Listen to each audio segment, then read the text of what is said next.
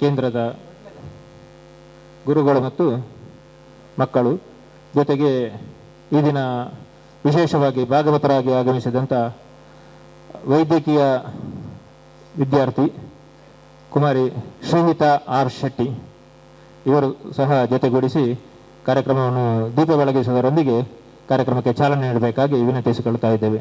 ಅಧ್ಯಯನ ಕೇಂದ್ರದ ಗುರುಗಳಾದಂಥ ಶ್ರೀ ಅಶ್ವಥ್ ಮಂಜನಾಡಿ, ಜೊತೆಗೆ ಭಾಗವತರಾದಂಥ ಹಿತಶ್ರೀ ಆರ್ ಶೆಟ್ಟಿ, ಜೊತೆಗೆ ಅಧ್ಯಯನ ಕೇಂದ್ರದ ಮಕ್ಕಳು.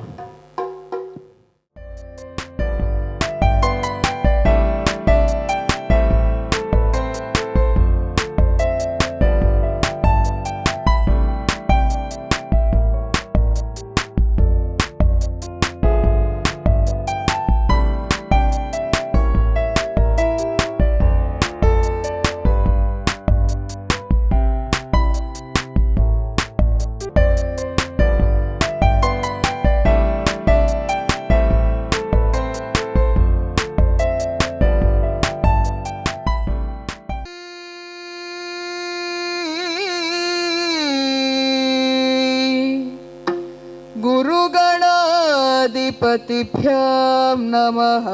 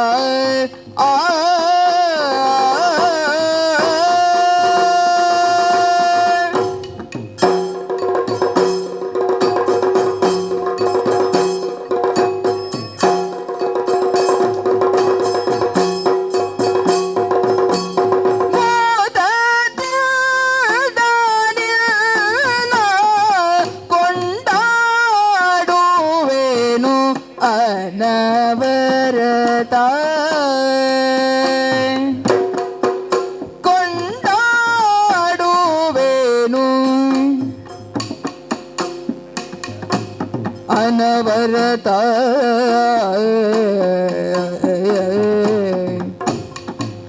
ಮದವೂರ ವಿಘ್ನೇಶ ಮದವೂರ ವಿಘ್ನೇಶ ದೇವ ಜಗದೀಶ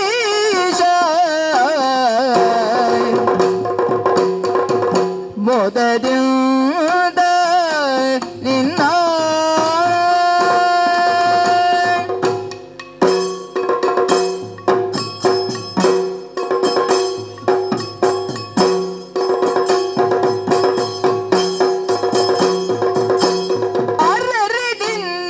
ಮಹಿಮೆಯನು ಪೊಗಳಲಳವಲ್ಲ ಆ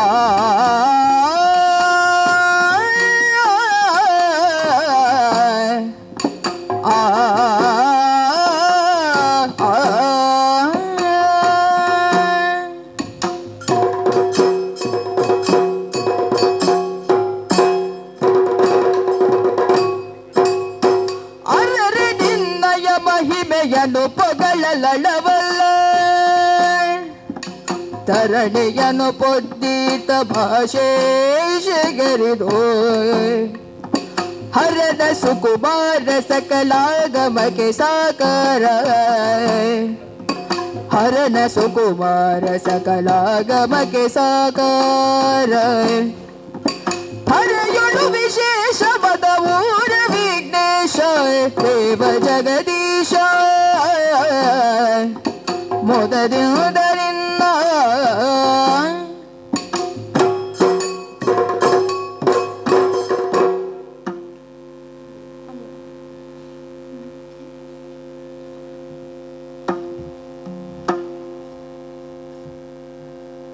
ಅಂಬುರು ಹದಳರೇ ಶ್ರೀ ದುರ್ಗಾಂಬಿಕೆಯ ಬಳಗೊಂಡು ಭಕ್ತಿಯೊಳು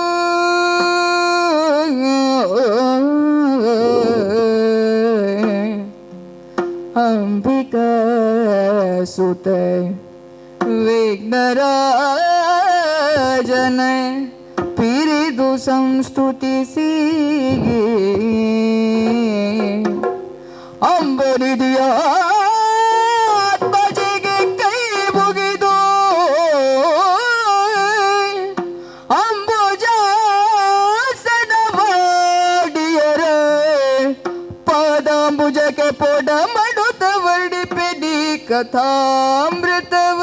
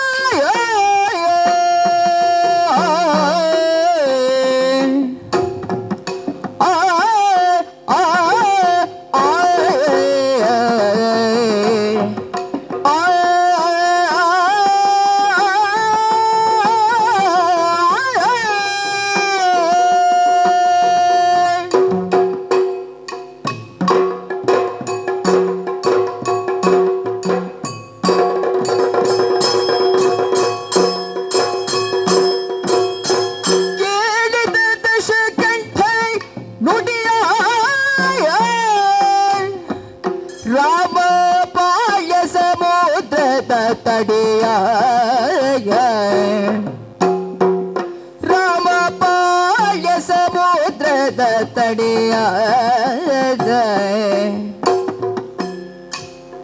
ಓಲಗ ತೊಳು ಕುಳಿತೆಲ್ಲರ ಕರೆಸಿದ ಓಲಗ ತೊಳು ಕುಳಿತೆಲ್ಲರ ಕರೆಸಿದ ಕಾಳಕಕ್ಕೆ ಸಣ್ಣ ದಿಂಬರ ಹೇಳಿದನು ಖಳಕೋಟಿಯ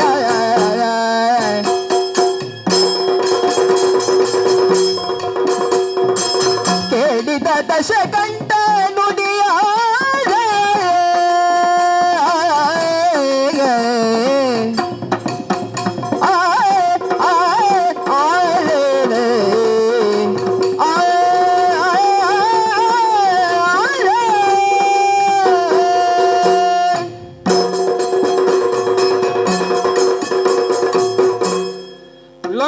ಲಂಕಾಧೀಶನಾದಂತಹ ರಾವಣನ ಸಾಧನೆ ಏನು, ಅದರ ಕುರಿತಾಗಿ ಎಲ್ಲರೂ ಹೇಳುತ್ತಿರುವಂತಹ ವೇಳೆಯಲ್ಲಿ ರಾವಣನಾದಂತಹ ನಾನು 20 ಕಿವಿಗಳಿಂದ ಕೇಳುತ್ತಾ ಇದ್ದೆ. ಅದರಿಂದಲೇ ಉತ್ಸಾಹಭರಿತನಾಗುತ್ತಾ ಇದ್ದೆ.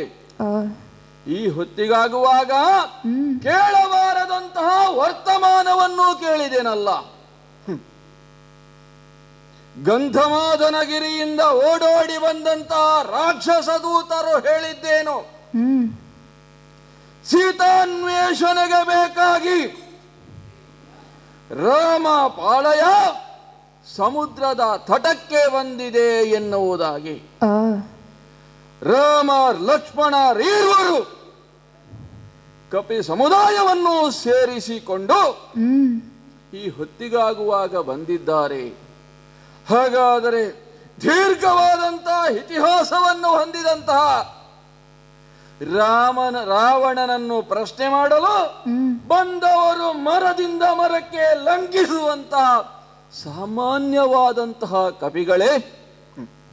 ಏನು ಮಾಡೋಣ, ಇದಕ್ಕೆ ಕಾಲ ಎನ್ನಬೇಕೋ ವಿಧಿ ಎನ್ನಬೇಕೋ ಅರ್ಥವಾಗುತ್ತಾ ಇಲ್ಲ. ಏನೂ ಇಲ್ಲದೆ ಶೂನ್ಯದಿಂದ ಕಟ್ಟಿದಂತಹ ಇಲ್ಲಿ ಲಂಕಾ ಸಾಮ್ರಾಜ್ಯ ಇವತ್ತು ಹಿರಣ್ಯಮಯವಾದಂತಹ ಲಂಕೆಯಾಗಿ ಲೋಕ ಲೋಕಗಳಿಗೂ ಕಂಗೊಳಿಸುತ್ತಾ ಉಂಟು. ಮಾಲಿ ಸುಮಾಲಿಯರ ಕಾಲ. ಬ್ರಹ್ಮದೇವನನ್ನು ತಪಸ್ಸೀಕರಿಸುವುದರ ಮುಖೇನವಾಗಿ ಅಭೇದ್ಯವಾದಂತಹ ವರಗಳನ್ನು ಪಡೆದರು. ಮಾತ್ರವಲ್ಲ, ತಮಗೆ ಇರಕೊಳ್ಳಲು ಉತ್ತಮವಾದಂತಹ ನೆಲೆ ಬೇಕು ಎನ್ನುವ ಕಾರಣದಿಂದಲಾಗಿ ದೇವಶಿಲ್ಪಿಯಾದಂತಹ ವಿಶ್ವಕರ್ಮನಿಂದ ಸುಂದರವಾದಂತಹ ಲಂಕೆಯನ್ನು ನಿರ್ಮಿಸಿದರು. ಲಂಕೆಯಲ್ಲೇ ಇದ್ದುಕೊಂಡು ಲೋಕಗಳನ್ನು ಅಂಕೆಯಲ್ಲಿರಿಸಿದರು. ಮಾತ್ರವಲ್ಲ, ದೇವಲೋಕದಲ್ಲೂ ನಮ್ಮದಾದಂತಹ ಪಾರುಪತ್ಯವನ್ನು ಮೆರೆಸಬೇಕು ಎನ್ನುವಂತಹ ಉದ್ದೇಶದಿಂದ ದೇವಲೋಕಕ್ಕೆ ಮುತ್ತಿಗೆಯನ್ನಾಕಿ ಇಂದ್ರಾದಿ ಸುಮನಸರನ್ನು ದುರದಲ್ಲಿ ಸೋಲಿಸಿ ದೇವಲೋಕದಲ್ಲೂ ತಮ್ಮದಾದಂತಹ ಅಧಿಕಾರವನ್ನು ಸ್ಥಾಪನೆ ಮಾಡಿದರು. ಆದರೆ ದೇವತೆಗಳ ಪಕ್ಷಪಾತಿಯಾಗಿ ಬಂದಂತಹ ಶ್ರೀಹರಿಯೋ ಅಥವಾ ಅವನ ಚಕ್ರವೋ ನಮ್ಮವರೆಲ್ಲರನ್ನೂ ದೆಸೆಗಡಿಸಿತು. ಮಾಲ್ಯವಂತರು ಚಕ್ರದ ಹತೆಗೆ ಸಿಲುಕಿ ದೇಹವನ್ನು ತ್ಯಾಗ ಮಾಡಿದರೆ, ಸುಮಾಲಿ ಪಾತಾಳವನ್ನು ಸೇರಿದ. ಅಳಿದುಳಿದಂತಹ ದಾನವರು ಬದುಕಬೇಕು ಎನ್ನುವಂತಹ ಒಂದು ಉದ್ದೇಶಕ್ಕೆ ಬೇಕಾಗಿ ಗಿರಿ ಗೌಹರಗಳಲ್ಲಿ ಅಡಗಿ ಕುಳಿತು ಜೀವನವನ್ನು ಸಾಗಿಸುವಂತಹ ದುರ್ಯೋಗ ಬಂದೊದಗಿತು. ಹಗಲಿನಲ್ಲಿ ಸಂಚರಿಸುವಂತಹ ಅವಕಾಶ ಇಲ್ಲ, ಹೆದರಿಕೆ, ಭೀತಿ. ರಾತ್ರಿಯಲ್ಲಿ ಆಹಾರಾದಿಗಳನ್ನು ಹುಡುಕಿಕೊಂಡು ಗೆಡ್ಡೆ ಗೆಣಸುಗಳನ್ನು ಕಂದಮೂಲಾದಿಗಳನ್ನು ತಿನ್ನುತ್ತಾ ಜೀವನವನ್ನು ಸಾಗಿಸುವಂತಹ ದುರ್ಯೋಗ ನಮ್ಮ ದಾನವ ವಂಶಕ್ಕೆ ಬಂದೊದಗಿತು. ಏನು ಮಾಡೋಣ ಹೇಳಿ? ಆ ದುಸ್ಥಿತಿಯನ್ನು ನಮ್ಮ ಹಿರಿಯರು ಹೇಳುವಾಗ ನನ್ನ ಎದೆ ಕುದಿಯುತ್ತಾ ಇತ್ತು. ಆಗೊಮ್ಮೆ ಈಗೊಮ್ಮೆ ಸುಮಾಲಿಯು ಭೂಲೋಕಕ್ಕೆ ಬಂದು ಲಂಕೆಯತ್ತ ದೃಷ್ಟಿಯ ಹಾಯಿಸಿದರೆ ವಿಶ್ರಾವಸುವಿನ ಮಗನಾದಂತಹ ವೈಶ್ರವಣ ಲಂಕೆಯನ್ನು ಆಳುತ್ತಾ ಇದ್ದ. ತಮ್ಮದಾದಂತಹ ತಾವು ಕಟ್ಟಿ ಬೆಳೆಸಿದಂತಹ ಸಾಮ್ರಾಜ್ಯ ಇನ್ನೊಬ್ಬರ ಪಾಲಾಗಿ ಅವರು ಸುಖದ ಸುಪ್ಪತ್ತಿಗೆಯಲ್ಲಿ ಇದ್ದಾರಲ್ಲ ಅಂತ ಕೊರಗುತ್ತಾ ಇದ್ದಾನಂತೆ.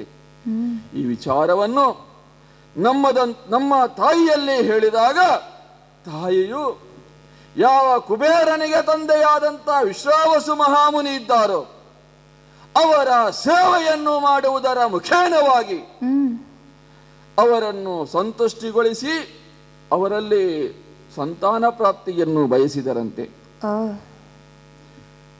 ಅವರ ಕರುಣಾದೃಷ್ಟಿಯಿಂದ ನಾವು 4 ಮಂದಿ ಮಕ್ಕಳು ಹುಟ್ಟಿದೆವು. ರಾವಣ, ಕುಂಭಕರ್ಣ, ಶೂರ್ಪನಖ, ವಿಭೀಷಣ ಎಂಬುದಾಗಿ. ಅಲ್ಲಿಂದ ನಮ್ಮದಾದಂತಹ ದಾನವರ ಹೊಸ ಅಧ್ಯಾಯದ ಯುಗ ಆರಂಭವಾಯಿತು ಅಂತ ಹೇಳಬೇಕಾಗುತ್ತದೆ. ನಾವು ಮೂವರು ಬ್ರಹ್ಮದೇವನನ್ನು ತಪಸ್ಸಿನ ಮುಖೇನ ಒಲಿಸಿಕೊಂಡು ಅಭೇದ್ಯವಾದಂತಹ ವರಗಳನ್ನು ಪಡೆದವರು. ದೀರ್ಘವಾದಂತಹ 10,000 ವರ್ಷ ತಪಸ್ಸನ್ನು ಮಾಡಿದವನು ನಾನು. ಪ್ರತಿ 1,000 ವರ್ಷ ತಪಸ್ಸನ್ನು ಮಾಡಿ ಬ್ರಹ್ಮದೇವ ಒಲಿಯದೇ ಇದ್ದಂತಹ ವೇಳೆಯಲ್ಲಿ ಒಂದು ಶಿರವನ್ನು ಅರ್ಪಿಸಿದೆ. ಮತ್ತೊಂದು 1,000 ವರ್ಷ ತಪಸ್ಸನ್ನು ಮಾಡಿದೆ, ಅಲ್ಲಿಯೂ ಒಲಿಯಲಿಲ್ಲ. ಇನ್ನೊಂದು ಶಿರವನ್ನು ಅರ್ಪಿಸಿದೆ. 9,000 ವರ್ಷಗಳ ತನಕ ತಪಸ್ಸನ್ನು ಮಾಡಿ 9 ಶಿರಗಳನ್ನು ಅರ್ಪಿಸಿದರೂ ಬ್ರಹ್ಮದೇವ ಒಲಿಯಲಿಲ್ಲ ಎನ್ನುವ ಕಾರಣಕ್ಕೆ ಇನ್ನಿರುವುದು ಕಡೆಯ ಶಿರವನ್ನು ಅರ್ಪಿಸಬೇಕು ಅಂತ ಕತ್ತಿಯನ್ನು ತೆಗೆದಾಗ ಬ್ರಹ್ಮದೇವ ಒಲಿದು ಏನು ಬೇಕು ಅಂತ ಕೇಳಿದ. ಅಮರತ್ವವನ್ನು ಪ್ರಾಪ್ತಿಸು ಎನ್ನುವುದಾಗಿ ಕೇಳಿದಾಗ ಸಾಧ್ಯವಿಲ್ಲ. ಭೂಮಿಯಲ್ಲಿ ಹುಟ್ಟಿದಂತಹ ಪ್ರತಿಯೊಬ್ಬ ಮನುಜನು ಸಾಯಲೇಬೇಕು. ಹಾಗಾಗಿ ಅದಕ್ಕೆ ತತ್ಸಮವಾದಂತಹ ಇನ್ಯಾವುದಾದರೂ ವರವನ್ನು ಕೇಳು ಅಂತ ಹೇಳಿದಾಗ ಯಾವುದೇ ಜೀವಿಗಳಿಂದ ದೇವತೆಗಳಿಂದ ಮರಣವು ಬರದ ಹಾಗೆ ವರವನ್ನು ಕೊಡು ಅಂತ ಕೇಳಿದೆ. ದಯಪಾಲಿಸಿದ ಬ್ರಹ್ಮದೇವನ ವರದಿಂದಲೇ ಲೋಕಗಳನ್ನು ಗೆಲ್ಲುವಂತಹ ಸಾಮರ್ಥ್ಯ ನನಗೊದಗಿತು. ಆಮೇಲೆ ನನ್ನದಾದಂತಹ ಕಾರ್ಯ ಏನುಂಟು ಅಸುರ ಸ್ವಭಾವಕ್ಕೆ ಅನುಸಾರವಾಗಿ ಆ ಕಾರ್ಯದಲ್ಲಿ ಅಡಿಯಿಟ್ಟೆ.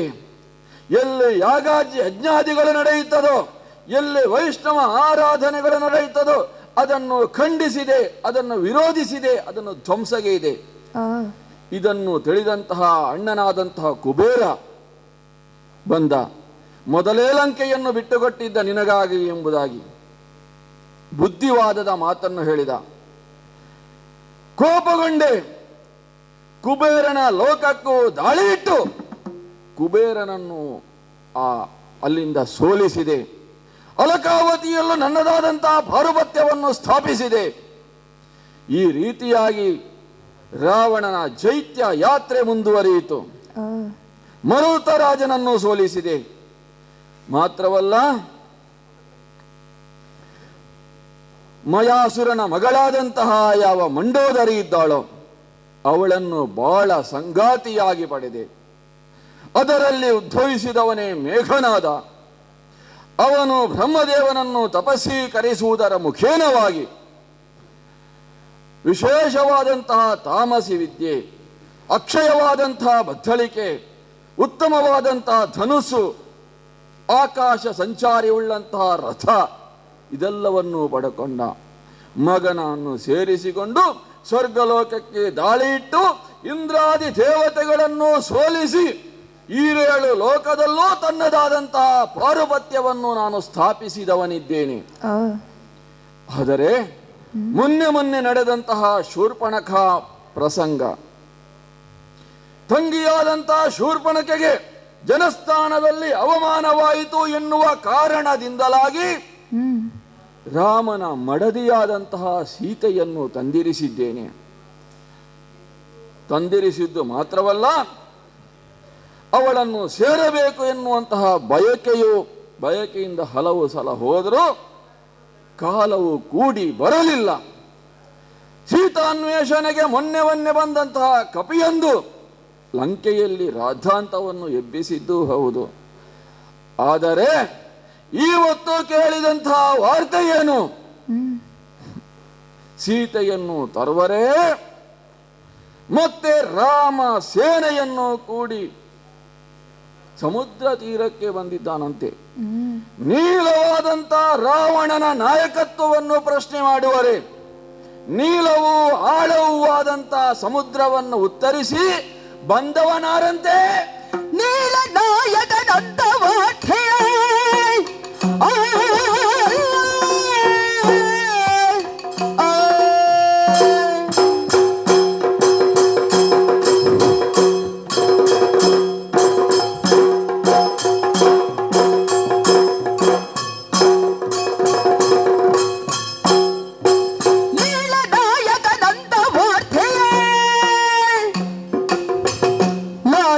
ನರ ಕೇಳಿರೆ ಕಾಲ ಭೈರವನಂತೆ ರೋಷವ ಮೇಲೆ ಧೈರ್ಯವ ತಾಡಿದೆ.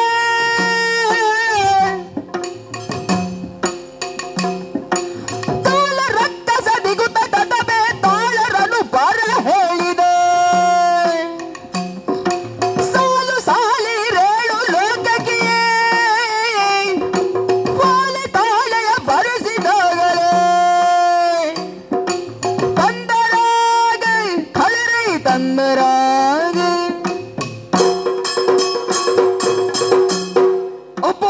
ಅಬ್ಬಬ್ಬ, ಕಪಿ ಕಟಕದಲ್ಲಿ ಕೇಳಿದಂತಹ ಹೆಸರು ಅಂತ ಹೇಳಿದ್ರೆ ಮೊದಲಿಗೆ ವಾಲಿ, ಆಮೇಲೆ ಸುಗ್ರೀವನು, ಇತ್ತೀಚೆಗೆ ಬಂದಂತಹ ಹನುಮಂತ, ಮತ್ತೊಬ್ಬ ವಾಲಿಯ ಮಗನಾದಂತಹ ಯುವನಾಯಕ ಅಂಗದ. ಇದನ್ನು ಬಿಟ್ಟು ಇವತ್ತು ಕೆಲವೊಂದು ಹೊಸ ಹೆಸರುಗಳು ಉದಯವಾಗುತ್ತಾ ಉಂಟು. ನೀಲನೇ ಸೇನಾಧಿಪತಿಯಂತೆ, 77 ಕೋಟಿ ಕಪಿ ನಾಯಕರಂತೆ, 18 ಪದ್ಮ ವಾನರರಂತೆ ಇವರೆಲ್ಲರನ್ನು ಸೇರಿಸಿಕೊಂಡು ಬಂದಿದ್ದಾನೆ. ಎಂತೆಂಥ ಹೆಸರುಗಳು! ಗವಾಯ, ಗವಾಕ್ಷ, ಶತಬಲಿ, ಮೈಂದ, ದ್ವಿಧ. ಹಬ್ಬಬ್ಬ, ನಾವೆಲ್ಲ ಮರ್ಕಟ ಸಮುದಾಯಕ್ಕೆ ಹೇಳುವುದು ಮಂಗಗಳು ಅಂತ. ಮಂಗಗಳಲ್ಲಿ ಹಲವಾರು ವಿಧಗಳುಂಟು. ಕೋತಿಗಳು, ಕೆಲವೊಮ್ಮೆ ಕಪಿಗಳು, ಹೀಗೆಲ್ಲ ನಾವು ಹೇಳುವುದುಂಟು. ಒಂದೊಂದು ಮಂಗಕ್ಕೂ ವೈಯಕ್ತಿಕವಾದಂಥ ಹೆಸರನ್ನಿಟ್ಟು ಕರೆಯುವುದು ಇಲ್ಲ. ಇದ್ರೂ ಇವತ್ತು ರಾಮ ಅಂತಹ ಮಂಗಗಳಿಗೂ ಒಂದೊಂದು ಹೆಸರುಗಳನ್ನು ಕೊಟ್ಟನಲ್ಲ. ಅದು ನೀಲನೆನ್ನುವವನನ್ನು ಸೇನಾಧಿಪತಿಯನ್ನಾಗಿ ಮಾಡಿದ್ದಾನಂತೆ. ಹಾಗಾದ್ರೆ ಸುಗ್ರೀವ ಸಾಕಾಗೋದಿಲ್ವೋ? ಆ ಸೇನಾಧಿಪತಿ ಪಟ್ಟವನ್ನು ಕಟ್ಟುವಾಗ ಅಂಬರ ಪಥದಲ್ಲಿ ದೇವತೆಗಳೇ ವೀಕ್ಷಕರಾಗಿದ್ದಾರಂತೆ. ದೇವತಾ ಸ್ತ್ರೀಯರ ಆರತಿ ಅಕ್ಷತೆಗಳನ್ನು ಎತ್ತಿದ್ದಾರಂತೆ. ದೇವೇಂದ್ರನೇ ಬಂದು ಹರಸಿ ಹೋದನಂತೆ. ಇದು ಅಂತೆ ಕಂತೆಗಳೆಲ್ಲ ನಮ್ಮ ದಾನವರು ಕಣ್ಣಾರೆ ಕಂಡಂತಹ ವಿಷಯವನ್ನು ಬಂದು ಹೇಳಿದ್ದು. ಹೌದು, ದೇವತೆಗಳನ್ನು ಬಗ್ಗು ಬಡಿದವ ನಾನು. ದೇವತೆಗಳಿಗೂ ದೂರು ಕೊಡಲು ಇನ್ಯಾರೂ ಇಲ್ಲ ಅಂತಾದ ಮೇಲೆ ಕಡೆಗೆ ಸಿಕ್ಕಿದ್ದು ರಾವಣನಲ್ಲೇ ವೈರವನ್ನು ಗಳಿಸಿದ ಮಂಗ ಜಾತಿಗಳು ಅಂತಾಯ್ತಲ್ವೇ. ಏನೇ ಇರಲಿ, ಈ ಕಪಿಗೆ ಬಂದಂತಹ ಕಪಿ ಘಟಕವನ್ನು ಅಲಕ್ಷ್ಯ ಮಾಡುವುದು ಸರಿಯಲ್ಲ. ಯಾಕೆ? ಒಂದು ಮಂಗನೇ ಅಷ್ಟು ಪ್ರಕರಣವನ್ನು ಬೆಳೆಸಿದೆ ಅಂತಾದ್ರೆ ಉಳಿದವರನ್ನು ಸ್ವಲ್ಪ ಗಮನವಿಟ್ಟು ನೋಡಬೇಕಾಗುತ್ತದೆ. ತಳಭಾಗದಲ್ಲಿರುವಂತಹ ಸಣ್ಣದಾದಂತಹ ರಂಧ್ರವೂ ಕೂಡ ಎಷ್ಟೇ ದೊಡ್ಡದಾದಂತಹ ಹಡಗನ್ನು ಮುಳುಗಿಸಬಲ್ಲದು. ಹಾಗಾಗಿ ಆಲಕ್ಷ್ಯವೋ ನಿರ್ಲಕ್ಷ್ಯವೋ ಸಲ್ಲದು ಎನ್ನುವ ಭಾವನೆಯಿಂದ ಲೋಕಲೋಕದಲ್ಲಿರುವಂತಹ ದಾನವ ಸಮೂಹಕ್ಕೆ, ದಾನವ ನಾಯಕರಿಗೆ ಓಲೆಯನ್ನು ಕಳುಹಿಸಿದ್ದೆ ತಡ ನಾ ಮುಂದು ತಾ ಮುಂದು ಎನ್ನುವ ಹಾಗೆ ಎಲ್ಲರೂ ಲಂಕೆಯಲ್ಲಿ ಜಮಾಯಿಸಿದ್ದಾರೆ. ಏನು ಆಜ್ಞೆ ಬೇಕು ಅಂತ ಕೇಳಿದಾಗ, ಸಾಗರ ತೀರದಲ್ಲಿ ನೀವೆಲ್ಲ ರಕ್ಷಕರಾಗಿರಬೇಕು, ಮಾತ್ರವಲ್ಲ ಮಾಯೆ ವಿದ್ಯೆಯನ್ನು ಬಲ್ಲಂತಹ ಭೂತವೋ ಪ್ರೇತವೋ ಶಾಕಿನಿ ಡಾಕಿನಿ ಮುಂತಾದಂತಹ ನೀಚ ಶಕ್ತಿಗಳನ್ನು ನಿಲ್ಲಿಸಿದ್ದೇನೆ. ಯಾವುದೇ ಒಂದು ಕಪಿಯು ಸಮುದ್ರವನ್ನು ಉತ್ತರಿಸಿ ಲಂಕೆಯತ್ತ ಬರದ ಹಾಗೆ ನೋಡಿಕೊಳ್ಳಿ ಎನ್ನುವ ಹಾಗೆ ಆಜ್ಞೆಯನ್ನು ಮಾಡಿದವನು ನಾನು. ಮಾತ್ರವಲ್ಲ, ವಿಶೇಷವಾದಂತಹ ಸಭೆಯನ್ನು ಕರೆದಿದ್ದೇನೆ. ಎಲ್ಲರೂ ಅವರವರ ಯೋಗ್ಯತೆಗೆ ತಕ್ಕುದಾದಂತಹ ಆಸನದಲ್ಲಿ ಆಸೀನಾರೂಢರಾಗಿದ್ದಾರೆ. ಕಪಿ ಸೇನೆಯನ್ನು ಒಡಗೂಡಿಕೊಂಡು ರಾಮ ಬಂದಿದ್ದಾನೆ, ಮುಂದಕ್ಕೇನು ಎಂದು ಕೇಳಿದಾಗ ಒಬ್ಬೊಬ್ಬರು ಪೌರುಷದ ಮಾತುಗಳನ್ನೇ ಆಡಿದರು. ಮಹೋದರನು ಹೇಳಿದ, ಈಗಲೇ ನಾವು ಅಲ್ಲಿಗೆ ಹೋಗಿ ಕಪಿಗಳನ್ನು ನಾಶ ಮಾಡುವ. ಘಟೋದರನು ಅವನು ತನ್ನದಾದಂತಹ ಅಭಿಪ್ರಾಯವನ್ನು ಹೇಳಿದ. ವಜ್ರದರ್ಶನು ಪೂರಕವಾದಂತಹ ಅಭಿಪ್ರಾಯವನ್ನೇ ಹೇಳಿದರು. ಎಲ್ಲರೂ ಅವರವರ ಯೋಗ್ಯತೆಗೆ ತಕ್ಕುದಾದಂತಹ ಅಭಿಪ್ರಾಯವನ್ನು ಹೇಳಿದ್ರಲ್ಲ, ತುಂಬಾ ಸಂತೋಷವಾಯಿತು. ಇನ್ನೂ ಯಾರಾದರೂ ತಮ್ಮದಾದಂಥ ಅಭಿಪ್ರಾಯವನ್ನು ಮಂಡಿಸುವುದಿದ್ರೆ ಸ್ವಾಗತ. ಅಂದಿನ ಓಲಗದೆಡೆಗೈ ತಂದ ಅಗ್ರಜಗಿರಗಲ ವಿಭೀಷಣ ದೇವ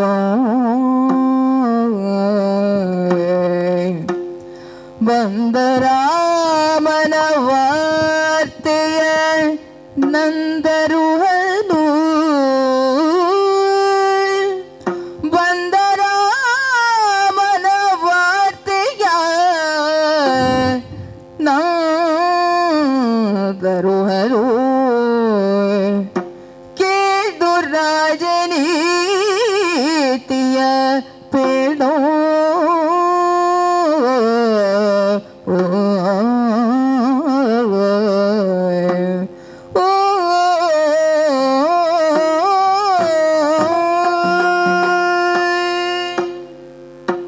ಸುವರ್ಣ ಲಂಕೆಯಲ್ಲಿ ಕಳೆದ 11 ತಿಂಗಳ ಅವಧಿಯಲ್ಲಿ ಅಘಟಿತ ಘಟನೆಗಳು ನಡೆಯುತ್ತಾ ಇವೆ.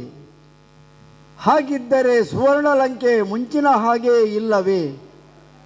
ಅಣ್ಣ ರಾವಣೇಶ್ವರನ ಆಳ್ವಿಕೆಯಲ್ಲಿ ಯಾವಾಗ ಹೇಗೆ ಎನ್ನುವುದು ನಿರ್ಣಯವಾಗಿತ್ತು ಹಾಗೇ ಇದೆ. ಆದರೂ ಕೆಲವು ಇತ್ತೀಚೆಗೆ ನಡೆದಂತಹ ವಿದ್ಯಮಾನಗಳು ಲಂಕೆಯನ್ನು ಇನ್ನೇನೋ ಮುಂದೇನೋ ಎನ್ನುವಂತಹ ವಿಪರೀತ ಪರಿಸ್ಥಿತಿಗೆ ಒಡ್ಡುತ್ತಿವೆ ಎಂದು ಹೇಳಿದರೂ ತಪ್ಪಾಗಲಾರದು.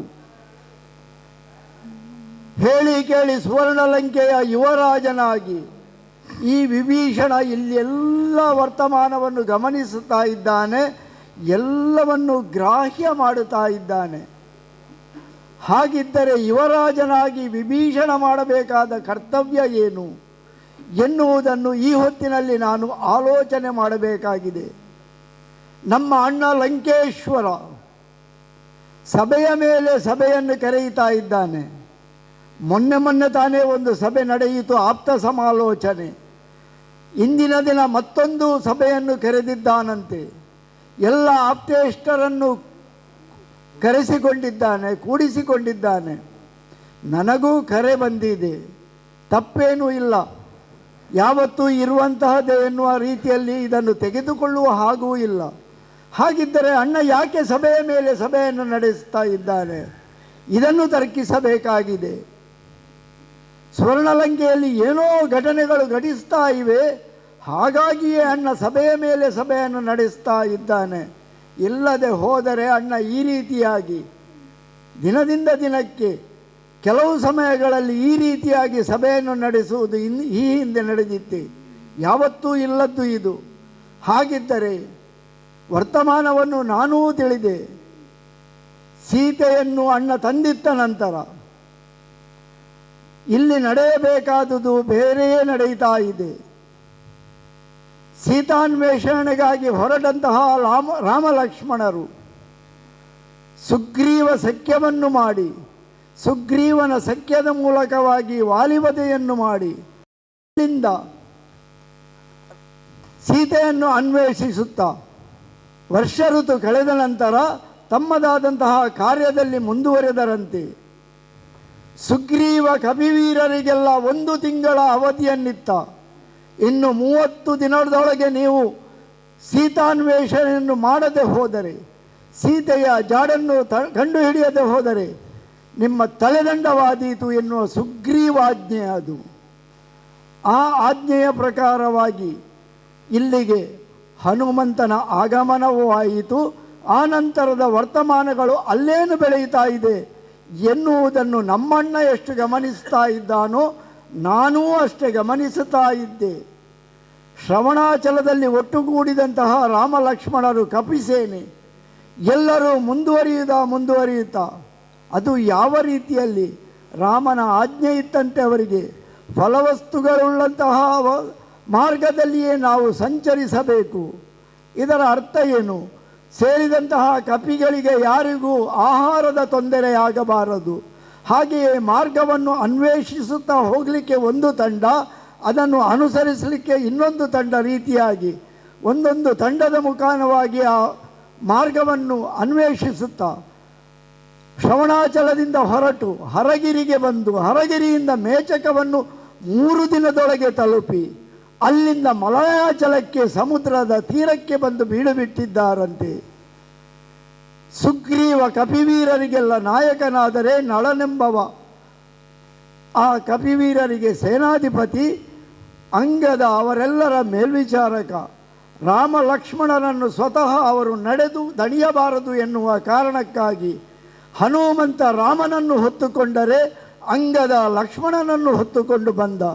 ಈ ರೀತಿಯಾಗಿ ಕೇವಲ 4 ದಿನದೊಳಗೆ ಬಂದು ಲಂಕೆಯ ಅತ್ತಣ ತೀರದಲ್ಲಿ ಅವರು ಬೀಡುಬಿಟ್ಟಿದ್ದಾರೆ ಎಂದಾದರೆ ಅವರು ಲಂಕೆಯತ್ತ ಗಮಿಸುವಂತಹ ಅವರ ಆ ಗುರಿ, ಅವರು ಇನ್ನು ಕೆಲವೇ ದಿನಗಳಲ್ಲಿ ಬರುತ್ತಾರೆ ಎನ್ನುವುದು ನಿಶ್ಚಿತವಾಗಿದೆ.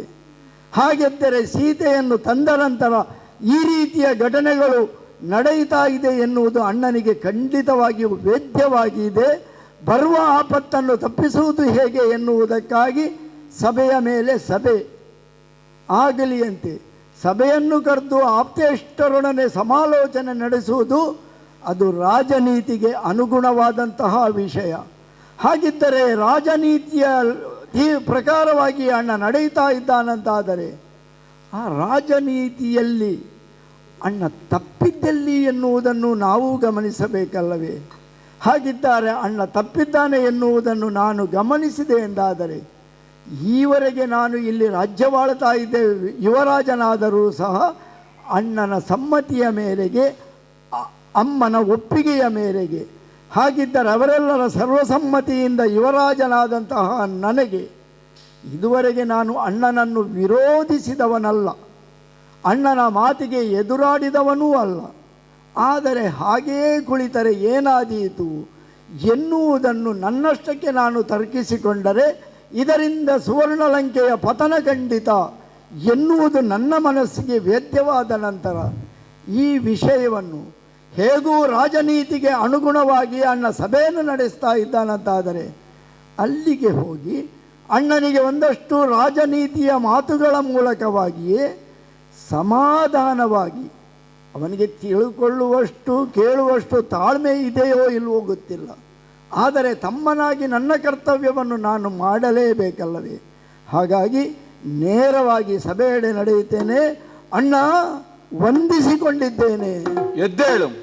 ಅಣ್ಣ, ಏನು? ಆಪ್ತೇಷ್ಟರೆಲ್ಲರನ್ನು ಸೇರಿಸಿದ್ದಿ, ಹೌದು. ಎಲ್ಲರ ಸಲಹೆಗಳನ್ನು ಕೇಳುತ್ತಾ ಇದ್ದಿ. ನನಗೂ ಬರುವಾಗ ಕೇಳಿಸಿತು ನಿನ್ನ ಮಾತುಗಳು.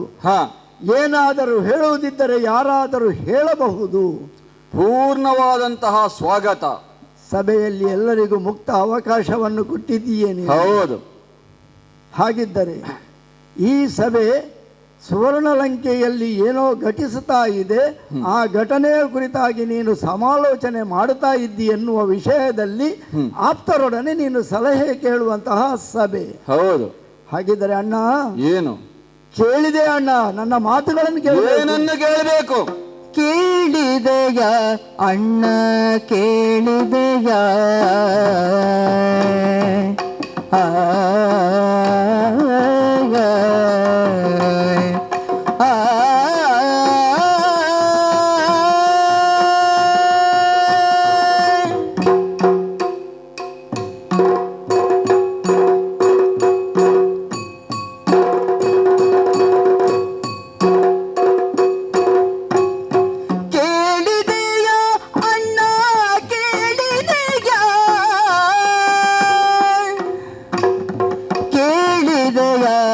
ಅಣ್ಣ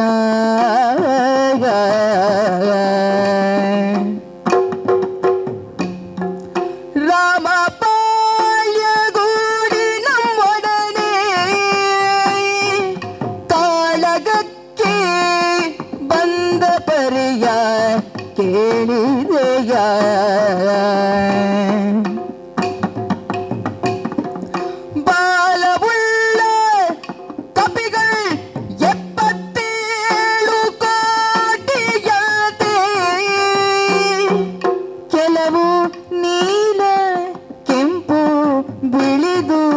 ಮತ್ತೆ ಬಾಲಕರಟೆ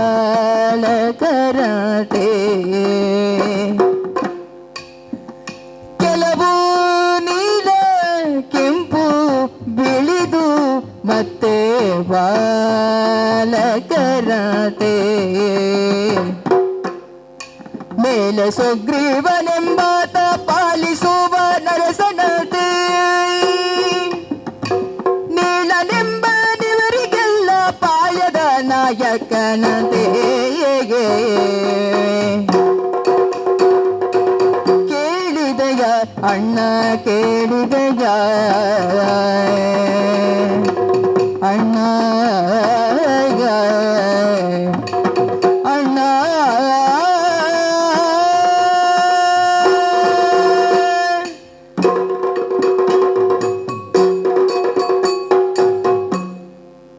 ಕೇಳಿದೆ ಅಣ್ಣ, ಕೇಳುತ್ತಾ ಇದ್ದೇನೆ. ವರ್ತಮಾನಗಳನ್ನೆಲ್ಲ ಕೇಳಿ ತಿಳಿದುಕೊಳ್ತಾ ಇದ್ದಿ. ಕೇಳಿ ಕೇಳಿ ಸಾಕಾಗಿ ಹೋಯಿತು. ರಾಜನಾದವನಿಗೆ ಅದೆಲ್ಲವೂ ಅನಿವಾರ್ಯವಾದಂತಹ ವಿಷಯ. ಅದು ಕೇಳಿ ಸಾಕಾಯಿತು ಎನ್ನುವಂತಿಲ್ಲವಲ್ಲ ಅಣ್ಣ. ಕೆಲವೊಂದು ವರ್ತಮಾನಗಳನ್ನು ಯಾವುದನ್ನು ಕೇಳಬಾರದೋ ಅದನ್ನು ಪದೇ ಪದೇ ಕೇಳಿದರೆ ಹೇಸುವುದು ಅಂತ ಉಂಟು. ಹಾಗೆ ಕೇಳಿದಾಗ ಹೊಸ ಹೊಸ ವಿಷಯಗಳು, ಅನ್ವೇಷಣಾ ಬುದ್ಧಿಯಿಂದ ಬಂದಂತ ವಿಷಯಗಳನ್ನು ಕೇಳುವುದರಲ್ಲಿ ಕಾತರತೆ ಇದ್ದೇ ಇರುತ್ತದೆ. ಸಹಜವೇ ಅದು ಅಣ್ಣ. ಯಾಕೆ ಅಂತ ಹೇಳಿದರೆ, ನಮಗೆ ಪ್ರಿಯವಾದ ವಿಷಯವನ್ನು ಕೇಳಿದರೆ ಅದನ್ನು ಇನ್ನಷ್ಟು ಕೇಳುವ, ಮತ್ತಷ್ಟು ಕೇಳುವ ಎನ್ನುವಂತಹ ಭಾಸವಾಗುತ್ತದೆ. ಮನಸ್ಸಿಗೆ ಒಂದಷ್ಟು ಸಂತೋಷವಾಗಿದೆ. ಸಂತೋಷವಾಯಿತು. ತುಂಬಿದ ಸಭೆಯಲ್ಲಿ ಅವರವರು ಯೋಗ್ಯತೆಗೆ ತಕ್ಕುದಾದಂತಹ ಮಾತುಗಳನ್ನು ಹೇಳಿದಾಗ ನನಗಾಗಿ ಪ್ರಾಣವನ್ನು ತೊರೆಯುವಂತಹ ಲಂಕೆಯ ಭದ್ರತೆಯನ್ನು ಯೋಚಿಸುವಂತಹ ನಾಯಕರುಗಳೆಲ್ಲ ಇದ್ದಾರಲ್ಲ ಅಂತ ಕೇಳಿ ಸಂತುಷ್ಟನಾದೆ. ಅದು ಯಾವತ್ತೂ ಸಂತೋಷವಾಗಬೇಕಾದಂತಹ ವಿಷಯವೇ ಅಣ್ಣ. ಯಾವಾಗ ನಮ್ಮ ಸ್ವಸ್ಥಾನ ಭದ್ರವಾಗಿರುತ್ತದೆ, ನಮ್ಮದಾದಂತಹ ಈ ರಾಜ್ಯ ಸುಭದ್ರವಾಗಿರುತ್ತದೆ, ಅದಕ್ಕಾಗಿ ಪ್ರಾಣ ಕೊಡುವಂತಹ ವೀರರನೇಕರು ನಮ್ಮೊಟ್ಟಿಗಿದ್ದಾರೆ. ಅದು ನಮ್ಮಣ್ಣ ಸಾರ್ವಭೌಮ ಚತುರ್ದಶ ಭುವನದಲ್ಲಣನಿಗೆ ನಾವು ಅರ್ಪಿತ ಎನ್ನುವಂತಹ ಸೇವಾ ಕೈಂಕರ್ಯದಲ್ಲಿ ತೊಡಗಿರುವವರಿಗೆ ಎಲ್ಲರಿಗೂ ಸಂತೋಷದ ವಿಷಯವೇ ಅಲ್ವೇ ಅಣ್ಣ? ಹೌದು. ಆದರೆ ಕೇವಲ ಸಂತೋಷವನ್ನೇ ಆಲಿಸಿದರೆ ಸಾಕಾಗುತ್ತದೆ ಅಣ್ಣ. ಮತ್ತೇನು ಮಾಡಬೇಕು? ಒಮ್ಮೊಮ್ಮೆ ಅಪ್ರಿಯವಾದಂತಹ ಸತ್ಯವನ್ನು ಕೇಳಿ ತಿಳ್ಕೊಳ್ಬೇಕಾಗುತ್ತದೆ. ಅಪ್ರಿಯವಾದರೂ ಅದರ ಹಿಂದಿರುವಂತಹ ಸತ್ಯವನ್ನು ಮನನ ಮಾಡಬೇಕಾಗ್ತದೆ ಅಣ್ಣ. ಸಭೆಯಲ್ಲಿ ಅಪ್ರಿಯವಾದಂತಹ ಮಾತುಗಳು ಯಾವುದೂ ಇಷ್ಟರವರೆಗೆ ಬರಲಿಲ್ಲ. ಹೌದಣ್ಣ, ನಾನು ಕೇಳಿದೆ. ಯಾಕೆ ಕೆಲವರಿಗೆ ನಿನ್ನೆದುರು ಮಾತನಾಡಲಿಕ್ಕೆ ಅಂಜರಿಕೆ, ಹಿಂಜರಿಕೆ, ಕೆಲವರಿಗೆ ಭಯ, ಕೆಲವರಿಗೆ ನಿನ್ನ ಮೇಲೆ ಭಕ್ತಿ, ಈ ರೀತಿಯಲ್ಲಿ ಅವರವರ ಭಾವದಲ್ಲಿ ಅವರವರು ಇದ್ದಾರೆ. ತಮ್ಮ ಅಣ್ಣ, ಈಗ ತುಂಬಿದ ಸಭೆಯಲ್ಲಿ ನೀನು ಇದ್ದಿ. ಯಾರು ಅಂಜಿಕೆಯಿಂದಲೋ ಹಿಂಜರಿಕೆಯಿಂದಲೋ ಅಥವಾ ಭಯದಿಂದಲೋ ಮಾತಾಡಿದ್ದಲ್ಲ, ಎಲ್ಲರೂ ತೂಕವಾದಂತಹ ಪೌರುಷದ ಮಾತುಗಳನ್ನೇ ಆಡಿದ್ದಾರೆ. ಧೂಮ್ರಾಕ್ಷನಿರಬಹುದು, ಸೂರ್ಯ ಶತ್ರು ಇರಬಹುದು, ಮಹೋದರನಿರಬಹುದು, ಘಟೋದರನಿರಬಹುದು, ಇವರೆಲ್ಲ ಮಾತುಗಳನ್ನು ಕೇಳಿದಾಗ ಮನಸ್ಸು ತುಂಬಿ ಬಂತು. ಇದರಲ್ಲಿ ಅಂಜಿಕೆ ಎಲ್ಲಿಂಟು, ಭಯ ಎಲ್ಲಿಂಟು?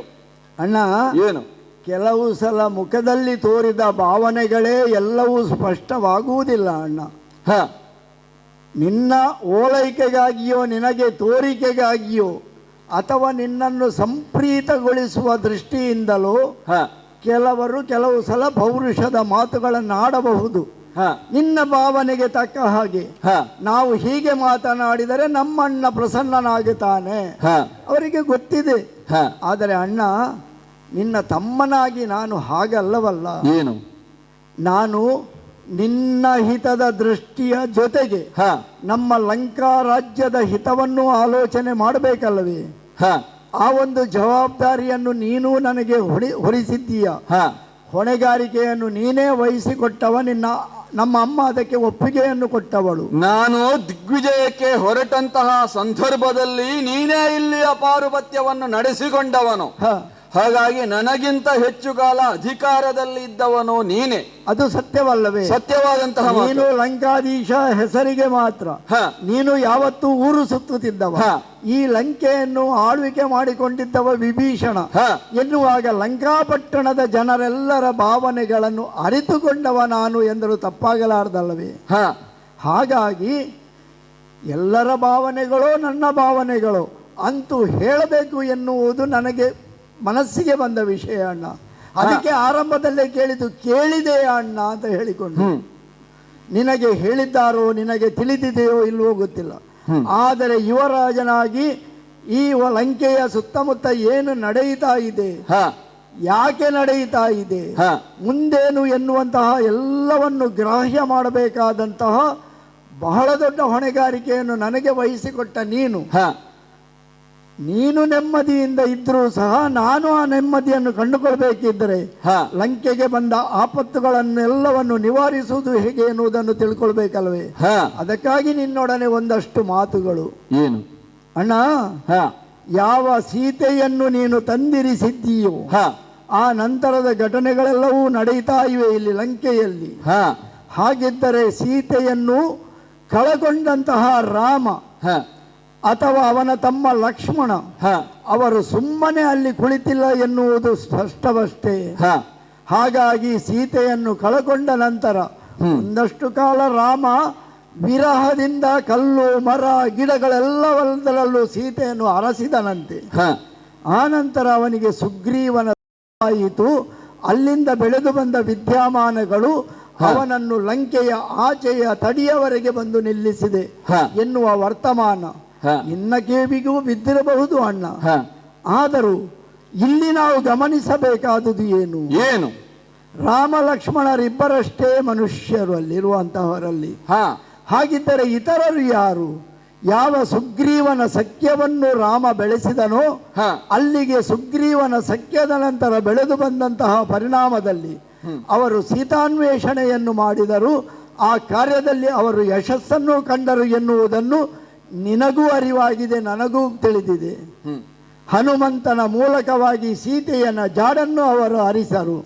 ಹಾಗಿದ್ದರೆ ಸೀತೆಯ ಜಾಡನ್ನು ಅರಿತಂತಹ ರಾಮ ಜಾಡನ್ನು ಅರುಹಲು ಕಳುಹಿಸಿದಂತಹ ಹನುಮಂತನಿಂದ ವಿಷಯ ತಿಳಿದ ಮೇಲೆ ಮತ್ತಷ್ಟು ಮುಂದುವರಿಯುತ್ತಾನೆ ಎನ್ನುವುದು ಸ್ಪಷ್ಟವಾದ ವಿಷಯ. ಹಾಗೆಯೇ ಆಯಿತು. ಅಲ್ಲಿಂದ ಅವರಿದ್ದಂತಹ ಶ್ರವಣಾಚಲದಿಂದ ಹೊರಟು ಮಲಯಾಚಲದ ತಪ್ಪಲಿಗೆ ಬಂದು ನಮ್ಮ ಸಮುದ್ರ ತಡಿಯಲ್ಲಿ ನಿಂತಿದ್ದಾರೆ. ಲಂಕೆಯ ಆಚೆಯ ತಡಿಯಲ್ಲಿ ಬೀಡು ಬಿಟ್ಟಂತಹ ಅಲ್ಲಿ ಇರುವಂತಹ ಕಪಿವೀರರ ಸಂಖ್ಯೆಯನ್ನೊಮ್ಮೆ ನೀನು ತಿಳಿದಿದ್ದೀಯಾ? ಎಷ್ಟು? 77 ಕೋಟಿ ಕಪಿವೀರರಂತೆ, 18 ಅರ್ಬುದ ವಾನರರಂತೆ, ಅದೇ ರೀತಿ ಸಿಂಗಳಿಕಗಳು ಇತರರು ಎಲ್ಲರೂ ಸೇರಿ ಎಲ್ಲರೂ ಒಟ್ಟಾಗಿ ಬಂದಿದ್ದಾರೆ. ಈ ಒಟ್ಟಾಗಿ ಬಂದಿದ್ದಾರೆ ಎನ್ನುವುದೇ ನಮಗೆ ಬಹಳ ಆಶ್ಚರ್ಯದ ವಿಷಯ ಅಣ್ಣ.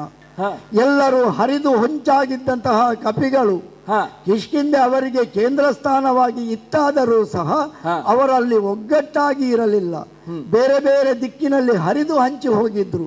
ಹಾಗಿದ್ದರೆ ಹರಿದು ಹಂಚಿ ಹೋದಂತಹ ಕಪಿಗಳೆಲ್ಲವನ್ನು ಒಗ್ಗೂಡಿಸುವಂತಹ ಸಾಮರ್ಥ್ಯ ಸುಗ್ರೀವನಿಗೆ ಬಂತು. ಇಲ್ಲಿ ಸುಗ್ರೀವನಿಗೆ ಬಂತು ಅಂತ ಹೇಳುವಾಗ ನಾವು ಆಲೋಚನೆ ಮಾಡುವುದು, ಸುಗ್ರೀವನಿಗೆ ಯಾಕೆ ಈ ಒಗ್ಗೂಡಿಸುವಂತಹ ಆಲೋಚನೆ ಬಂತು? ಹಾಗಿದ್ದರೆ ಇದಕ್ಕೆ ಪ್ರಚೋದನೆ ಕೊಟ್ಟವನು ರಾಮ ಎನ್ನುವುದು ಸ್ಪಷ್ಟ. ರಾಮನ ಕಾರ್ಯಕ್ಕಾಗಿ ಸುಗ್ರೀವ ತನ್ನವರಾದಂತಹ ಕಪಿಗಳು ಸಿಂಗಳಿಕಗಳು ಎಲ್ಲರನ್ನು ಸೇರಿಸಿದ್ದಾನೆ. ಇಷ್ಟೊಂದು ಬಲವುಳ್ಳಂತಹ ಕಪಿಗಳಲ್ಲಿ ಬೇರೆ ಬೇರೆ ರೀತಿಯ ಆಕಾರಗಳು, ಬೇರೆ ಬೇರೆ ರೀತಿಯ ಬಣ್ಣಗಳು, ಬಿಳಿ, ನೀಲ, ಕಪ್ಪು, ಕೆಂಪು, ಎಂತೆಂತಹ ವರ್ಣದ ಕಪಿಗಳು, ಎಂತೆಂತಹ ಸಾಹಸಮಯವಾದಂತಹ ಕಪಿಗಳು. ಅವರ ಸಾಹಸದ ಬಲವನ್ನು ಇದಮಿತ್ತಂ ಎಂದು ಅರಿತವರು ಯಾರೂ ಇಲ್ಲ ಅಣ್ಣ. ಹಾಗಿರುವಾಗ ಇಂತಹ ಕಪಿ ವೀರರೆಲ್ಲರನ್ನು ಒಟ್ಟು ಸೇರಿಸಿಕೊಂಡಂತಹ ರಾಮ ಆ ತಟಿಯಲ್ಲಿ ಬಂದು ಸೇರಿದ್ದಾನೆ. ಹಾಗಿದ್ದರೆ ಅಲ್ಲಿಯವರೆಗೆ ಬಂದು ಸೇರಲು ಸಮರ್ಥನಾದಂತಹ ರಾಮ ಅವನ ಕಪಿಸೇನೆಯೊಡಗೂಡಿಕೊಂಡು ಲಂಕೆಯನ್ನು ದಾಟಲು ಸಮರ್ಥನಾಗಬಹುದು ಎಂದು ನಾವು ಆಲೋಚಿಸಿದರೆ ಅದರಲ್ಲಿ ತಪ್ಪೇನೂ ಇಲ್ಲವಲ್ಲ ಅಣ್ಣ. ನೀನು ಬೇಕಾದಂತಹ ಎಲ್ಲ ಸುಭದ್ರ ಕಾರ್ಯಗಳನ್ನು ಮಾಡಿಟ್ಟುಕೊಂಡಿರಬಹುದು ತಮ್ಮ. ಆದರೂ ನಾವು ಆಲೋಚನೆ ಮಾಡುವುದೇನು? ಇಲ್ಲಿಯವರೆಗೆ ಬಂದ ರಾಮ ಮುಂದೇನು ಮಾಡಿಯಾನು ತಮ್ಮ? ಅಣ್ಣ, ಛಿದ್ರವಾದಂತಹ ಕಪಿಸಪಾಳಯವನ್ನೆಲ್ಲ ಒಟ್ಟು ಸೇರಿಸಿದ್ದಾನೆ ಸುಗ್ರೀವ ರಾಮನ ನೇತೃತ್ವದಲ್ಲಿ ಅಂತ ಹೇಳ್ತಾ ಇದ್ದೀಯಲ್ಲ. ಸುಗ್ರೀವನ ನೇತೃತ್ವ? ಸುಗ್ರೀವನ ನೇತೃತ್ವವೋ ರಾಮನ ನೇತೃತ್ವ ಅಂತೂ ಕಪಿಗಳೆಲ್ಲ ಒಟ್ಟಾಗಿದ್ದಾರೆ. ಹಾಗಾದ್ರೆ ರಾವಣನ ಈ ಸ್ಥಾನವನ್ನೊಮ್ಮೆ ಗಮನಿಸು. ಹಿಂದೆ ಈ ಲಂಕೆಯಲ್ಲಿ ಏನಿತ್ತು? ಏನೂ ಇರಲಿಲ್ಲ. ಕುಬೇರನ ಒಂದು ವಾಸಸ್ಥಾನ. ಆಮೇಲೆ ತನ್ನದೇ ಆದಂತಹ ಸಾಮರ್ಥ್ಯದಿಂದ ಅದನ್ನು ವಶೀಕರಿಸಿಕೊಂಡ ಮೇಲೆ ರಕ್ಕಸರಿಗೆ ಭದ್ರವಾದಂತಹ ನೆಲೆಯಾಯಿತು ಎನ್ನುವ ಕಾರಣದಿಂದ ಛಿದ್ರವಾಗಿದ್ದಂತಹ ದಾನವ ಸಮೂಹ ಎಲ್ಲ ಇಲ್ಲಿ ಸಮ್ಮಿಳಿತಗೊಂಡಿದೆ. ಅದನ್ನೊಮ್ಮೆ ನೋಡು. ನಿನ್ನ ನಾಯಕತ್ವದಲ್ಲಿ ಎಲ್ಲರೂ ಬಂದು ಒಟ್ಟಾದರು. ಆಮೇಲೆ ಇವತ್ತಿನ ಒಂದು ಕರೆಗೆ ಎಂತೆಂಥ ರೂಪದ ರಾಕ್ಷಸರೆಲ್ಲ ಬಂದರು. ಎಂತೆಂತಹ ಆಯುಧಗಳು, ಗದೆ, ಕರಶು, ಪರಶು, ಕೇಡ್ಕ, ಬಿಂಡಿವಾಳ, ಮುದ್ಗರ, ಈಟಿ ಇದನ್ನೆಲ್ಲ ಹಿಡ್ಕೊಂಡು ಬಂದಂತ ಈ ರಾಕ್ಷಸ ಸೈನ್ಯವನ್ನೊಮ್ಮೆ ನೋಡು. ಅದು ನಿನಗೆ ಕಣ್ಣಿಗೆ ಕಾಣುವುದಿಲ್ಲ. ಯಾರೋ ಹೇಳಿದಂತಹ ಕತೆ ವರ್ತಮಾನ ನಿನಗೆ ಬಂದಿದೆ. ನಿನಗೆ ಯಾವ ವರ್ತಮಾನ ಬಂದಿದೆಯೋ ಅದೂ ಕೂಡ ನನ್ನಷ್ಟೇ ಬಂದದ್ದು. ನಿನಗೆ ನನಗೂ ಬಂದಿದೆ. ಈಗ ನೀನು ಏನು ಮಾಡ್ತಿ, ಏನು ಮಾಡಬೇಕು ಅಂತ ಹೇಳ. ನಮ್ಮವರೆಲ್ಲರಲ್ಲೂ ತರತರದ ಆಯುಧಗಳಿವೆ, ಎಲ್ಲವೂ ಸತ್ಯವೇ. ಆದರೆ ಆ ಕಪಿಗಳಿಗೆ ಅವರ ನಖಗಳು, ಅವರ ಹಿಡಿದಂತಹ ಕಲ್ಲು ಬಂಡೆಗಳು ಎಲ್ಲವೂ ಆಯುಧವಂತೆ ಅಣ್ಣ. ಹಾಗಾಗಿ ಅಂತಹ ಸಾಹಸವಿರುವ ಆ ಕಪಿಗಳ ಬಗ್ಗೆ ನಾನು ಹೇಳುವುದಕ್ಕಿಂತಲೂ ನೀನು ತಿಳಿದುಕೊಂಡಿದ್ದಿ. ಇಲ್ಲಿ ಬಂದ ಒಂದು ಕಪಿ ಏನು ಮಾಡಿತು ಎನ್ನುವುದನ್ನು. ಹಾಗಾಗಿ ನಾನು ಹೇಳುವುದು, ಅಣ್ಣ, ನಾನು ಏನು ಮಾಡಬೇಕು, ನಿನ್ನ ಅಭಿಪ್ರಾಯ ಏನು? ಇನ್ನಾದರೂ ಬಿಡು ಚಿಂತೆ ಅಂತ. ಇನ್ನಾದರೂ ಬಿಡು ಬಿಡು ಬಿಡು ನಿನ್ನ ಛಲವ ಅಣ್ಣ ಅಣ್ಣ ಅಣ್ಣ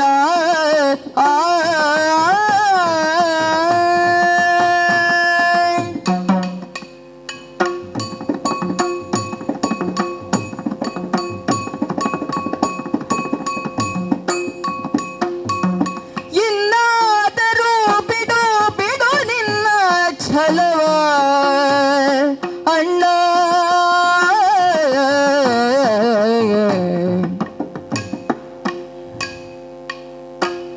ಮೊನ್ನೆ ಹೇಳಿದ ಮಾತು ನಿಜವಾಯಿತಲ್ಲ ಅಣ್ಣ ಮೊನ್ನೆ ಹೇಳಿದ ಮಾತು ನಿಜವಾಯಿತಲ್ಲ ಅಣ್ಣ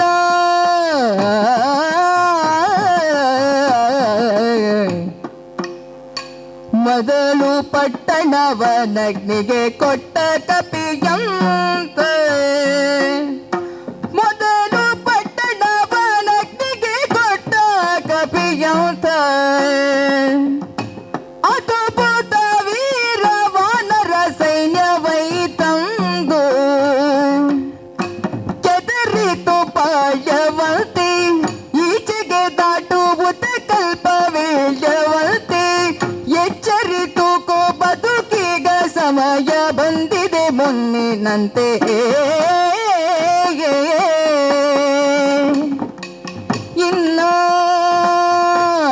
ಇನ್ನಾದರೂ ಬಿಡು ಬಿಡು ನಿನ್ನ ಛಲವ ಅಣ್ಣ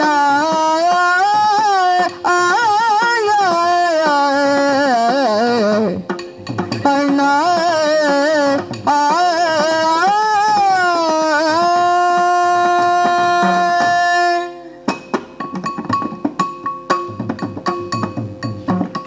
ಅಣ್ಣ, ಏನು ಇಷ್ಟೆಲ್ಲ ಕೇಳಿದ ಮೇಲೂ ಇನ್ನೂ ನೀನು ಛಲವನ್ನು ಇಟ್ಟುಕೊಂಡಿದ್ದೀಯ ಅಣ್ಣ. ಏನನ್ನು ಕೇಳಿದ್ದು?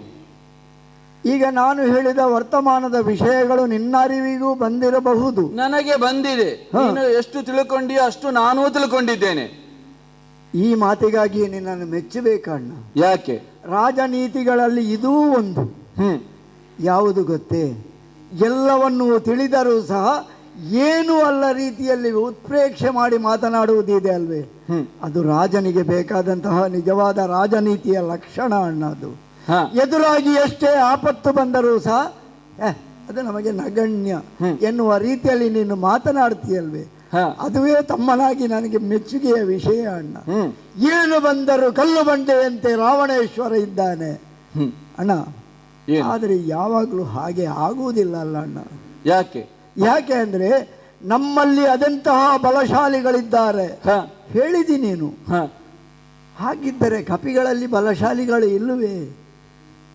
ಆಲೋಚನೆ ಮಾಡಬೇಕಾದ ವಿಷಯ ಅಣ್ಣ ನಾವು. ಯಾಕೆ ನಾನು ಇದನ್ನು ಒತ್ತಿ ಹೇಳ್ತಾ ಇದ್ದೇನೆ? ಮೊನ್ನೆ ಒಂದು ಕಪಿ ಬಂತು ನಮ್ಮಲ್ಲಿಗೆ, ಸೀತೆಯ ಅನ್ವೇಷಣೆಗಾಗಿ ಬಂದಂತಹ ಹನುಮಂತನಂತೆ ಬಂದವ. ಏನು ಮಾಡಿದ?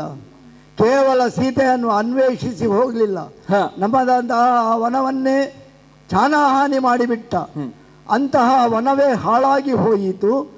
ಅದೇ ರೀತಿಯಲ್ಲಿ ನಮ್ಮ ಚೈತ್ರದ ಕುಟೀರ ಹಾಳಾಗಿ ಹೋಯಿತು. ನಮ್ಮ ಲಂಕಾಪಟ್ಟಣವನ್ನೇ ಸುಟ್ಟು ಅಗ್ನಿಗೆ ಆಹುತಿ ಮಾಡಿದ. ಅದನ್ನು ನೀನು ಮತ್ತೆ ನಿರ್ಮಿಸಿದೆ, ಅದು ಬೇರೆ. ಆ ಕಪಿ ಬಂತು, ನಮ್ಮ ವನವನ್ನು ಹಾಳು ಮಾಡಿತು, ಲಂಕಾ ಪಟ್ಟಣವನ್ನೇ ಸುಟ್ಟು ಹಾಕಿತು ಅಂತ. ಅದರ ಒಂದೇ ಒಂದು ಕುರುಹಾದರೂ ಉಂಟ? ಅದಕ್ಕಿಂತಲೂ ಉತ್ತಮವಾದಂತ ವೈಭವದಿಂದ ಈಗ ಲಂಕೆ ಕಂಗೊಳಿಸುತ್ತಾ ಉಂಟು. ಅಷ್ಟು ವೇಗವಾಗಿ ಲಂಕೆಯನ್ನು ಪುನರ್ನವೀಕರಣ ಮಾಡಿದವನು ನಾನು. ಅದನ್ನು 7 ದಿನದೊಳಗೆ ನೀನು ಮತ್ತೆ ನಿರ್ಮಿಸಿದ್ದೀಯ. ಅದನ್ನು ಮೆಚ್ಚಿಕೊಳ್ಳಬೇಕು ನೀನು. ಕಪಿ ಸುಟ್ಟದನ್ನು ಮೆಚ್ಚಿಕೊಳ್ಳುವುದಲ್ಲ. ಅದನ್ನು ಖಂಡಿತ ಮೆಚ್ಚಿಕೊಳ್ತೇನೆ. ಯಾಕೆ? ನಮ್ಮ ಅಣ್ಣನ ಸಾಮರ್ಥ್ಯ ಏನು ಎನ್ನುವುದನ್ನು ನಾನು ತಿಳಿಯದೇವನಲ್ಲ. ಅದಕ್ಕೆ ಹೇಳಿದ್ದು ನಿನ್ನ ರಾಜನೀತಿಗೆ ನನ್ನ ಮೆಚ್ಚುಗೆ ಇದೆ. ಬಂದಂತಹ ಯಾವುದೇ ಅದು ನಮಗೆ ನಗಣ್ಯ ಎನ್ನುವ ರೀತಿಯಲ್ಲಿ ನೀನು ಮಾತನಾಡ್ತಿ. ಆದ್ರೆ ನಿನ್ನ ಹಾಗೆ ನನಗೂ ಆಲೋಚನೆ ಮಾಡ್ಲಿಕ್ಕೆ ಆಗುವುದಿಲ್ಲ ಅಲ್ಲ ಅಣ್ಣ. ಹಾಗೆ ಆಗುವುದಿಲ್ಲ. ಹಾಗಾಗಿ ನಿನ್ನ ಆಲೋಚನೆ ನಿನ್ನ ಸಾಮರ್ಥ್ಯಕ್ಕೆ ತಕ್ಕುದಾಗಿ ಹಾಗೇಳಿ ನನಗೆ ಸಾಮರ್ಥ್ಯ ಇಲ್ಲ ಅಂತ ಹೇಳಿ ಅಲ್ಲ. ನೀನೆಷ್ಟು ಹೊರಬಲವನ್ನು ಪಡೆದಿದ್ದೆ ಅಷ್ಟೇ ಬಲವನ್ನು ನಾನು ಪಡೆದಿದ್ದೇನೆ. ಹಾಗಿದ್ದರೆ ನನ್ನ ಆಲೋಚನೆ ಏನು? ನಮ್ಮ ಅಣ್ಣ ಯಾವ ಸಾಮರ್ಥ್ಯದಿಂದ ಸುವರ್ಣ ಲಂಕೆಯನ್ನು ಕಟ್ಟಿ ಮೆರೆಯುತ್ತಾ ಇದ್ದವನು ಅದು ಅಭೇದ್ಯವಾಗಿರಬೇಕು, ಯಾವತ್ತು ಶಾಶ್ವತವಾಗಿರಬೇಕು. ಈ ಸುವರ್ಣ ಲಂಕೆ ಯಾವಾಗಲೂ ಸುಡಬಾರದು. ಅರ್ಥ ಇದೆ? ಯಾವಾಗಲೂ ಸುಡಬಾರದು ಅನ್ನುವಂತಹ ಅರ್ಥ ಏನು? ನೀನು ಮತ್ತೆ ನಿರ್ಮಿಸುತ್ತಿ ಎನ್ನುವ ಕಾರಣಕ್ಕಾಗಿ ಅಲ್ಲ, ಮತ್ತೆ ನಿರ್ಮಿಸುವ ಸಾಮರ್ಥ್ಯ ನಿನ್ನಲ್ಲಿ ಉಂಟು ಅಣ್ಣ. ಆದರೆ ಲೋಕ ಕಂಡುಕೊಳ್ಳುವುದು ಹೇಗೆ?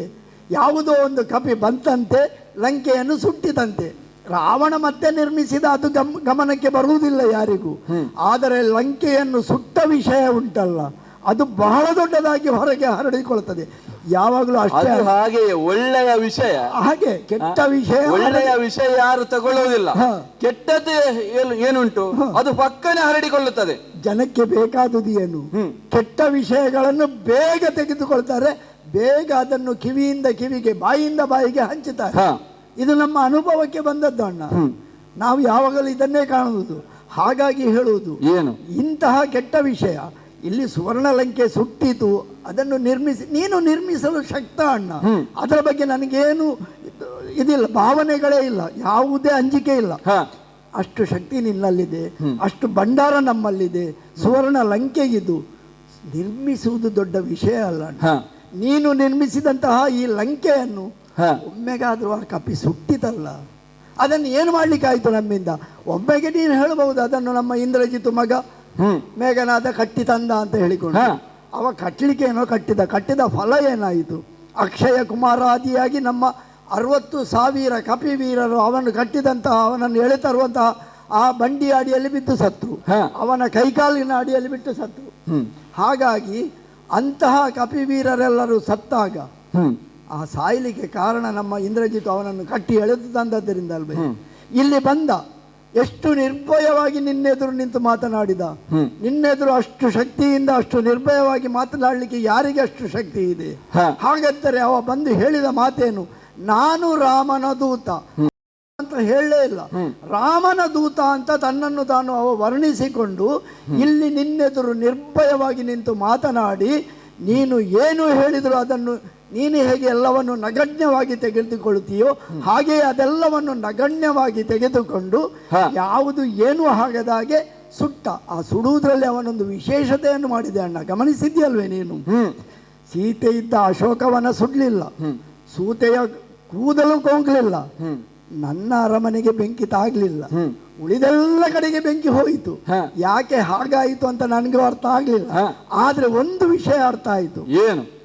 ಸುಡುವಂತಹ ಕಪಿಗೆ ಅಗ್ನಿಯನ್ನು ನಿಯಂತ್ರಿಸುವಂತಹ ಶಕ್ತಿ ಇದೆ ಅಣ್ಣ. ಹಾಗಿದ್ದರೆ ಅಗ್ನಿಯನ್ನು ನಿಯಂತ್ರಿಸಿ ಅದು ತನಗೆ ಬೇಕಾದಲ್ಲಿ ಬೇಕಾದುದನ್ನು ಮಾತ್ರ ಸುಡುತ್ತದೆ ಎನ್ನುವುದಾದರೆ ಆ ಕಪಿಯ ಸಾಮರ್ಥ್ಯವನ್ನು ನಾವು ಮೆಚ್ಚಲೇಬೇಕಲ್ಲವಣ್ಣ. ವೈರಿಯ ಗುಣವನ್ನು ಮೆಚ್ಚುವುದರಲ್ಲಿ ತಪ್ಪಿಲ್ಲ ಅಲ್ಲ ಅಣ್ಣ? ಹೇಳು. ಹಾಗಾಗಿ ಹೇಳುವುದು, ಅಂತಹ ಒಂದು ಕಪಿ ನಮ್ಮಲ್ಲಿಗೆ ಬಂದು ನಮ್ಮಣ್ಣನ ಸುವರ್ಣ ಲಂಕೆಯನ್ನು ನಿನ್ನ ಮೀಸೆಗೂ ಬೆಂಕಿ ಕೊಟ್ಟಿತಂತೆ. ಅದು ಸ್ವಲ್ಪ ಮೀಸೆಯೂ ಸುಟ್ಟಿತಂತೆ ಅಣ್ಣ. ಅದನ್ನು ನೀನು ಯಾರ ಹತ್ರ ಹೇಳಿಕೊಳ್ಳುವುದಿಲ್ಲ, ಯಾಕೆಂದ್ರೆ ನಿನ್ನ ಸಾಮರ್ಥ್ಯ ಗೊತ್ತುಂಟಲ್ಲ ಸುಟ್ಟಿದೆ ಅಂತ. ನನಗೆ ಗೊತ್ತಿದ್ರೆ ಸಾಕು, ನಿನಗೆ ಗೊತ್ತಿದ್ರೆ ಸಾಕು, ಉಳಿದವರಿಗೆ ಗೊತ್ತಾಗುವುದು ಬೇಡ, ಬೇಡವೇ ಬೇಡ.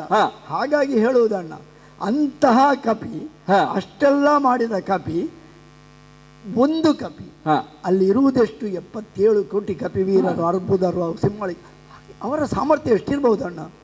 ಅದನ್ನೆಲ್ಲವನ್ನು ಊಹಿಸಿಕೊಂಡು ಒಂದು ಕಪಿ ಬಂದು ಇಲ್ಲಿಂದ ಯಾವುದೇ ತೊಂದರೆ ಇಲ್ಲದೆ ಮತ್ತೆ ಲಂಘಿಸಿ ಹಿಂದೆ ಹೋಗಬಲ್ಲ ಸಾಮರ್ಥ್ಯ ಇದ್ದರೆ ಅವರೆಲ್ಲರೂ ಬಂದರೆ ಏನಾದೀತು? ಹಾಗಾಗಿ ಕೇವಲ ಇಷ್ಟೇ ಅಲ್ಲ ಅಣ್ಣ, ಮತ್ತೆ ಇದರ ಒಳಗೆ ಇನ್ನೂ ಒಂದು ವಿಷಯ ಉಂಟು. ಏನು? ಈಗ ರಾಮ ಅಂದ್ರೆ ಯಾರು ಅಂತ ತಿಳಿದಿದ್ದಿ? ಅದೇ ಬೇಕಾದ. ಹಾಗಾಗಿ ರಾಮ ಕೇವಲ ಸೀತಾ ಅನ್ವೇಷಣೆಯ ನೆಪ ಹಿಡಿದು ಬಂದದ್ದಲ್ಲ, ಅದೊಂದು ಅವನಿಗೆ ಕಾರಣ, ಅದೊಂದು ಅವನಿಗೆ ನೆಪ. ಅವನ ನಿಜವಾದ ಉದ್ದೇಶವೇ ಹೆಣ್ಣಿನ ಉದ್ದೇಶದಿಂದ ತಿನ್ನಲಹುವ ಈ ಭೂಮಿಯ ಭಾರವನ್ನು ಇಳಿಸಲಿಸ್ಕೋಸ್ಕರವೇ ಬಂದದ್ದು. ಹಾಗಾಗಿ ಭೂಮಿಯ ಭಾರವನ್ನು ಇಳಿಸಲು ಬಂದಂತಹ ರಾಮ ತನ್ನ ಸ್ವಕಾರ್ಯ ಸಾಧನೆಯೊಂದಿಗೆ ಎಲ್ಲ ಋಷಿಮುನಿಗಳ ಅವರವರ ಮಾತುಗಳಿಗೆ ಅಭಯ ಸಾಮರ್ಥ್ಯವನ್ನು ಕೊಟ್ಟು ಲಂಕೆಯವರೆಗೆ ಬರ್ತಾನಂತಾದರೆ ಅಣ್ಣ ಈ ವಿಷಯ ಗಹನವಾಗಿ ನೀನು ಆಲೋಚನೆ ಮಾಡಬೇಕು. ಹಾಗಾಗಿ ಇನ್ನಾದರೂ ನಿನ್ನ ಛಲವನ್ನು ನೀನು ಬಿಡಬೇಕು. ಆ ಛಲವನ್ನು ನೀನು ಬಿಟ್ಟರೆ ನೀನು ಬದುಕುತ್ತೀಯ, ನಾವೆಲ್ಲವೂ ಬದುಕುತ್ತೇವೆ. ನಮ್ಮ ಸ್ವರ್ಣಲಂಕೆ ಅಭೇದ್ಯವಾಗಿರ್ತದೆ ಅಣ್ಣ. ತಮ್ಮ ವಿಭೀಷಣ ಅಣ್ಣ ಸಭೆಯಲ್ಲಿ ಅಭಿಪ್ರಾಯವನ್ನು ಮಂಡಿಸಿ ಎನ್ನುವಾಗ ದೀರ್ಘವಾದಂತಹ ಕಪಿಯ ಕುರಿತಾಗಿ ಅಥವಾ ರಾಮನ ಕುರಿತಾಗಿ ಪ್ರಬಂಧವನ್ನೇ ಮಂಡಿಸಿದ್ದಿ. ಹಾಗಾದರೆ ಆಳವಾದಂಥ ಅಧ್ಯಯನವನ್ನು ನೀನು ಮಾಡಿದ್ದಿ ಅಂತ ಆಯಿತು. ರಾಮನ ಬಗ್ಗೆ ಅವರಿವರಿಂದ ಕೇಳಿ ತಿಳ್ಕೊಂಡ ನೋಡು, ರಾಮನ ಬಗ್ಗೆ ಇಲ್ಲಿರುವಂತ ರಾಕ್ಷಸರೆಲ್ಲ ಅವರವರ ಯೋಗ್ಯತೆಗೆ ಅನುಸಾರವಾಗಿ ಎಲ್ಲರೂ ತಿಳಿದುಕೊಂಡಿದ್ದಾರೆ. ಗಂಧಮಾಧನ ಪರ್ವತದಿಂದ ಬಂದಂತಹ ದೂತನು ಹೇಳಿದಂತಹ ಮಾತು ನೇರವಾಗಿ ರಾಮ ಅಂತ ಹೇಳಿಲ್ಲ. ಅವನ ವಂಶದ ಜಾಡನ್ನು ಹಿಡಿದು ಹೇಳಿದ್ದಾನೆ, ರಾಘವನ ದಂಡು ಬಂದಿದೆ ಎನ್ನುವುದಾಗಿ. ಹಾಗಾದ್ರೆ ಒಂದಷ್ಟು ವಿಚಾರಗಳು ರಾಮನ ಕುರಿತಾಗಿ ಅವನು ತಿಳಿದುಕೊಂಡಿದ್ದಾನೆ ಅಂತ ಆಯ್ತು. ನೀನು ತಿಳಿದ ಹಾಗೆ ರಾಮನ ಕುರಿತಾಗಿ ಪ್ರತಿಯೊಬ್ಬ ಪ್ರಜೆಗಳು ತಿಳಿದುಕೊಂಡಿದ್ದಾರೆ. ನಾನು ತಿಳಿದುಕೊಂಡಿದ್ದೇನೆ ರಾಮ ಯಾರು, ರಾಮ ಏನು, ರಾಮ ಎಷ್ಟು ಎನ್ನುವುದನ್ನು ನಾನು ಸಹ ತಿಳಿದುಕೊಂಡಿದ್ದೇನೆ. ಹಾಗೆ ಅದನ್ನು ಎಲ್ಲರ ಮುಂದೆ ಘಂಟಾಘೋಷವಾಗಿ ನಾನು ಹೇಳುವುದಿಲ್ಲ. ಹೇಳುವ ಸಂದರ್ಭ ಬಂದಾಗ ಕೇಳುವವರಿದ್ದರೆ ಹೇಳಿ ಏನು. ಅದು ಮತ್ತೆ ಸೀತೆ ಯಾರು, ಲೋಕಮಾತೆ ಅಂತ ನಾವೆಲ್ಲರೂ ಭಾವಿಸುವುದು. ಋಷಿ ಮುನಿಗಳೆಲ್ಲರೂ ಅವಳನ್ನು ಕರೆದದ್ದು ಹಾಗೆ. ಹಾಗಾಗಿ ನಿನಗೆ ಹೇಳುವುದು, ಛಲವನ್ನು ಬಿಟ್ಟು ಸೀತೆಯನ್ನು ಬಿಟ್ಟೆ ಎಂದಾದರೆ ನಮಗೆ ಕ್ಷೇಮವಾದೀತು ಎನ್ನುವುದಕ್ಕಾಗಿ ನಿನಗೆ ಎಚ್ಚರಿಕೆಯ ಮಾತನ್ನು ಹೇಳ್ತಾ ಇದ್ದೇನೆ ಅಣ್ಣ. ಲೋಕದ ಭಾರವನ್ನು ಇಳಿಸಲು ಭೃಗುಶಾಪದ ನಿಮಿತ್ತ ರಾಮ ಅವತರಿಸಿದ ಅಂತ ನಿನ್ನ ನಂಬೋಣ. ಕತೆ ನಿನಗೂ ಗೊತ್ತು, ನಾನು ಹೇಳಿಕ್ಕೆ ಹೋಗ್ಲಿಲ್ಲ. ಈಗ ಮತ್ಸ್ಯ, ಕೂರ್ಮ, ವರಹ, ನರಸಿಂಹ, ವಾಮನ, ಪರಶುರಾಮ ಈ 6 ಅವತಾರಗಳನ್ನು ಗಮನಿಸಿದಾಗ ಒಂದೇ ಒಂದು ಅವತಾರದಲ್ಲೂ ಶ್ರೀಹರಿ ಹೆಂಡತಿಯನ್ನು ಹಿಡಿಕೊಂಡು ಬಂದದ್ದಿಲ್ಲ. ಹೌದು ತಾನೆ? ಹೌದು. ಈ ರಾಮಾವತಾರಕ್ಕಾಗುವಾಗ ಹೆಂಡತಿಯನ್ನು ತಮ್ಮನನ್ನು ಯಾಕೆ ಹಿಡ್ಕೊಂಡು ಬಂದ? ಮತ್ತೆ ಸೀತೆಯನ್ನು ಲಕ್ಷ್ಮೀದೇವಿ ಅಂತ ಹೇಳ್ತಾ ಇದೆಯಲ್ಲ, ಅವಳೇ ಅಂತ. ನಾನು ತಿಳಿದುಕೊಂಡಂತ ಒಂದು ಸತ್ಯವನ್ನು ಹೇಳುತ್ತೇನೆ. ದಿಗ್ವಿಜಯಕ್ಕೆ ಹೊರಟಂತಹ ಸಂದರ್ಭದಲ್ಲಿ ವೇದವತಿ ಎನ್ನುವಂತಹ ಬೃಹಸ್ಪತಿಯ ಮಗನಾದಂತಹ ಕುಶಧ್ವಜ, ಆ ಕುಶಧ್ವಜನ ಮಗಳಾದಂತಹ ವೇದವತಿ, ಅವಳನ್ನು ನಾನು ಬಲತ್ಕರಿಸಲು ಮುಂದಾದೆ. ನಿನ್ಗೆ ಗೊತ್ತು ನಿನ್ನ ಕತೆ. ಆ ಹೊತ್ತಿಗಾಗುವಾಗ ಅವಳ ಅಗ್ನಿಗೆ ಹಾರಿದಳು, ಶಾಪವನ್ನು ಕೊಟ್ಟಳು ನಿನ್ನ. ಆಮೇಲೆ ಆ ವೇದವತಿಯೇ ಕಮಲದ ನಾಳದಲ್ಲಿ ಮಗುವಾಗಿ ಹುಟ್ಟಿತು. ಅವಳೇ ಹೇಳಿಲ್ಲಲ್ಲ ಅಗ್ನಿಗೆ ಹಾರುವಾಗ ಮತ್ತೊಂದು ಜನ್ಮದಲ್ಲಿ ಹುಟ್ಟಿ ಬಂದು ಆ ಮಗು ನಿನಗೂ ಗೊತ್ತುಂಟು, ಮತ್ತೆ ನಿನಗೆ ಮಾತ್ರ ಗೊತ್ತುಂಟು ಅಂತ ಯಾಕೆ ಹೇಳಿದ್ದು? ನಿನಗೂ ನನ್ನಷ್ಟೇ ಕಥೆಗಳು ನಿನಗೂ ಗೊತ್ತುಂಟು. ಕಮಲದ ನಾಳದಲ್ಲಿ ಹುಟ್ಟಿದಂತಹ ಮಗುವನ್ನು ನಾನು ಮನೆಯಲ್ಲಿ ತಂದು ಸಾಕಿದೆ. ಅದನ್ನು ಕಂಡಂತ ನಮ್ಮ ಆಚಾರ್ಯರು, ಮಂತ್ರಿಗಳೆಲ್ಲ ಈ ಮಗುವಿನಿಂದ ಮುಂದಕ್ಕೆ ಲಂಕೆಗೂ ನಿನಗೆ ಕೇಡು ಉಂಟು ಅಂತ ಹೇಳಿದ್ರು. ಸಮುದ್ರಕ್ಕೆ ಬಿಸಾಡಿದೆ. ಸಮುದ್ರದಲ್ಲಿ ನಂತರ ಅದು ಭೂಗರ್ಭವನ್ನು ಸೇರಿ ಕ್ಷೀರಧ್ವಜ ಜನಕನಿಗೆ ಮಗುವಾಗಿ ಸಿಕ್ಕಿತು ಎನ್ನುವುದನ್ನು ನಾನು ಕೇಳಿದ್ದೇನೆ. ಅವಳೇ ಸೀತೆ ಅಂತ. ಹಾಗಾದರೆ ಲಕ್ಷ್ಮೀದೇವಿ ಹೇಗೆ ಸೀತೆ ಆಗುವುದು? ಹಾಗೆ ನಿನ್ನ. ಹಾಗಾದ್ರೆ ಇಲ್ಲಿ ಒಂದು ಪ್ರಶ್ನೆ ನಾನು ಕೇಳಲೇಬೇಕು. ನೀನೇ ಸಾಕಿದ ಮಗಳು ಸೀತೆ ಅಂತ ತಿಳಿದ ಮೇಲೂ ನೀನು ಮತ್ತೆ ಮಗಳು ಅಂತಲ್ಲ, ಅಲ್ಲಿ ಮಗಳೇ ಹೇಗೆ? ವೇದವತಿಯನ್ನು ನಾನು ಕಾಮಿಸಿದ್ದು ಅಲ್ಲಿ. ಕೇಳಿದ್ದು ಅಣ್ಣ ಅಷ್ಟೇ. ಯಾಕೆಂದ್ರೆ ಇಲ್ಲಿ ಅದು ಅಪ್ರಸ್ತುತ ಅಣ್ಣ ಅಂತ ಹೇಳಿಕೊಂಡು ನಾನು ಆ ವಿಷಯಕ್ಕೆ ಬರಲಿಲ್ಲ. ಯಾಕೆ, ನಮಗೆ ಬೇಕಾದುದೇನು? ರಾಮನೆಂಬವ ಭೂಭಾರವ ಇಳಿಸಲು ಸುಗ ಭೂವಿಗೆ ಬಂದಿಲ್ಲ. ನಾನು ಯಾಕೆ ಹೇಳಿದ್ದು ಅಂತ, ಲಕ್ಷ್ಮಿಯೇ ಸೀತೆ ಅಂತ ಹೇಳಿದ್ದಕ್ಕೆ ನಾನು ಹೇಳಿದ್ದು. ಈಗ ಅವಳು ಸಾಯುವಾಗ ಏನು ಹೇಳಿ ಸತ್ತದ್ದು? ನಿನಗೆ ಶಾಪ ಕೊಟ್ಟು ನಿನ್ನ ಸಾವಿಗೆ ಮತ್ತೆ ಮರು ಹುಟ್ಟಲ್ಲಿ ಬರ್ತೇನೆ ಅಂತ ಹೇಳಿಕೊಂಡು. ನೋಡು, ಅವಳೇ ಸೀತೆಯಾಗಿ ಹುಟ್ಟಿದ ಮೇಲೆ ಸೀತೆಯನ್ನು ತಂದಿರಿಸಿದ್ದೇನೆ. ಯಾವ ರೀತಿಯಲ್ಲಿ? ಮಾಯಾ ಮೃಗಕ್ಕೆ ಮನಸ್ಸು ಜಾರುವ ಹಾಗೆ ಮಾಡಿ, ಆಮೇಲೆ ರಾಮನಿಗೂ ಸೀತೆಯ ಮೇಲೆ ಮನಸ್ಸು ಜಾರುವ ಹಾಗೆ ಮಾಡಿ ಇವತ್ತು ತಂದಿರಿಸಿದ್ದೇನೆ. ಅಣ್ಣ, ಮನಸ್ಸು ಜಾರುವ ಹಾಗೆ ಮಾಡುವುದು ಅದು ಕೇವಲ ನೆಪ ಮಾತ್ರ. ಈಗ ನಿನ್ನ ಮಾವನ ಮೂಲಕವಾಗಿ ಮಾಯಾಜಿಂಕೆಯನ್ನು ಪ್ರಯೋಗಿಸಿ ನೀನು ಸೀತೆಯ ಮನಸ್ಸನ್ನು ಕೆಡಿಸಿದೆ ಎಂದ ಮಾತ್ರಕ್ಕೆ ಸೀತೆ ಕೆಟ್ಟು ಹೋದ್ಲು ಅಂತಲ್ಲ. ಏನೋ ಹೆಣ್ಣಿನ ಸಹಜವಾದ ಆಶೆಯಿಂದ ಬಂಗಾರದ ವರ್ಣಕ್ಕೆ, ಜಿಂಕೆಗೆ ಮನಸೋತದಲ್ಲ ಅವಳು, ಬಂಗಾರದ ವರ್ಣದ ಜಿಂಕೆಗೆ ಮನಸೋತ್ಲು. ಅದನ್ನು ಅಪೇಕ್ಷಿಸಿದ್ಲು, ಗಂಡನೊಡನೆ ಹೇಳಿದ್ಲು. ಅದು ಹೆಣ್ಣಿನ ಸಹಜ ಸ್ವಭಾವ ಅದು. ಹಾಗಾಗಿ ಅದರಿಂದಾಗಿಯೇ ನೀನು ಸೀತೆಯನ್ನು ಅಪಹರಿಸಿ ತಂದೆ ಅಂತ ಹೇಳುತ್ತಿದ್ದರೆ ನೀನು ನೇರವಾಗಿ ಸೀತೆಯನ್ನು ಅಪಹರಿಸ್ಬೋದಿತ್ತು. ಹಾಗೆ ನೀನು ಮಾಡಲಿಲ್ಲ. ನೀನು ರಾಮನಿಲ್ಲದ ಸಮಯದಲ್ಲಿ ಹೋಗಿ ಸೀತೆಯನ್ನು ಅಪಹರಿಸಿದೆ, ತಂದೆ. ಆ ಕಾರಣಕ್ಕಾಗಿಯೇ ಈಗ ಸೀತೆಯ ಕಾರಣದಿಂದಲೇ ಅಲ್ವೇ ರಾಮ ಮುಂದೊತ್ತಿ ಬಂದಿರುವುದು. ಹಾಗಿದ್ದರೆ ಇಲ್ಲಿಯವರೆಗೆ ಬಂದ ರಾಮ ಏನು ಮಾಡಿಯಾನು ಎಂದು ಆಲೋಚಿಸುವಂಥ ನಿನಗೆ ಎಚ್ಚರಿಕೆಯ ಮಾತುಗಳನ್ನು ಹೇಳುವುದಣ್ಣ ನಾನು.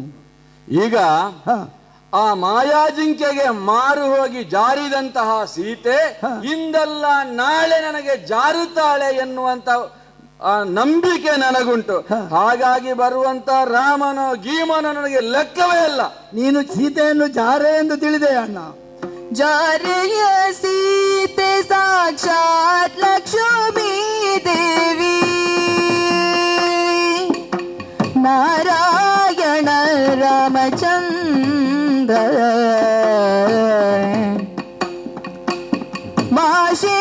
ಮಾಶೇಷಾವತಾರಿ ಲಕ್ಷ್ಮಣರು ಬಂದು ಅಣ್ಣ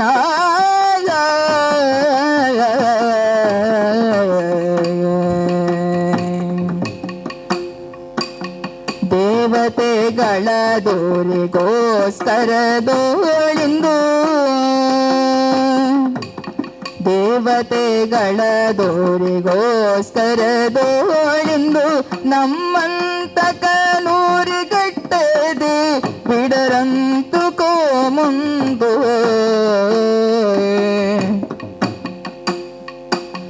ಜಾರೆಯ ಸೀತೆ ಸಾಕ್ಷಾತ್ ಲಕ್ಷ್ಮೀ ದೇವಿ, ನಾರಾಯಣ ರಾಮಚಂದ್ರ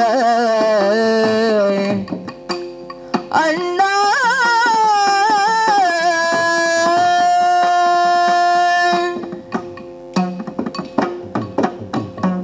ಅಣ್ಣ, ಏನು ಕೇವಲ ಸೀತೆಯನ್ನು ಜಾರೆ ಎನ್ನುವ ಮೂಲಕವಾಗಿ ಅವಳನ್ನು ಜಾರಿಸಿ ಏನು?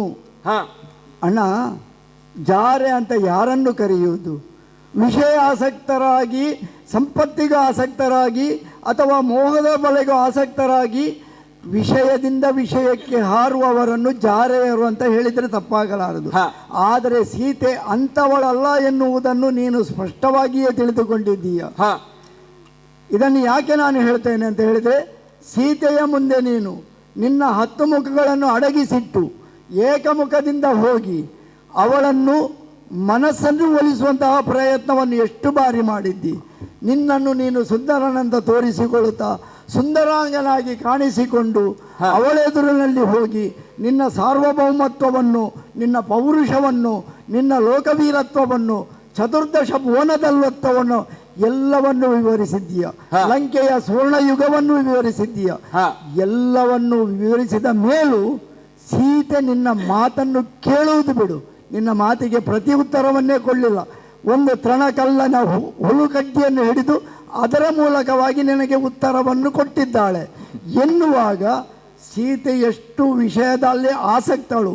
ರಾಮ ರಾಮ ರಾಮ ಎಂಬುವಂತಹ ಅವಳ ಅನವರತವಾದಂತಹ ನುಡಿವರ್ಣನೆ ಭಜನೆಯಾಗಿ ಮಾರ್ಪಟ್ಟು ನೀನು ತಂದಿರಿಸಿದ ಸೀತೆಯ ಮೂಲಕವಾಗಿ ನಮ್ಮ ಲಂಕೆಯಲ್ಲಿಂದು ಅಶೋಕವನ ರಾಮ ಭಜನಾ ಮಂದಿರವಾಗಿ ಮಾರ್ಪಟ್ಟಿದೆ ಅಣ್ಣ.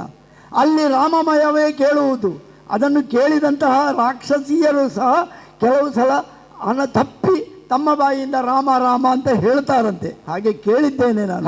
ಹಾಗಾಗಿ ಸೀತೆಯನ್ನು ಅನುವರ್ಣಿಸುವ ಅವರ ಗುಣ, ಸೀತೆಗೆ ಅವರನ್ನು ಪರಿವರ್ತಿಸುವ ಗುಣ ಬಂದಿದೆ ಎಂದಾದರೆ ನಾಳೆ ಇಡೀ ಲಂಕೆಯು ರಾಮಮಯವಾದರೆ ತಪ್ಪೇನೂ ಅಲ್ಲ ಅಣ್ಣ. ಹಾಗಾಗಿ ಸೀತೆಯನ್ನು ಒಂದಿನಿತು ನೀನೇನು ಇವತ್ತು ನಿನ್ನೆಯ ಸೀತೆಯನ್ನು ಪರಿವರ್ತಿಸಲು ಬಯಸಿದ್ದು. 11 ತಿಂಗಳಾಯಿತು ನೀನು ಸೀತೆಯನ್ನು ತಂದಿರಿಸಿ. ನೀನು ಮೊದಲಿನ ಹಾಗೆ ಇರ್ತಿದ್ರೆ ಸೀತೆಯನ್ನು ಯಾವತ್ತೂ ಹೇಳ್ಕೊಳ್ತಿದ್ದಿ. ಆದರೆ ಹಾಗೆ ಮಾಡಲಿಕ್ಕೆ ಆಗುವುದಿಲ್ಲ ಅಂತ ಹೇಳಿಕೊಂಡು ವೇದಾವತಿಯ ಪ್ರಕರಣವನ್ನು, ಇನ್ನೊಂದು ಪ್ರಕರಣವನ್ನು ನಿನಗೆ ಗೊತ್ತಿದೆ. ಪರಸ್ತ್ರೀಯರನ್ನು ಬಲವಂತದಿಂದ ನೀನು ಮುಟ್ಟಿದರೆ ನಿನ್ನ ತಲೆ 1000 ಹೋಳಾಗುತ್ತದೆ. ಅದು ನಿನಗೆ ಒಂದು ಶಾಪ. ಆ ಶಾಪದ ಭಯದಿಂದವಾಗಿ ನೀನು ಮೊದಲಿನ ರಾವಣನಾಗದೆ ಈಗ ಸಭ್ಯನ ರಾವಣನಾಗಿ ಅವಳನ್ನು ಒಲಿಸಿಕೊಳ್ಳುವ ಪ್ರಯತ್ನ ನಿನ್ನದು.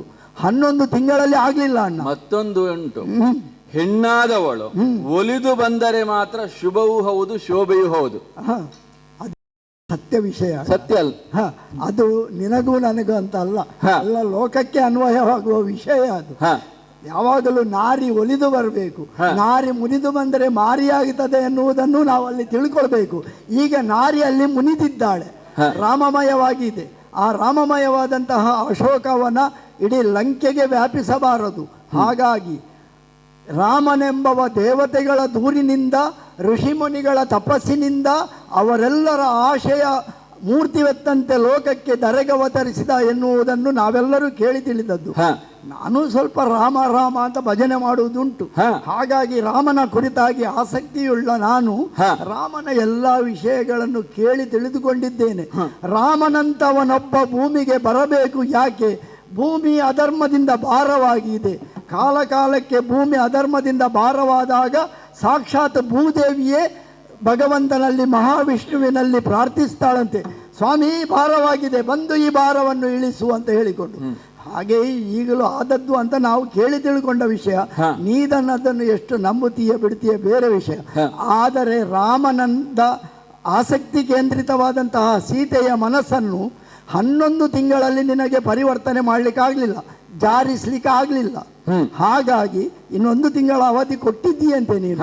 ಆದರೂ 11 ತಿಂಗಳಲ್ಲಿ ಆಗದ ಕೆಲಸ ಇನ್ನೊಂದು ತಿಂಗಳಲ್ಲಿ ಆಗುತ್ತದೆ ಎನ್ನುವುದು ನಿನಗೆಷ್ಟು ನನಗೆಷ್ಟು ಅದು ನಮ್ಮ ಮನಸ್ಸಿಗೆ ಗೊತ್ತಿರುವ ವಿಷಯ ಅಣ್ಣ.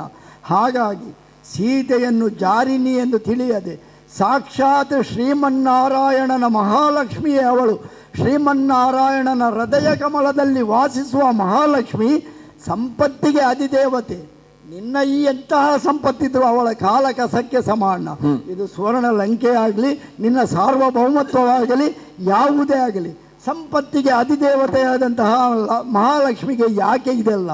ಅವಳಿಗೆ ಶ್ರೀಮನ್ನಾರಾಯಣ ಸಾಕು, ಶ್ರೀಮನ್ನಾರಾಯಣನ ಅವತಾರಿಯಾದಂತಹ ರಾಮ ಸಾಕು ಎನ್ನುವುದನ್ನು ಅವಳು ತಿಳಿದಾಗ ಅವಳ ವಿಷಯವನ್ನು ಬದಲಿಸುವುದು ಬಿಟ್ಟು ನಮ್ಮ ಮನಸ್ಸನ್ನು ಶುದ್ಧೀಕರಿಸುವ ಪ್ರಯತ್ನವನ್ನು ನಾವು ಮಾಡಿದರೆ, ನೀನು ಸ್ವಲ್ಪ ಅಂತರಂಗವನ್ನು ತೆರೆದು ರಾಮನ ಬಗ್ಗೆ ಸರಿಯಾದ ಗಮನ ಕೊಟ್ಟರೆ, ಬದಲಾದರೆ ನಿನಗೆ ಒಳಿತು ನಮಗೆ ಒಳಿತು ಅಂತ ಹೇಳುವುದು ಯಾಕೆ? ನಿನಗೆ ಒಬ್ಬನಿಗೆ ಒಳಿತಾಗುವುದಲ್ಲ, ಅಥವಾ ನನಗೆ ಒಳಿತು ಅಂತ ಹೇಳಿದರೆ ನನಗೆ ಒಬ್ಬನಿಗೆ ಅಂತ ನಾನು ಹೇಳುವುದಲ್ಲ. ಇಡೀ ಸುವರ್ಣ ಲಂಕೆಗೆ ನಮ್ಮವರು, ನನ್ನನ್ನು ನಿನ್ನನ್ನು ನಂಬಿದ ನಮ್ಮವರೆಲ್ಲರಿಗೂ ಒಳಿತಾಗುತ್ತದೆ. ಹಾಗಾಗಿ ಅದೆಲ್ಲವನ್ನು ಸರಿಯಾಗಿ ಆಲೋಚಿಸಿಕೊಂಡೇ ಆದಾದರೆ ಸಾಕ್ಷಾತ್ ಮಹಾಲಕ್ಷ್ಮಿ ಅವತಾರಿಯಾದಂತಹ ಸೀತಾಮಾತೆ, ಮಹಾವಿಷ್ಣುವಿನ ಅವತಾರಿಯಾದಂತಹ ರಾಮಚಂದ್ರಮ, ಆದಿಶೇಷನ ಅವತಾರಿಯಾದಂತಹ ಲಕ್ಷ್ಮಣ, ಈ ಮೂವರು ಒಟ್ಟಾಗಿದ್ದಾರೆ. ಅವರಿಗೆಲ್ಲರಿಗೆ ಸಹಾಯಕರಾಗಿ ದೇವತೆಗಳು ಮೊದಲೇ ಕಪಿಗಳಾಗಿಯೋ ಭಲ್ಲೂಕಗಳಾಗಿಯೋ ಎಲ್ಲರೂ ಅವರವರ ಸ್ಥಾನದಲ್ಲಿ ಬಂದು ಬೀಡು ಬಿಟ್ಟಿದ್ದಾರೆ. ಯಾಕೆ? ರಾಮನೆಂಬವ ಬಂದಾಗ ಅವನ ಕಾರ್ಯದಲ್ಲಿ ಸೇರಿಸಿಕೊಳ್ಳಲು ಅಂತ ಹೇಳಿಕೊಂಡು. ಇಲ್ಲದಿದ್ದರೆ ಆಲೋಚಿಸೋಣ, ಎಲ್ಲಿಯೋ ಕಾಡಾಡಿಗಳಾಗಿ ಅಸಂಸ್ಕೃತರಾಗಿದ್ದಂತಹ ಕಪಿಗಳೆಲ್ಲರೂ ಸುಸಂಸ್ಕೃತರಾಗಿ ರಾಮನನ್ನು ಒಪ್ಪಿಕೊಂಡು, ಲಕ್ಷ್ಮಣನನ್ನು ಒಪ್ಪಿಕೊಂಡು, ಎಲ್ಲರೂ ಅವರನ್ನು ನಾಯಕ ಅಂತ ಒಪ್ಪಿಕೊಂಡು ಇಷ್ಟೆಲ್ಲ ಕಪಿಗಳು ಒಟ್ಟಾಗಿ ಸಮುದ್ರದೋಪಾದಿಯಲ್ಲಿ ಬರುವುದೆಂದಾದರೆ, ನಾಳೆ ಆ ಸಮುದ್ರವೇ ಲಂಕೆಗೆ ಬಂದಿತೆಂದಾದರೆ, ಅಣ್ಣ ಛಲವನ್ನು ಬಿಟ್ಟು ಸೀತೆಯನ್ನು ಬಿಡುವ ಮನಸ್ಸು ಮಾಡಣ್ಣ. ತಮ್ಮ, ಒಂದು ಸಣ್ಣದಾದಂತಹ ಅವಕಾಶವನ್ನು ನಿನಗೆ ನಾನು ಕಲ್ಪಿಸಿದ್ದು. ನಿನ್ನ ಜೀವನದಲ್ಲಿ ರಾಮನ ಬಗ್ಗೆ ಎಷ್ಟು ಸಂಗ್ರಹಿಸಿದ್ಯೋ, ಎಷ್ಟು ಅಧ್ಯಯನ ಮಾಡಿದ್ಯೋ, ಬಹಳ ಉದ್ದಕ್ಕೆ ಹೇಳಿಬಿಟ್ಟೆ. ಅದು ನಮಗೆ ಪೂರಕವಾಯಿತು ಅಂತ ಇದ್ದಿದ್ದೆ ನಿನಗೊಂದು ಪಾರಿತೋಷಕವನ್ನು, ನಿನಗೊಂದು ಸನ್ಮಾನವನ್ನ ಮಾಡಬಹುದಿತ್ತು. ಅಲ್ಲ, ಈಗ ನಾನು ಇಷ್ಟೆಲ್ಲ ಹೇಳಿದ್ದು ಉದ್ದಾಯ್ತು ಅಂತ ಹೇಳುದು. ಉದ್ದ ಅಂತ ನಾನು ಹೇಳಲಿಲ್ಲ.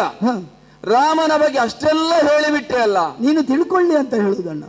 ತಿಳ್ಕೊಳ್ಳಿಕ್ಕೆ ನಾನು ತಿಳ್ಕೊಂಡಿದ್ದೇನೆ, ನಿನ್ನಲ್ಲಿ ಹೇಳುವಂತ ಅಗತ್ಯ ನನಗಿಲ್ಲ. ಇರಬಹುದು. ಮಾತ್ರವಲ್ಲ, ಇವತ್ತು ಅಷ್ಟೆಲ್ಲ ಹೇಳಿ ಇವತ್ತು ರಾಮನ ಬಗ್ಗೆ ಗುಣಗಾನವನ್ನು ಮಾಡುತ್ತಾ ಇದ್ದಿ. ಏನಂತ ಭಾವಿಸಿದ್ದೀನಿ? ಏನೆಂದೆ ತಮ್ಮ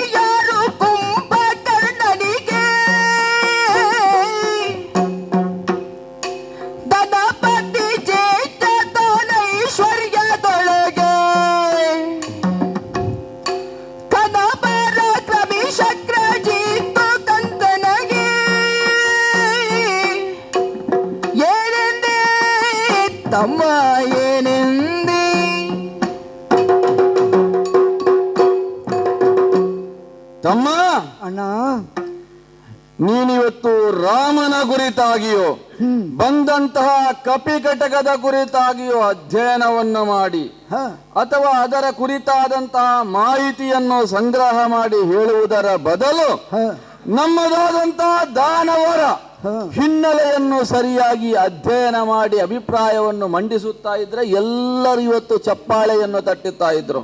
ನಾನು ತಿಳಿಯದೆ ಹೋದ್ರೆ ದಾನವ ಸಮೂಹವನ್ನೊಮ್ಮೆ ಅದರ ದಾನವ ಸಮೂಹದ ಹಿನ್ನೆಲೆಯನ್ನೊಮ್ಮೆ ಸರಿಯಾಗಿ ನೋಡು. ಹ ಆದಿದೈತ್ಯರಾದಂತ ಹಿರಣ್ಯಾಕ್ಷ ಹಿರಣ್ಯಕಶಿಪುರು ಮಾಡಿದಂತ ಸಾಧನೆ ಏನು? ಹ ಹ ಕಡಿಮೆಯೇ. ಇವರೆಲ್ಲ ದಾನವ ಸಮುದಾಯಕ್ಕೆ ಕೊಟ್ಟಂತಹ ಕೊಡುಗೆಗಳನ್ನೆಲ್ಲ ನೋಡು. ಹ ಮಹಿಷನೋ ಶುಂಭನೋ ನಿಶುಂಭರೋ ಇವರೆಲ್ಲ ದಾನವ ಸಮುದಾಯದ ಉತ್ಕರ್ಷಕ್ಕೆ ಅಹರ್ನಿಶಿ ಅಹೋರಾತ್ರಿ ದುಡಿದು ಇತಿಹಾಸದ ಪುಟಗಳನ್ನು ಸೇರಿದವರು. ಅದೇ ಪರಂಪರೆಯಲ್ಲಿ ನಾವು ಬಂದವರು. ಹ ಒಂದು ವೇಳೆ ಆ ಪರಂಪರೆಗೆ ತಪ್ಪಿ ನಡೆದೆವು ಅಂತಾದರೆ ಆದ್ರೆ ಖಂಡಿತ ಚ್ಯುತಿ ಬರುತ್ತದೆ. ಹ ಹ ನಾವು ಹಿರಿಯರು ಹಾಕಿಕೊಟ್ಟಂತಹ ಹಾದಿ ಏನುಂಟು ಹ ಆ ಹಾದಿಯಲ್ಲೇ ನಡೆಯಬೇಕು. ಹ ಇವತ್ತು ರಾಮನನ್ನು ಹಾಗೆ, ಸುಗ್ರೀವನನ್ನು ಹೀಗೆ, ಹನುಮಂತನನ್ನು ಬಹುರೀತಿಯಲ್ಲಿ ನೀನು ವರ್ಣಿಸುತ್ತಾ ಇದ್ದಿ. ನನಗೆ ತಿಳಿದ ಮಟ್ಟಿಗೆ ಇವತ್ತು ದಾನವ ಸಾಮ್ರಾಜ್ಯವನ್ನೊಮ್ಮೆ ನೋಡು, ಹ. ಸರಿಯಾಗಿ ಲಂಕೆಯನ್ನು ನೋಡು. ರಾವಣ ಒಂದು ಕರೆಗೊಟ್ಟದ್ದೇ ಎಲ್ಲರೂ ಬಂದು ನಿಂತಿದ್ದಾರೆ. ಹ ಅದರಲ್ಲೂ ನನ್ನ ಅನುಜನಾದಂತಹ ಕುಂಭಕರ್ಣನನ್ನು ನೋಡು. ಹ ಒಮ್ಮೆ ಗೆದ್ದನು ಅಂತಾದ್ರೆ ಎಲ್ಲರನ್ನು ಹುಡಿ ಹುಡಿ ಮಾಡಿಯಾನು. ಎಲ್ಲರನ್ನು ಮುಕ್ಕಿಸಿಯಾನು. ಮಾತ್ರವಲ್ಲ, ಹ. ಮಗನಾದಂತಹ ಶಕ್ರಜಿತು ಹ ಇಂದ್ರನನ್ನೇ ಗೆದ್ದವನು. ತಾಮಸಿ ವಿದ್ಯೆಯ ಮುಖೇನವಾಗಿ ಎಲ್ಲವನ್ನು ಭರಿಸಿಕೊಳ್ಳುವಂತಹ ಸಾಮರ್ಥ್ಯವಂತನು. ಮೇಘನಾದನಂತನಿಂದ ಅವ ಇಂದ್ರಜಿತವಾದ ಅನ್ವರ್ಥ ನಾಮ ಹೌದು. ಅಂತಹ ಯೋಗ್ಯತಾವಂತನಾದಂತಹ ಪುತ್ರನನ್ನು ಪಡೆದುಕೊಂಡವನು. ಮತ್ತೆ ಮೊದಲೇ ಉಲ್ಲೇಖಿಸಿದ ಹಾಗೆ ಎಷ್ಟೆಷ್ಟು ದಾನವ ನಾಯಕರು ನಮ್ಮ ಈ ಪಾಳೆಯದಲ್ಲಿದ್ದಾರೆ. ಸೂರ್ಯನಿಗೆ ಶತ್ರುವಾದವನು, ಅಗ್ನಿಗೆ ಶತ್ರುವಾದವನು, ವಾಯುಗೂ ಶತ್ರುವಾದವನು, ಒಬ್ಬೊಬ್ಬರಿಗೆ ಶತ್ರುವಾದಂತಹ ದಾನವರು ನಮ್ಮ ಸಮುದಾಯದಲ್ಲಿದ್ದಾರೆ. ಅಂತವರ ಸಾಮರ್ಥ್ಯವನ್ನು ಕಡೆಗಣಿಸಿದ್ಯಲ್ಲ, ನಾನಾದರೂ ಯಾರು? ಈರೇಳು ಲೋಕವನ್ನು ಗೆದ್ದಂತಹ ಸಾಮರ್ಥ್ಯವಂತನು ಕುಬೇರ, ಧನಪತಿ ಕುಬೇರ ಅಂತ ಕರೆಯುತ್ತಾರೆ. ಅಂತಹ ಕುಬೇರನಿಗೆ ತಮ್ಮನಾಗಿ ಕುಬೇರನ ಅಲಕಾವತಿಯನ್ನೇ ಮುತ್ತಿ ಅವನ ಧನ ಸಂಪತ್ತನ್ನು ತಂದವನು ನಾನು. ಅವನ ಪುಷ್ಪಕ ವಿಮಾನವನ್ನೇ ನೀನೇ ಹೇಳಿದ್ದು. ಅವನ ವಿಮಾನವು ಅವನ ಸಂಪತ್ತೆಲ್ಲ ಈ ಹೊತ್ತಿಗೆ ನನ್ನಲ್ಲಿಂಟು. ಇಂತಹ ಯೋಗ್ಯತಾ ಸಂಪನ್ನನಾದಂತಹ ರಾವಣನ ಕುರಿತು ಇಲ್ಲ ಸಲ್ಲದಂತಹ ಮಾತನಾಡುತ್ತಾ ಇದ್ದ. ಇಲ್ಲಪ್ಪ, ನಾನು ಅದನ್ನು ಯಾವತ್ತೂ ರಾಮ ದೇವರು ಅದು ಹೇಳ್ತೇನೆ. ಸೀತೆ ಲಕ್ಷ್ಮಿ ಸೀತೆ ಹಾಗೆ ಹೀಗೆ ಅಂತ ವರ್ಣಿಸುತ್ತಾ ಇದ್ದೀಯಲ್ಲ, ಅದು ನನ್ನ ಕರ್ತವ್ಯ. ಬಂದಂತಹ ರಾಮನಿಗೆ ಸೀತೆಯನ್ನು ಬಿಟ್ಟು ಕೊಡಬೇಕು. ಬಿಟ್ಟು ಕೊಟ್ರೆ ಏನಾಗುತ್ತದೆ ಗೊತ್ತುಂಟ ನಿನಗೆ?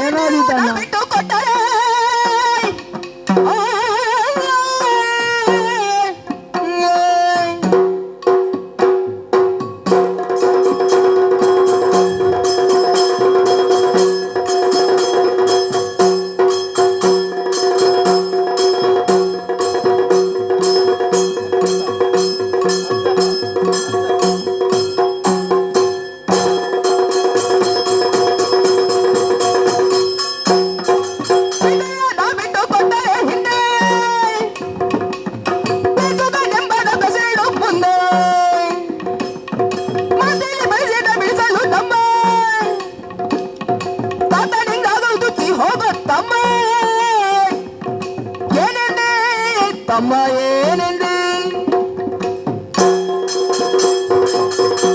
ಒಂದು ನೆನಪಿಟ್ಟುಕೋ ಅಣ್ಣ. ಏನು ಹೇಳು. ರಾಮ ಸೈನ್ಯ ಕಟ್ಟಿಕೊಂಡು ಬಂದದ್ದು ಯಾರದ್ದು?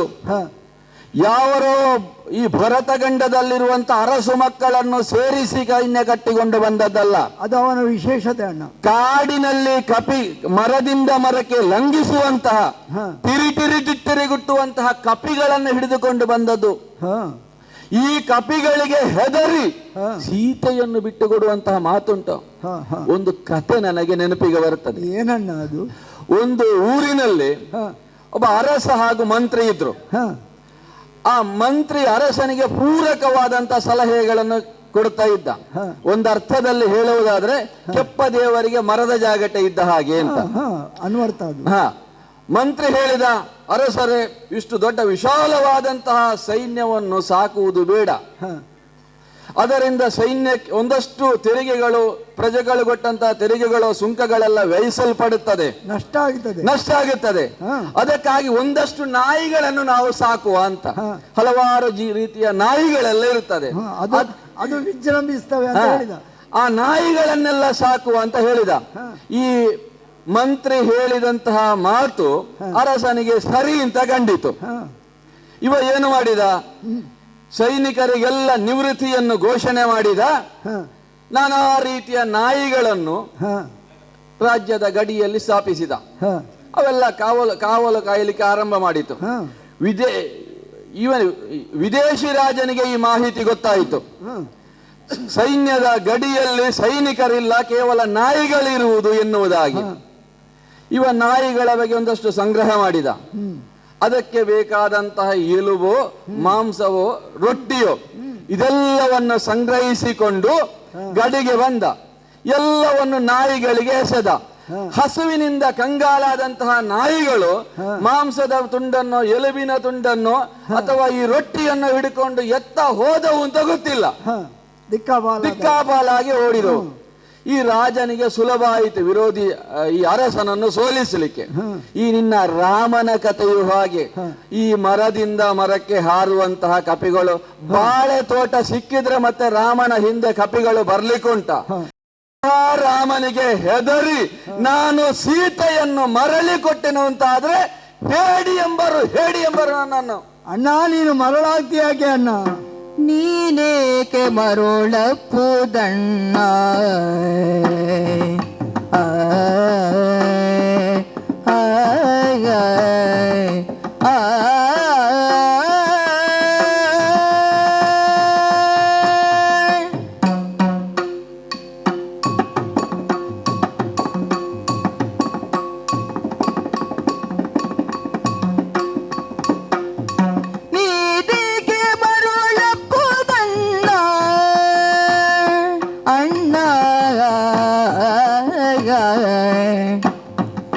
ಇನ್ನು ಜಾನಕಿಯನು ಬಿಟ್ಟು ಕೊಡುವುದೇ ಬಣ್ಣ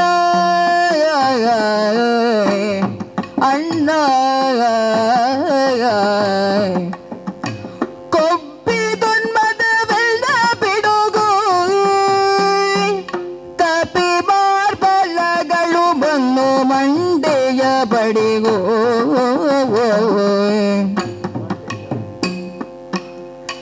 ಪರ್ಪಿ ಪಟ್ಟಣವೆಲ್ಲ ಸುಡುಗು, ಜಗದಬ್ಬೆ ಜಾನಕಿಯಿಂದ ಸೌಭಾಗ್ಯ ಕೆಡುಗು. ಪರ್ಪಿ ಪಟ್ಟಣವೆಲ್ಲ ಸುಡುಗು, ಜಗದಬ್ಬೆ ಜಾನಕಿಯಿಂದ ಸೌಭಾಗ್ಯ ಕೆಡುಗು. ನೀನೇಕೆ ಮರುಳಪ್ಪುದಣ್ಣ? ಇನ್ನು ಜಾನಕಿಯನು ಬಿಟ್ಟು ಕೊಡುವುದೇ ಬಣ್ಣ ಅಣ್ಣ.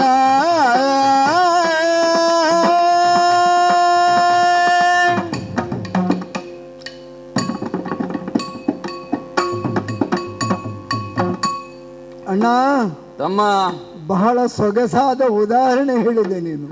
ಅಲ್ಲ, ಸಾವಿರ ಉಂಟು ನನ್ನಲ್ಲಿ. ಅಲ್ಲ, ನೀನು ಹೇಳಬೇಕಾದದ್ದೇ ಅಂತಹ ಉದಾಹರಣೆಗಳನ್ನು. ಯಾಕೆ ನಿನಗೆ ಮಂತ್ರಿಯಾಗಿ ಸಲಹೆ ಕೊಡುವವರೆಲ್ಲರೂ ಅದೇ ರೀತಿ ಇದ್ದಾರೋ ಏನೋ ನನಗೆ ಗೊತ್ತಿಲ್ಲ ಅಣ್ಣ. ಅಲ್ಲ, ನಾನು ಈವರೆಗೆ ನಿನಗೆ ಸಲಹೆ ಕೊಡಲಿಲ್ಲ. ಗೊತ್ತಿಲ್ಲ ಅಂತ ಹೇಳಿದ್ರೆ ಒತ್ತಿನಲ್ಲಿ ನೀನೇರುವವನಲ್ಲ. ನಿನಗೆ ನಾನು ಈ ರೀತಿಯ ಸಲಹೆ ಕೊಡಲಿಲ್ಲ. ಲಂಕೆಯ ಕುರಿತಾಗಿ, ರಾವಣನ ಕುರಿತಾಗಿ ಇಷ್ಟೆಲ್ಲ ಸಂಗ್ರಹ ಮಾಡಿದ ನಿನಗೆ ರಾವಣನ ಮಂತ್ರಿಗಳು ಎಂತ ಸ್ವಭಾವದವರು ಅಂತ ನಿನಗೆ ಗೊತ್ತಿರಬೇಕು ತಾನೆ? ಅಲ್ಲ ಅಣ್ಣ, ನಾನು ಗೊತ್ತಿಲ್ಲದೆ ಇದೆಲ್ಲ ಹೇಳುವುದಂತ ಹೇಳುವುದ ನೀನು? ಎಲ್ಲವೂ ಗೊತ್ತಿದೆ. ರಾವಣೇಶ್ವರ ಎಷ್ಟು, ನಿನಗೆ ವರವೆಷ್ಟು ಕೋಟಿ ವರ್ಷ ಬದುಕಲಿಕ್ಕೆ. ಅಂತಹ ವರವಿರುವ ನೀನು ಇಷ್ಟು ಕೋಟಿ ವರ್ಷ ಬದುಕಿದ್ದೀಯ ಅಂತ ಆದ ಮೇಲೆ ಅಷ್ಟು ಕೋಟಿ ವರ್ಷದ ಬದುಕಿನ ಸಾಧನೆ ಏನು? ಮೇರು ವ್ಯಕ್ತಿತ್ವವನ್ನು ಕಳಿಸಿ ಚತುರ್ದಶ ಭುವನದಲ್ಲೋಣ ನೆಲೆಸಿ ಭೂಲೋಕವೇ ಅಜೇಯನಾಗಿ ಅಖಂಡನಾಗಿ ಮೆರೆಯುತ್ತಿರುವಂತಹ ನೀನು ಇನ್ನೂ ಇದೇ ರೀತಿಯಾಗಿ ಇರಬೇಕು ಎನ್ನುವಂತಹ ನಮ್ಮ ಒಳಗಿನ ತುಡಿತದಿಂದ ನಿನ್ನಲ್ಲಿ ಇದನ್ನು ನಿವೇದಿಸುವುದಣ್ಣ. ಏನು? ನೀನು ಕುಗ್ಗಬೇಕು, ನೀನು ಹೇಡಿಯಾಗಬೇಕು, ನೀನೆಲ್ಲರೂ ನಗಾಡುವ ಹಾಗೆ ಆಗಬೇಕಂತ ಹೇಳುವುದಲ್ಲ ಅಣ್ಣ. ನೀನು ನಮ್ಮವನಾಗಿ, ನಮ್ಮ ಅಣ್ಣನಾಗಿ, ನಮ್ಮೆಲ್ಲರ ನಾಯಕನಾಗಿ ಇನ್ನೂ ಬಾಳಿ ಬದುಕಬೇಕಾದವನು ಬದುಕಬೇಕಣ್ಣ.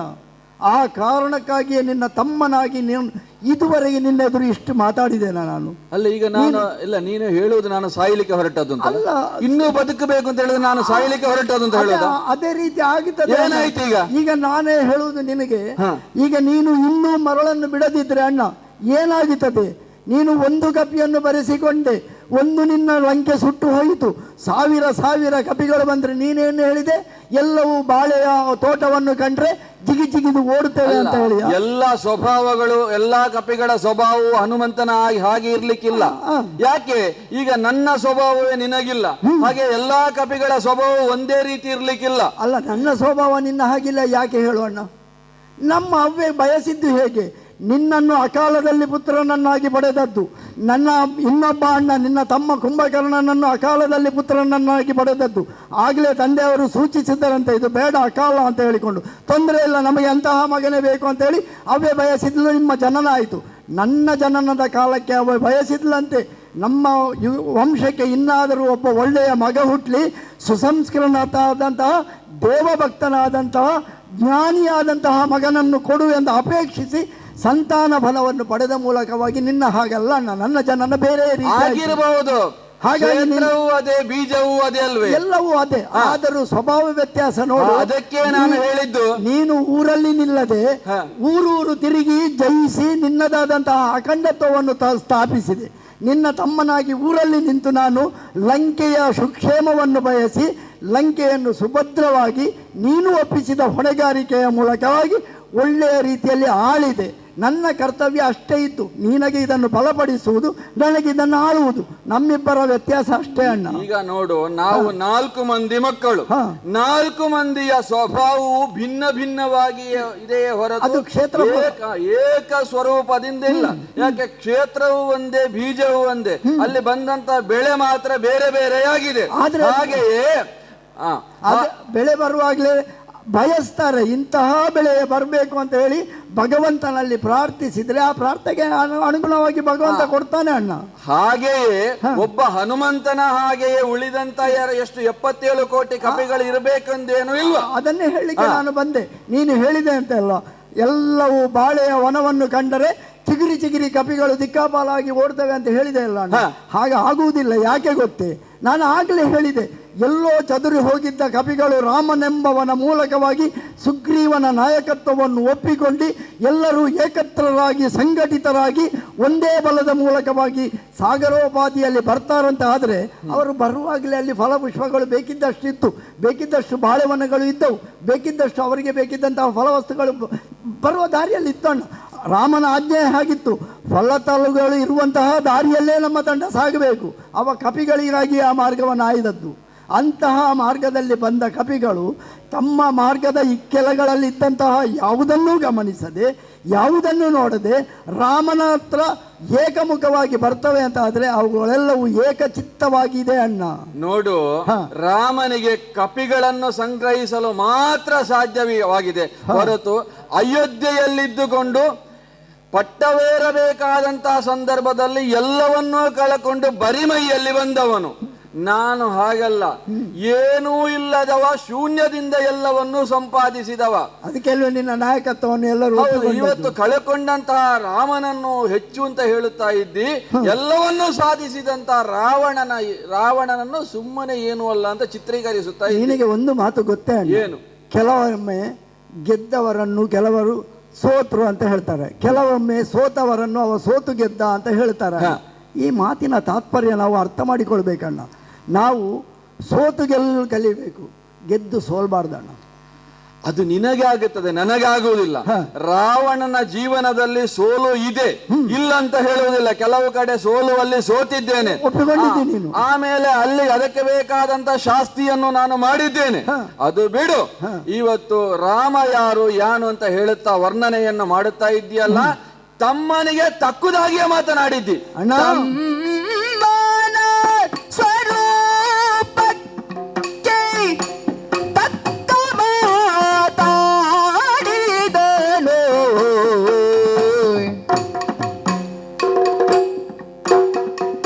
ಅಮ್ಮ ಕೈ ಕಾಸೆಗಾಗಿ ಒಮ್ಮೆ ಸೈರಿಸಿದೆ, ಜೋಡಾಗಿ ಚಡಿಸಿದ್ದ ಜಾನ್ಮೆಗಳ ಬಗೆ ಬೇರೆ,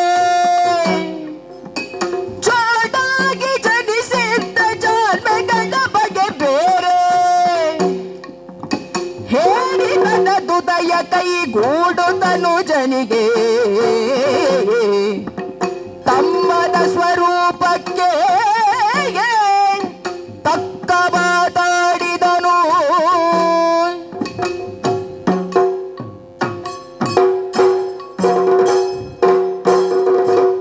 ತಮ್ಮ, ಅಣ್ಣ ತಮ್ಮನಾದಂತ ನೀನು ನಿನ್ನ ಸ್ವಭಾವಕ್ಕೆ ತಕ್ಕುದಾದಂತಹ ಮಾತನ್ನೇ ಆಡಿದ್ದಿ. ಹ ಆಗಿರಬಹುದು. ಕಪಿಪಾಳಯವೋ, ಕಪಿಪಾಳಯದಲ್ಲಿರುವಂತ ಇಬ್ಬರು ಮಾನವರಿಗೆ ಹೆದರಿ ಹೆಂಬೇಡಿಯಾಗಿ ಸೀತೆಯನ್ನು ನಾನು ಬಿಟ್ಟುಕೊಡಬೇಕೆ? ಮಾನವರಿಂದ ಸಾವು ಅಂತ ನನಗೆ ವರ. ನೀನೇ ಕೇಳಿಕೊಂಡದ್ದು. ಹೌದು, ಸಾವು ಬರಬೇಕಿದ್ರೆ ಈ ಹಿಂದೆ ಬರಬೇಕಿತ್ತು ನನಗೆ. ಅನರಣ್ಯನನ್ನು ಸೋಲಿಸಿದ್ದೇನೆ, ಅಯೋಧ್ಯೆಗೆ ಹೋಗಿ ಅವನಿಂದ ಬರಬೇಕಿತ್ತು. ಆಮೇಲೆ ಮರುತರಾಜನನ್ನು ಸೋಲಿಸಿದ್ದೇನೆ, ಅವನ ಯಜ್ಞವನ್ನೇ ಧ್ವಂಸ ಮಾಡಿದ್ದೇನೆ, ಅಲ್ಲಿಯೂ ಬರಲಿಲ್ಲ. ಹಾಗಾದ್ರೆ ಕಾಡಾಡಿಯಾಗಿ ತಿರುಗುವಂತ ರಾಮ ಲಕ್ಷ್ಮಣರಿಂದ ನನಗೆ ಮರಣ ಬರುತ್ತದೆ. ಎಂತಹ ಮಾತನ್ನಾಡುತ್ತಾ ಇದ್ದಿ. ನಮ್ಮಲ್ಲಿ ರಾಮ ದೇವನಾದ್ರೆ ದೇವತ್ವಕ್ಕೆ ಸವಾಲೆಸೆಯುವಂತ ದೇವಾಂತಕನಿದ್ದಾನೆ, ನರನೇ ಆದರೆ ನರತ್ವಕ್ಕೆ ಸವಾಲೆಸೆಯುವಂತ ನರಾಂತಕನಿದ್ದಾನೆ. ಇಂತಿಂತ ದಾನವರು ಇರುವಾಗ ನಾನು ಹೆದರಿ ಸೀತೆಯನ್ನು ಕೊಡಬೇಕೆ? ತಮ್ಮನಾಗಿ ನಿನ್ನ ಸ್ವರೂಪಕ್ಕೆ ತಕ್ಕದಾದಂತಹ ಮಾತನಾಡಿದ್ದಿ ಅಂತ ಹೇಳಬೇಕಾಗುತ್ತದೆ. ಯಾಕೆ? ಒಂದು ಗಿಡದಲ್ಲಿ ಹಲವಾರು ಹೂವುಗಳು ಹುಟ್ಟಿಕೊಳ್ಳುತ್ತದೆ, ಒಂದು ದೇವರ ಮುಡಿಯನ್ನು ಸೇರುತ್ತದೆ, ಇನ್ನೊಂದು ಹೆಣಕ್ಕೆ ಹಾರವಾಗುತ್ತದೆ, ಮತ್ತೊಂದು ಯುವತಿಯ ತಲೆಯನ್ನು ಸೇರುತ್ತದೆ, ಕೆಲವು ಹೂವುಗಳು ಮುದುಡಿ ಅದಕ್ಕೆ ಗಿಡಕ್ಕೆ ಗೊಬ್ಬರವಾಗುತ್ತದೆ.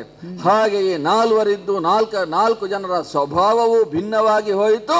ನೀನೋರ್ವ ಪರಮ ವೈಷ್ಣವನಾಗಿ ಇವತ್ತು ರಾಮನನ್ನು ಹಾಗೆ ಹೀಗೆ ಅಂತ ಹೇಳ್ತಾ ಇದ್ದೀಯಲ್ಲ.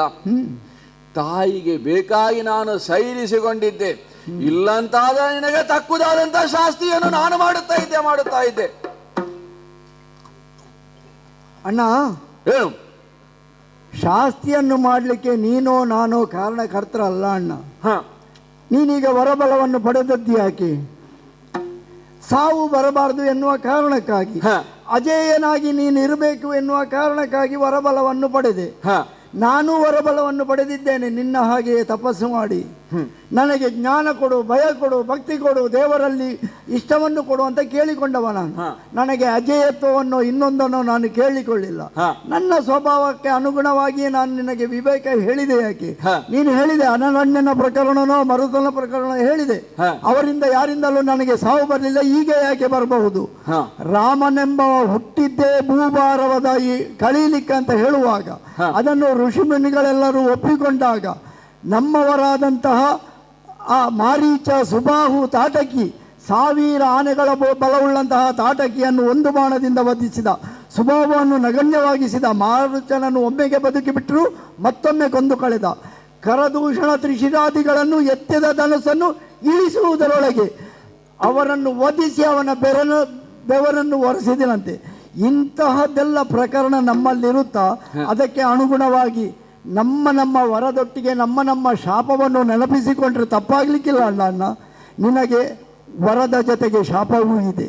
ನೀನು ಶಿವನನ್ನು ಕೆಣಕಲಿಕ್ಕೆ ಹೋಗಿ ನನ್ನಂತಹ ಕಪಿಗಳಿಂದಲೇ ನಿನಗೆ ತೊಂದರೆ ಆಗಲಿ, ನಿನ್ನ ಲಂಕೆ ಪ್ರಾಣಹಾನಿಯಾಗಿ ಹೋಗಲಿ ಅಂತ ನೀನು ಶಾಪ ವರವನ್ನು ಕೊಟ್ಟಿದ್ದಾನೆ, ಆತ್ಮಲಿಂಗವನ್ನು ಕೊಟ್ಟಿದ್ದೇನೆ. ಶಿವನನ್ನು ತಪಸ್ಸೀಕರಿಸುವುದರ ಮುಖ್ಯವಾಗಿ ಮಸೆಯದೆ ಹರಿತವಾಗತಕ್ಕಂಥ ಚಂದ್ರಾಯುಧವನ್ನು ಪಡೆದವನಿದ್ದೇನೆ. ಇವತ್ತು ನೀನ ಹೇಳುತ್ತಾ ಇದ್ದಿ, ತಾಟಕಿಯ, ಸುಬಾಹು, ಮಾರೀಚನ, ಕರ, ದೂಷಣ, ತ್ರಿಶಿರ ಮೊದಲುಗೊಂಡಂತ 7,000 ದಾನವರ ವಧೆಗೆ ಕಾರಣನಾದಂತ ರಾಮ ಅಂತ. ಅಂತಹ ರಾಮನಿಗೆ ಹೆದರಿ ಸೀತೆಯನ್ನು ಬಿಟ್ಟುಕೊಡಬೇಕು ಅಂತ ನಿನ್ನದಾದಂತಹ ಮಾತಿಗೆ ನಾನು ಏನು ಮಂಡನೆಯನ್ನು ಕೊಟ್ಟರೆ ನಗಾಡಿಯರು. ಮಾತ್ರವಲ್ಲ, ಇಲ್ಲಿ ಭವಿಷ್ಯವನ್ನು ನಿರ್ಣಯಿಸುವವರಿದ್ದಾರೆ. ನನ್ನದಾದಂತಹ ಮಗ ನಿನ್ನವರೆಲ್ಲ ಯುವರಾಜನಾಗಿ ಮುಂದಕ್ಕೆ ರಾಜನಾಗಿ ಮೆರೆಯತಕ್ಕಂತ ಇಂದ್ರಜಿತು ಇದ್ದಾನೆ. ಅವನ ಅಭಿಪ್ರಾಯ ಏನು ಅಂತ ಕೇಳೋಣ. ಮಗನೇ, ಇಂದ್ರಜಿತು ನಿನ್ನ ಕಿರಿ ತಂದೆಯಾಡಿದ ಮಾತ ಬಂದು ದೇವದಕ್ಕೆ ಪೇಳೆಂದು ಬೆಸಗೊಂಡ, ಮನಕ್ಕೆ ಪೇಳೆಂದು ಬೆಸಗೊಂಡ.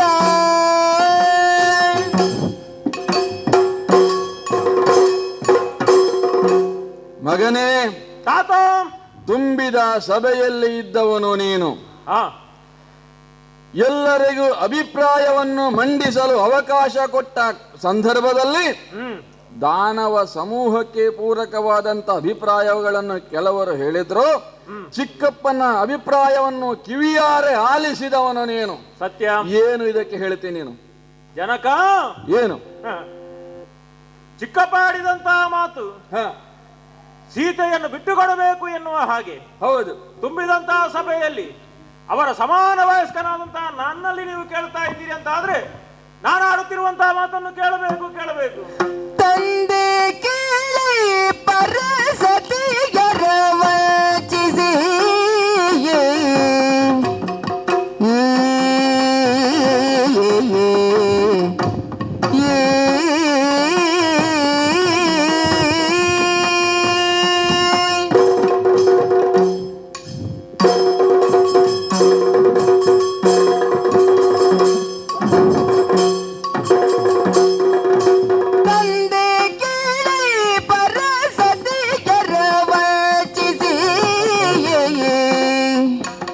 ತಂತುದ ನ್ಯಾಯ ರಾಜಸಕೆ ಮುಂದಿನ್ನು ಬೆದರುತ್ತ ಬಿಟ್ಟೆವಾದರೆ ನಮ್ಮ ನಿಂದಿಸುವರು ಲೋಕದೊಳಗೆ. ತಂದೆ ಕೇಳಿ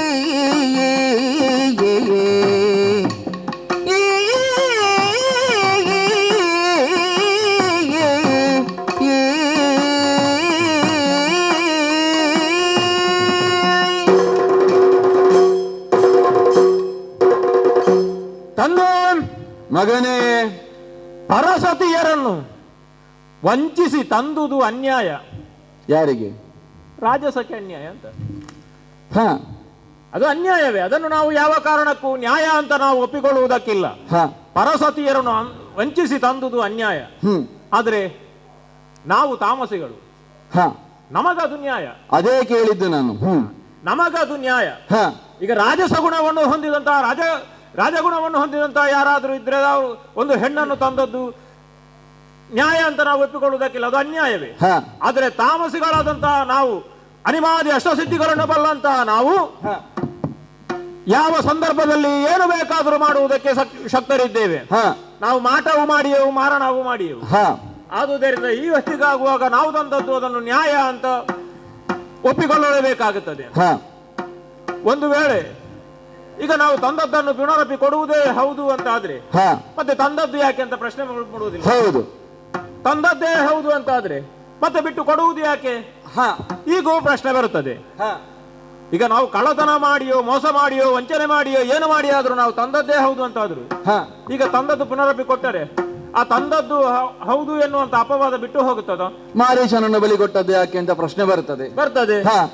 ಮತ್ತೆ ಆ ಅಪವಾದ, ನಮ್ಮ ಮೇಲೆ ಬಂದಂತ ಅಪವಾದ ಯಾವ ಕಾರಣಕ್ಕೂ ಅದು ಬಿಟ್ಟು ಹೋಗುವುದಕ್ಕಿಲ್ಲ.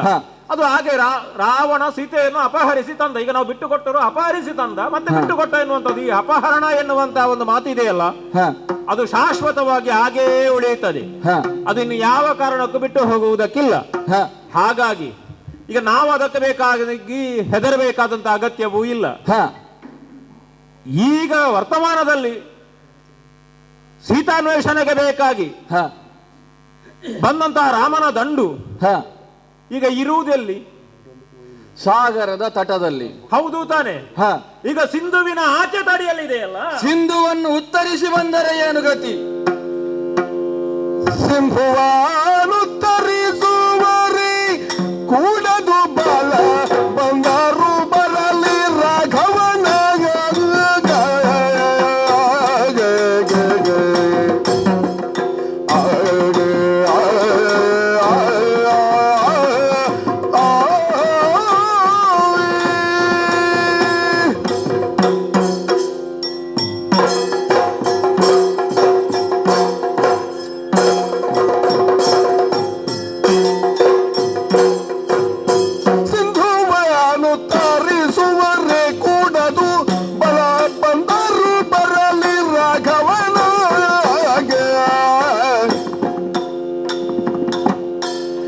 ತಂದೆಯ ತಂದೆಗ ಸಾಧ್ಯ ಜನಕಿಯನ್ನು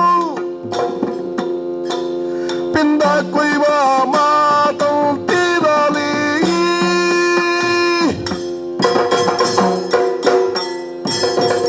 ಯೋಜನಾಂತರವಾಗಿ ವಿಸ್ತೀರ್ಣವುಳ್ಳಂತ ಲವಣ ಅಂಬುದಿಗೆ ಸೇತುವೆ ಎಂಥದ್ದೇ ಇಲ್ಲ, ಅದನ್ನು ಉತ್ತರಿಸುವುದಕ್ಕೆ ಸಾಧ್ಯ ಉಂಟು? ಯಾವ ಕಾರಣಕ್ಕೂ ಸಿಂಧುವನ್ನು ಉತ್ತರಿಸುವರೆ ಕೂಡದು. ಒಂದು ಕಪಿ ಬಂತು ಅಂತ ಉಳಿದ ಕಪಿಗಳಿಗೆ ಬರ್ಲಿಕ್ಕೆ ಸಾಧ್ಯವೋ?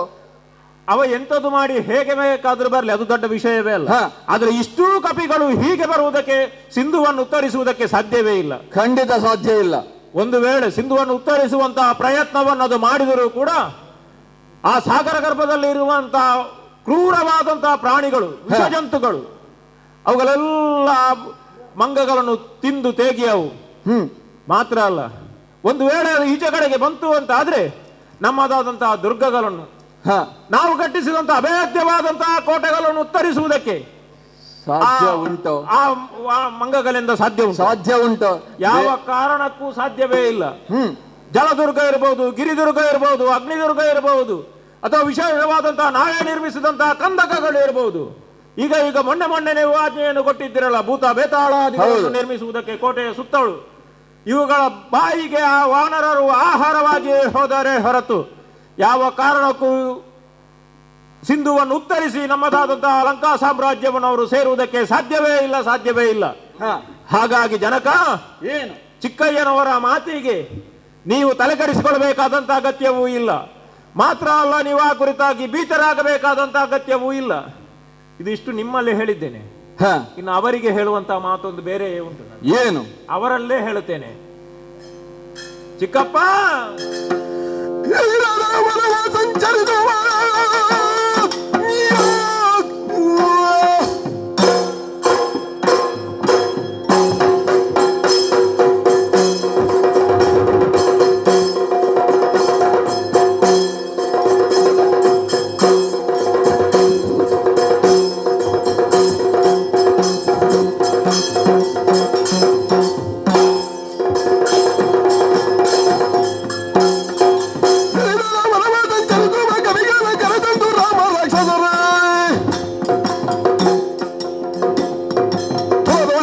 ಸೋಲಿಸುವಂತ ಮಾತತ್ತ ಇರಲಿಯ ಚೆಕ್ಕಯ್ಯನವರೇ. ಚಿಕ್ಕಪ್ಪ ಇಂದ್ರಾರಿ, ನನ್ನ ಅಪ್ಪನಿಗೆ ನೀವು ತಮ್ಮ. ನೀವು ಇಲ್ಲಿ ಚಿಕ್ಕಪ್ಪನಾಗಿಯೇ ಇರಬೇಕೆ ಹೊರತು ದೊಡ್ಡಪ್ಪನಾಗುವುದಕ್ಕೆ ಬೇಡ. ನಾನು ಪ್ರಯತ್ನಿಸಲು ಇಲ್ಲಲ್ಲ. ಎಂತದು ನೀವು?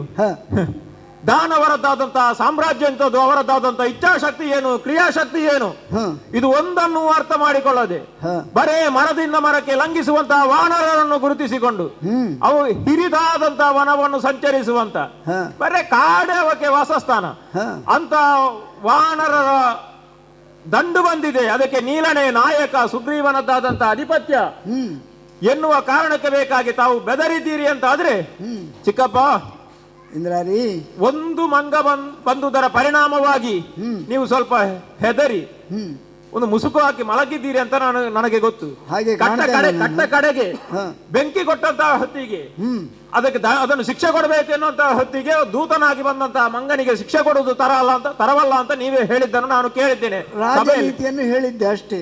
ಅದನ್ನು ನಮ್ಮ ತಂದೆಯವರು ಅಂಗೀಕರಿಸಿದ್ದಾರೆ. ಹಾಗಂತ ಎಲ್ಲಾ ಸಂದರ್ಭದಲ್ಲೂ ಅಪ್ಪ ಕೇಳುತ್ತಾರೆ ಅಂತ ನೀವು ಹೇಳಬಾರದು, ಕೇಳುವವರಿದ್ದಾರೆ ಅಂತ ಹೇಳಬಾರದು.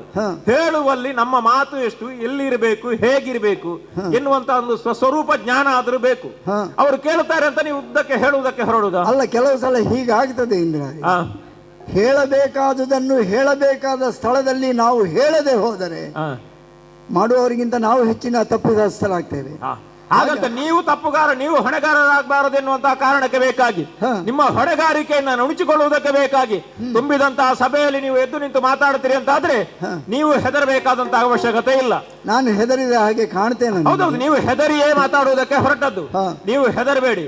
ಬಂದಂತಹ ವಾನರರಿಗೆ ಇಲ್ಲಿಗೆ ಬಂತು ಅಂತ ಆದ್ರೆ ಅವುಗಳಿಗೆ ತಕ್ಕದಾದಂತಹ ಉತ್ತರವನ್ನು ನಾವು ಕೊಡುತ್ತೇವೆ. ನೀವು ಸ್ವಲ್ಪ ಬಾಯಿ ಮುಚ್ಚಿಕೊಂಡು ಸುಮ್ಮನೆ ಕೂತ್ಕೊಳ್ಳಿ. ವಿಭೀಷಣ, ಇಂದ್ರಾರಿ,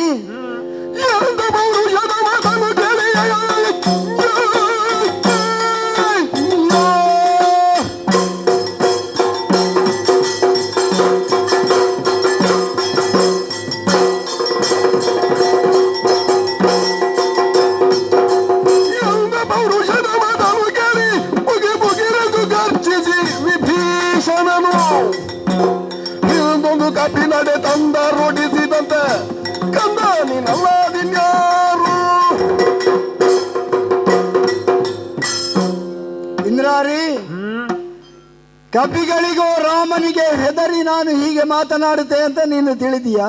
ಅಲ್ಲದೆ ಇದ್ರೆ ಮತ್ತಿನ್ನೇನು? ಅಥವಾ ನಿನ್ನ ಚಿಕ್ಕಪ್ಪನನ್ನು ಕೇವಲ ಚಿಕ್ಕಪ್ಪ ಅಂತ ಭಾವಿಸಿ ಈ ರೀತಿಯಾಗಿ ಕೇವಲದ ಮಾತುಗಳೇ?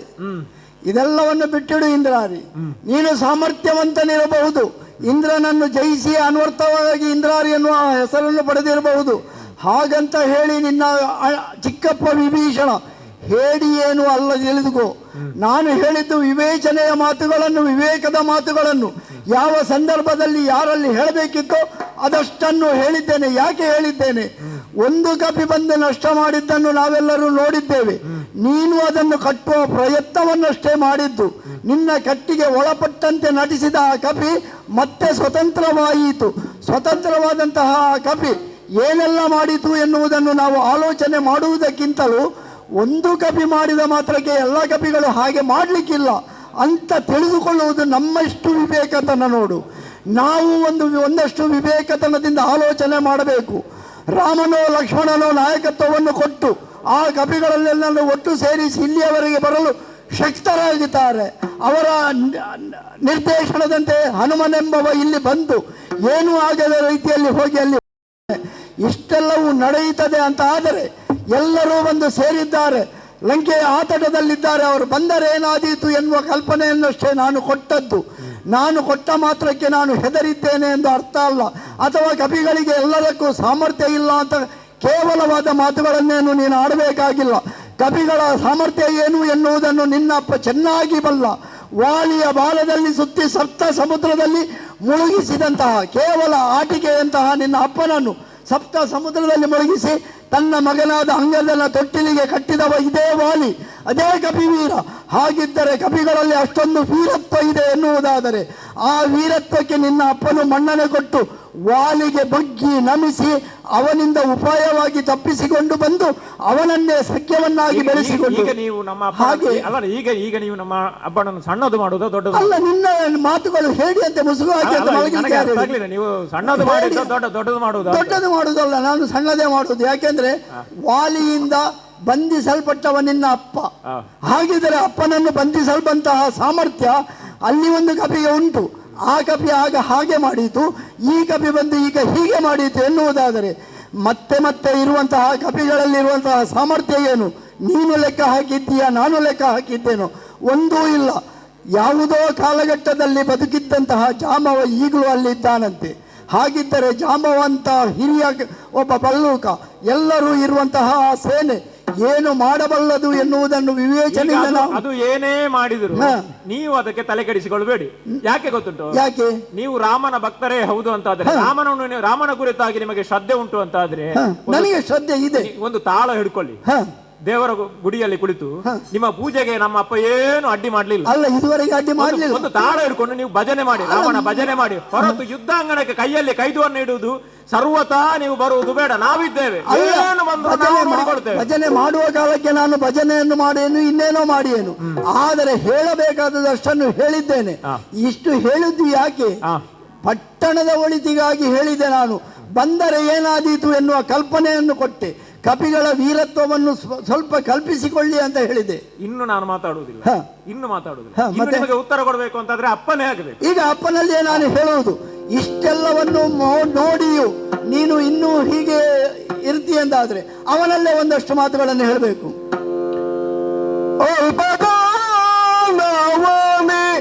ಭೂಷಣ ಖರ ತ್ರಿಚಿರ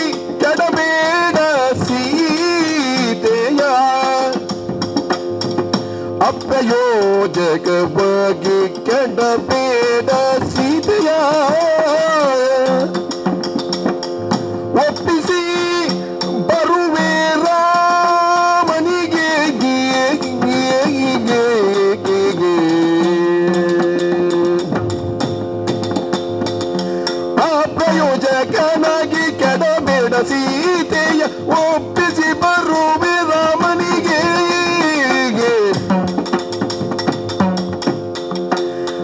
ಅಲ್ಪದಾನವರೇ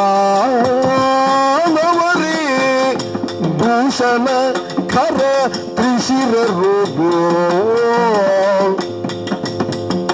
ಸ್ವಲ್ಪವೇ ಮಾವ ಮಾರಿ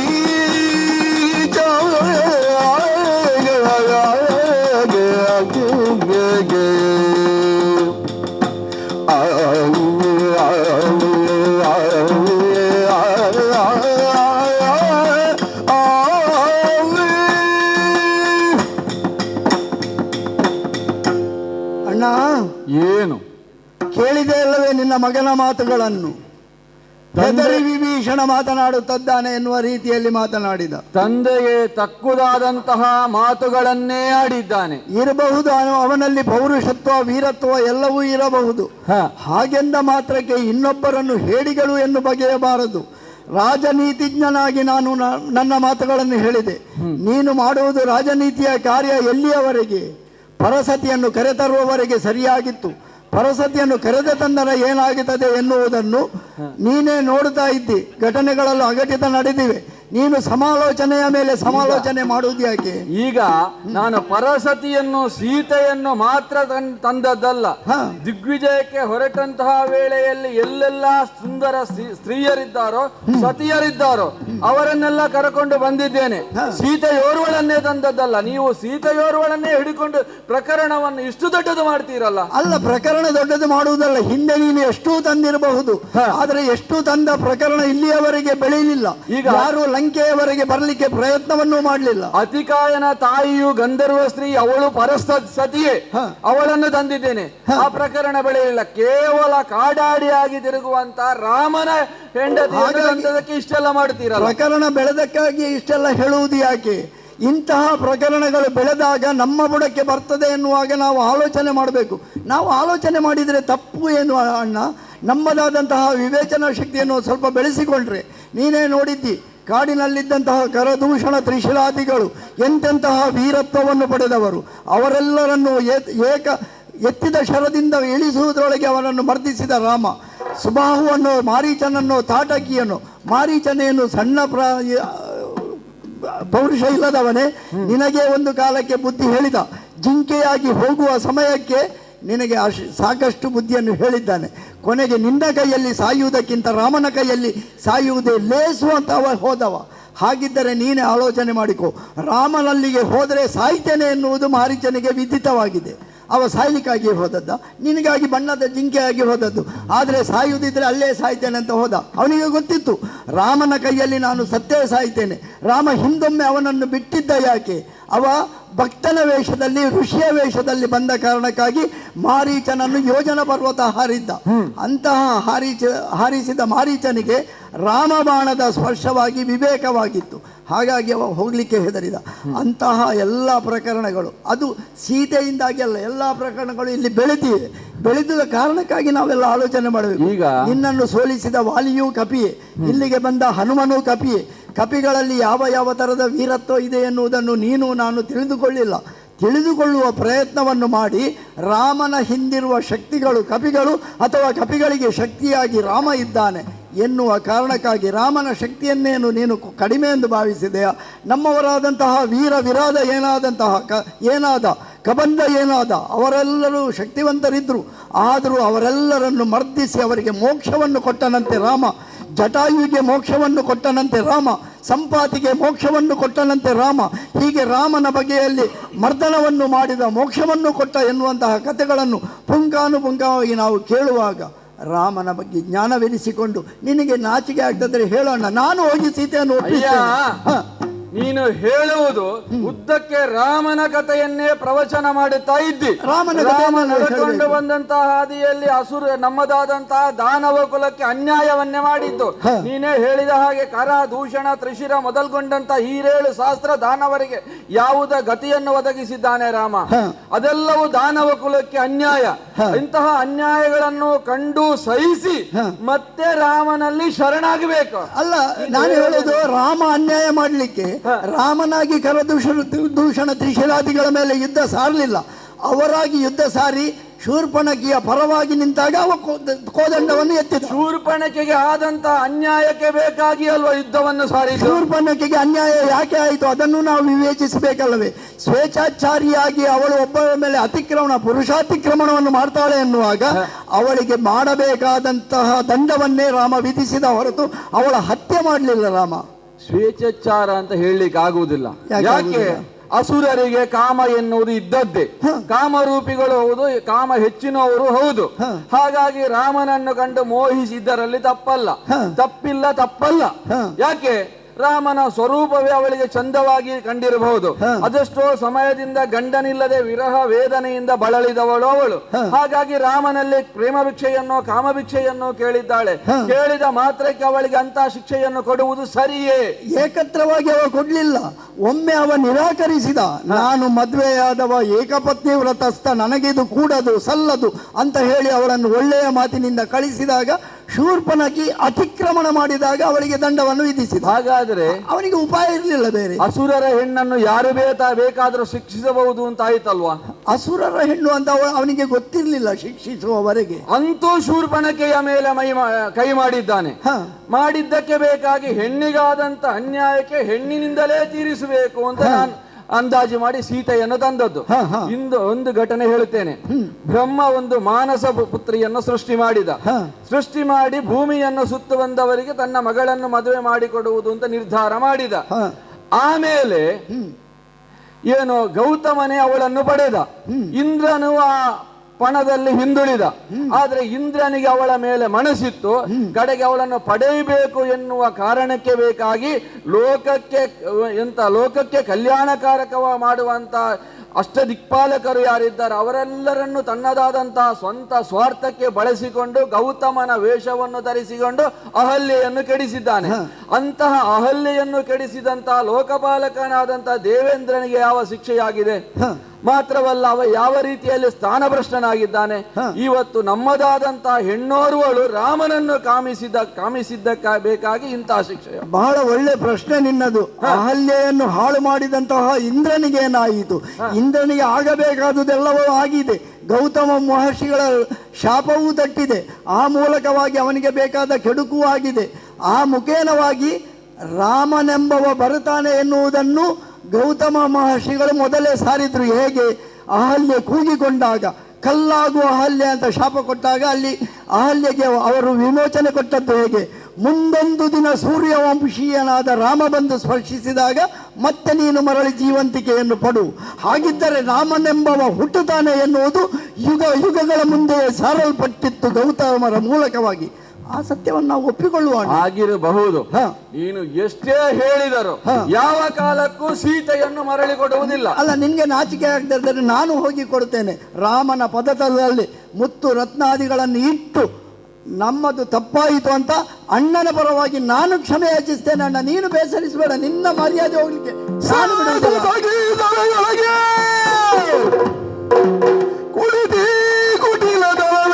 ವಿಗ್ರಹ ಸೋಗಿದಿ ಚಾಂದಿಗೆ ಹೋಗಿ ನಾನು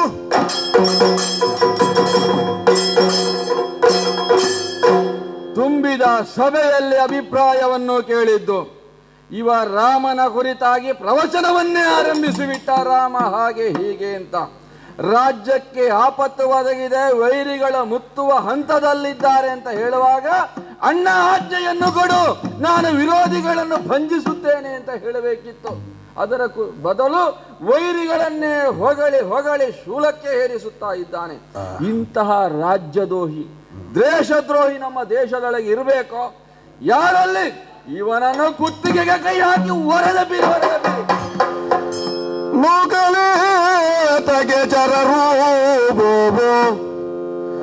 ನಾವೇ ನುಗಿಗೊಂಬೆವೆನುತ್ತ ಕಂಗಳ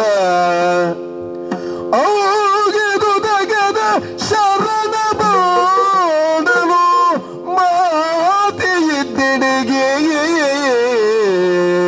ಶರಣ ಬೋದನು ಮಾತೆ ಇದ್ದಿಡಿಗೆ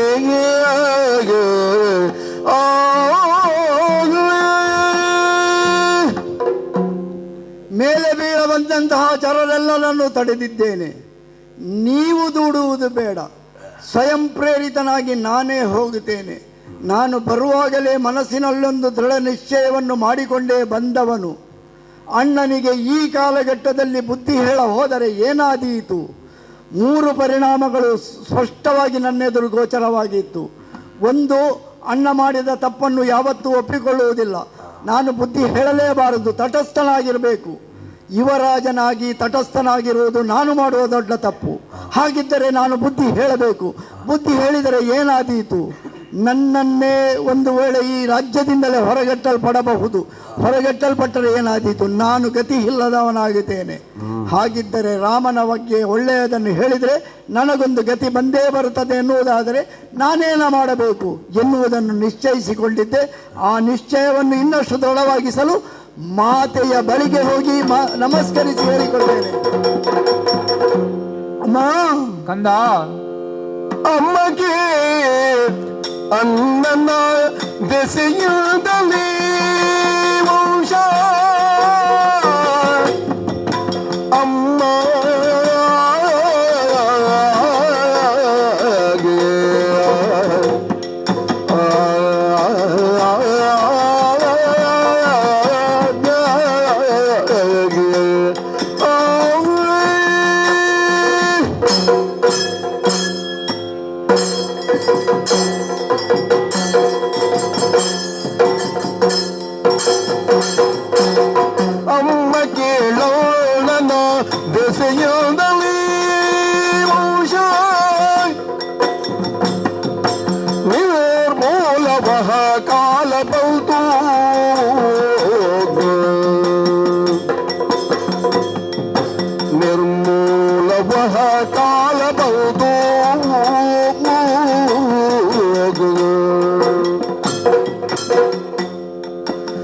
ಸುಮ್ಮನೆ ಮಧು ಬಿಂದು ಕಲಹ ಬೇಡಂದರೆ,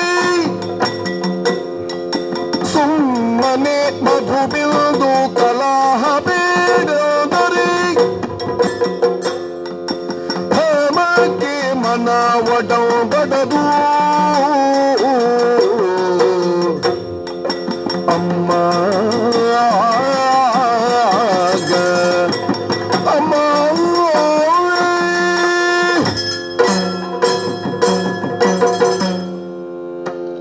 ಅಮ್ಮ. ಮಗನೇ, ಪಾದ ಪದ್ಮಗಳಿಗೆ ಮೊದಲಾಗಿ ವಂದಿಸಿಕೊಂಡಿದ್ದೇನೆ ಅಮ್ಮ.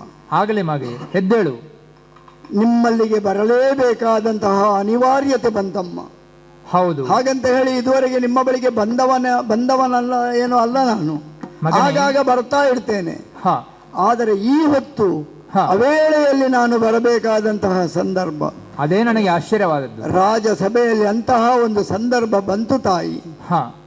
ಹೇಳಿ ಕೇಳಿ, ನಮ್ಮಣ್ಣ ರಾವಣೇಶ್ವರ ನಿನ್ನ ಜ್ಯೇಷ್ಠ ಪುತ್ರ. ನಿನಗೂ ಗೊತ್ತಿದೆ ಅವನ ಸ್ವಭಾವ ಏನು, ಗುಣಧರ್ಮ ಏನು ಎನ್ನುವುದು. ಹೌದು.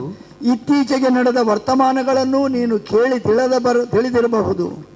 ಸ್ವಲ್ಪ ಸ್ವಲ್ಪ ತಿಳಿದುಕೊಂಡಿದ್ದೇನೆ ಮಗನೇ. ರಾಮನ ಪತ್ನಿ ಪರಸತಿ ಸೀತಾಮಾತೆಯನ್ನು ತಂದು ಅಶೋಕವನದಲ್ಲಿರಿಸಿದಂತಹ ರಾವಣೇಶ್ವರ ಅವಳನ್ನು ಒಲಿಸುವಂತಹ ಪ್ರಯತ್ನದಲ್ಲಿದ್ದಾನೆ. ಹೌದು. ಅದು ನಡೆಯದೆ ಹೋದಾಗ ಬೇರೆ ಬೇರೆ ರೀತಿಯ ಪ್ರಯತ್ನಗಳನ್ನೂ ಮಾಡುತ್ತಾ ಇದ್ದಾನೆ. ಇಲ್ಲಿ ಸೀತೆಯನ್ನು ಕಳೆದುಕೊಂಡಂತಹ ರಾಮ ಅನ್ವೇಷಣಾರ್ಥಿಯಾಗಿ ಲಂಕೆಯ ಆಚೆಯ ದಡದವರೆಗೆ ಬಂದು ತಲುಪಿದ್ದಾನೆ. 77 ಕೋಟಿ ಕಪಿಗಳ ಸಮೂಹ ಬಂದಿದ್ದಾನೆ ಎಂಬ ವಿಚಾರ ತಿಳಿದಿದೆ.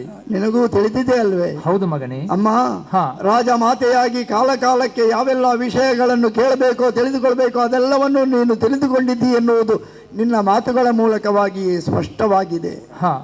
ಹಾಗಿದ್ದರೆ ಮೊನ್ನೆ ಬಂದು ಹೋದಂತಹ ಹನುಮನಿಂದ ಆದಂತಹ ಹಾನಿಯನ್ನು ರಾಮ ಲಕ್ಷ್ಮಣರು ಕಪಿವೀರರೊಡನೆ ಬಂದು ಆತಲದಲ್ಲಿ ಬೀಡು ಬಿಟ್ಟಿದ್ದಾರೆ ಎನ್ನುವ ವಾರ್ತೆಯನ್ನು ಕೇಳಿದಂತಹ ನಮ್ಮಣ್ಣ ಪಟ್ಟಣದ ಸುರಕ್ಷತೆಗಾಗಿ ಏನೆಲ್ಲ ಬೇಕೋ ಅದೆಲ್ಲವನ್ನೂ ಮಾಡಿದ್ದಾನೆ. ಅಭೇದ್ಯವಾದಂತಹ ಲಂಕೆಯನ್ನು ಇನ್ನಷ್ಟು ಅಭೇದ್ಯವನ್ನಾಗಿಸುವಂತಹ ಎಲ್ಲಾ ಪ್ರಯತ್ನವೂ ವಿದಿತವಾಗಿದೆ. ಒಬ್ಬ ರಾಜನಾಗಿ ಮಾಡಬೇಕಾದ ಎಲ್ಲವನ್ನು ಮಾಡಿದ್ದಾನೆ. ತಪ್ಪು ಅಂತ ನಾನು ಹೇಳುವುದಿಲ್ಲ. ಆದರೆ ಇಂದು ರಾಜ್ಯಸಭೆಯಲ್ಲಿ ಮೊನ್ನೆ ಒಮ್ಮೆ ಆಪ್ತ ಸಮಾಲೋಚನೆ ಕರೆದ, ಆಗಲೂ ಕೆಲವರು ಬುದ್ಧಿ ಹೇಳಿದ್ರು, ಇವತ್ತು ಕೆಲವರು ಹೇಳಿದ್ರು ಪರಸತಿಯನ್ನು ತಂದುದು ತಪ್ಪು ಅಂತ ಹೇಳ್ತಾರೆ, ಆದರೆ ಮಾಡಿದ್ದನ್ನು ಇನ್ನು ಬಿಡುವುದು ಬೇಡ ಅಂತ ಹೇಳ್ತಾರೆ. ಆದರೆ ನಾನು ಹಾಗಲ್ಲ. ಪರಸತಿಯನ್ನು ತಂದುದು ತಪ್ಪು. ರಾಮನ ಯೋಗ್ಯತೆಯನ್ನು, ಸೀತೆಯ ಯೋಗ್ಯತೆಯನ್ನು ಕಂಡು ಕೇಳಿ ತಿಳಿದುಕೊಂಡು ಅವಳನ್ನು ಬಿಟ್ಟು ಬಿಡಬೇಕು. ಯೋಗ್ಯತೆಯಿಂದ ಬಿಡುವ. ನಮಗೆ ಆಗದಿದ್ರೆ ನಾನು ಹೋಗಿ ರಾಮನ ಪದತಲಲ್ಲಿ ಬಿಟ್ಟು ಬೇಡಿಕೊಳ್ತೇನೆ ಅಂತ ಹೇಳಿದೆ. ಆಗಲೂ ಅಣ್ಣ ಪರಿಣಾಮವೇನಾಯಿತು ಮಗನೇ? ನನ್ನನ್ನೇ ಸಭೆಯಿಂದ ನೂಕುವ, ರಾಜ್ಯದಿಂದಲೇ ಹೊರದೂಡುವ ಪ್ರಯತ್ನವನ್ನು ನಮ್ಮಣ್ಣ ಮಾಡಿದ. ಮಗ ಹಾಗಿದ್ದರೆ ನಮ್ಮಣ್ಣನ ಪ್ರಯತ್ನ ಏನು, ನಮ್ಮಣ್ಣನ ಗುರಿ ಏನುವುದು ಎನ್ನುವುದು ಸ್ಪಷ್ಟವಾಯಿತು ಅವನ ಮಾತುಗಳಲ್ಲಿ. ನನ್ನ ರಾಮನ ಕುರಿತಾದ ಮಾತುಗಳು ಅವನಿಗೆ ಪಥ್ಯವಾಗುವುದಿಲ್ಲ. ಅಮ್ಮ ಸೀತಾ ಮಾತೆಯನ್ನು ಯಾವ ಕಾರಣಕ್ಕೂ ಬಿಟ್ಟುಕೊಡುವುದಿಲ್ಲ ಎಂದು ಹೇಳುತ್ತಾನೆ. ಅವನ ಮಾತಿಗೆ ದನಿಯಾಗಿ ಅವನ ಮಗ ಇಂದ್ರಜಿತು ಆಗಲಿ ನಮ್ಮವರಾಗಲಿ ಎಲ್ಲರೂ ದನಿ ಸೇರಿಸ್ತಾರೆ.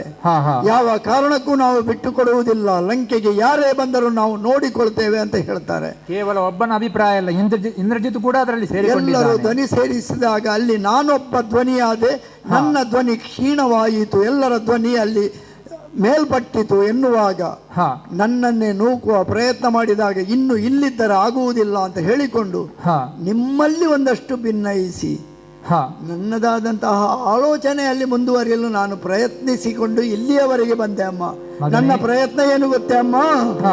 ಇದರಾಗಿ ರಾಮನ ಬಾಣದಿ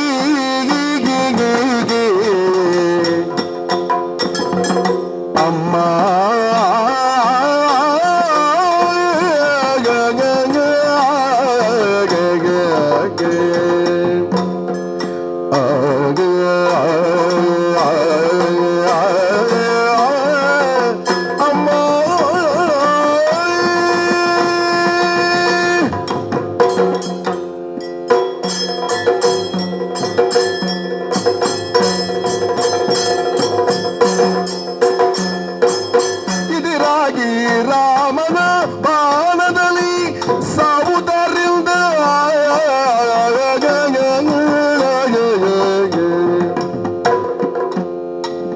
ಮೊದಲಾಗಿ ಪೋಪರಾಘವನ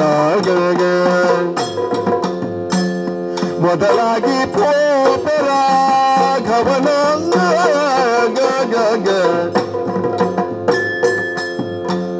ಪದಕಮಲವ ಸೇರ್ದು ಪಡೆದು ಕಾರುಣ್ಯವ ಪದಕಮಲವ ಸೇರ್ದು ಪಡೆದು ಕಾರುಣ್ಯವ ಬದುಕುವೆ ಪಾಲಿಸಪ್ಪನೆಯ ಗಗಯೇ ಪದಕಮಲವ ಸೇರ್ದು ಪಡೆದು ಕಾರುಣ್ಯವ ಬದುಕುವೆ ಪಾಲಿಸಪ್ಪನೆಯ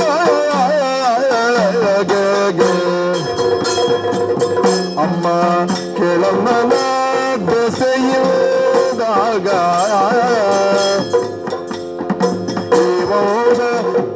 ನಿರ್ನಾಮವ ಕಾಲ ಬಂತು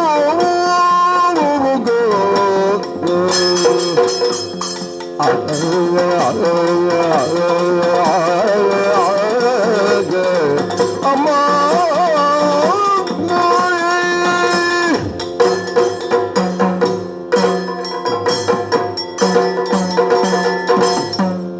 ಅಮ್ಮ ಕಂದ, ನಿನ್ನವರೆಗೆ ಬರಲು ನಾನು ಕಾರಣ ಇದೆ ಅಮ್ಮ.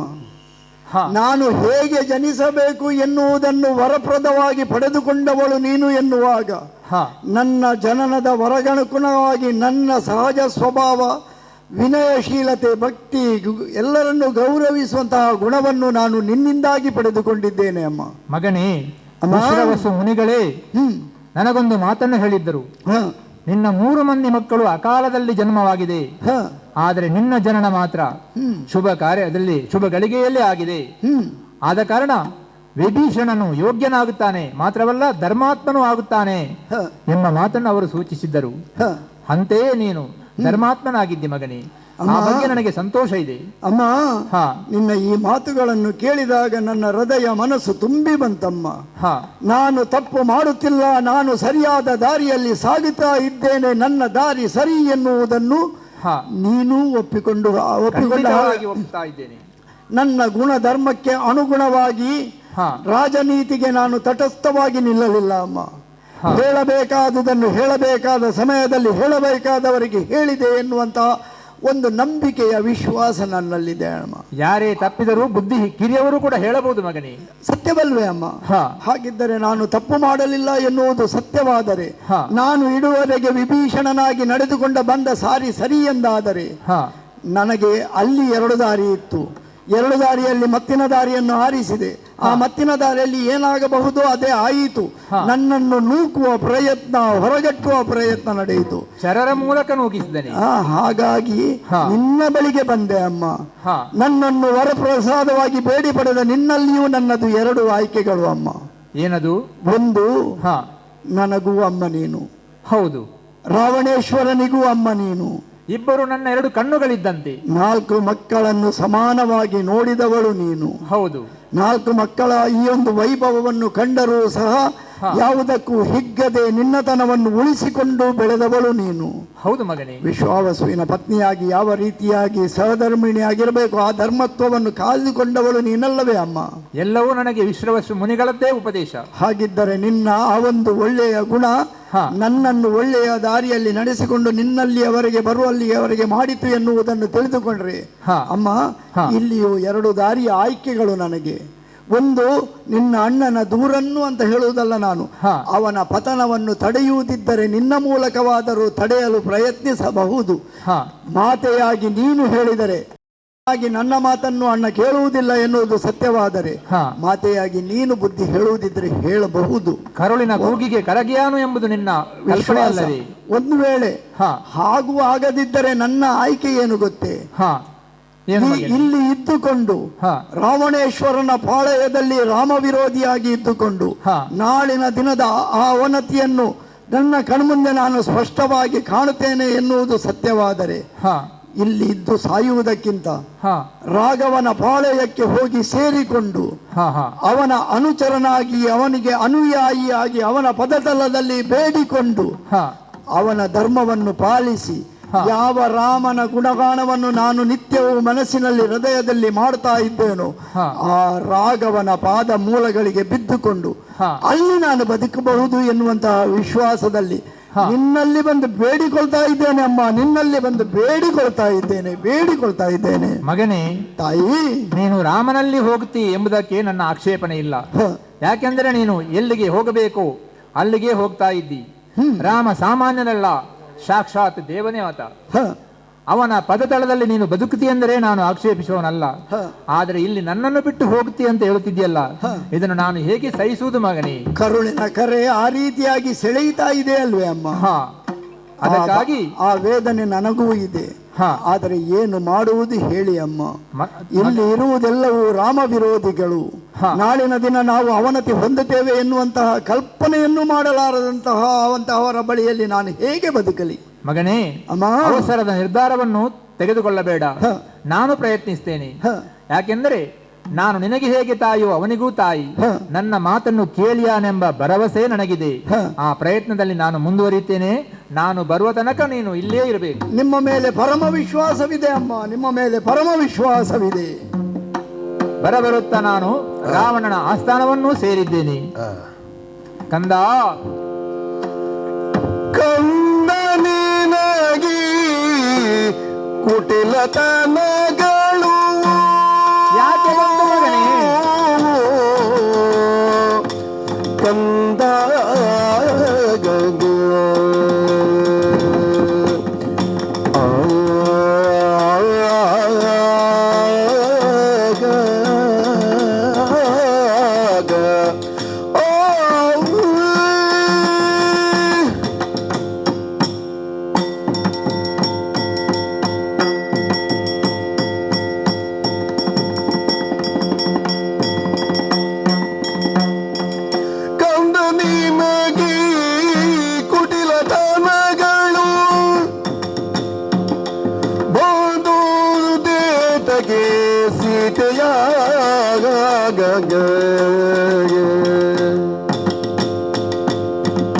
ತಂದು ಕೋಲಕಪ ಕೀರ್ತಿ ನಮ್ಮನು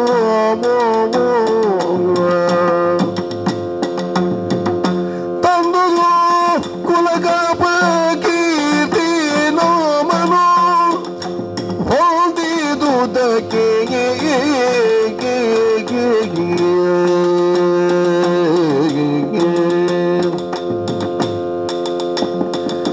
ಕಂದ ನಿನಗೆ ಕುಟಿಲತನಗಳು ಬಂದುದೇ ತಗೆ ಸೀತೆಯ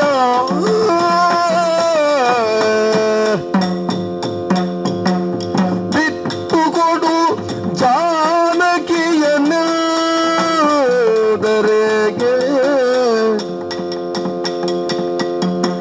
ಬಿಟ್ಟುಕೊಡು ಜಾನಕಿಯನೆದರೆ ಸಿಟ್ಟು ಮಾಡಿ ತಮ್ಮನ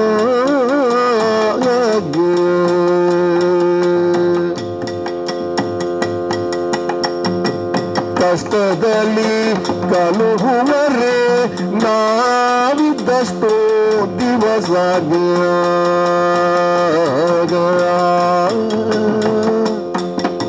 ಕಂದ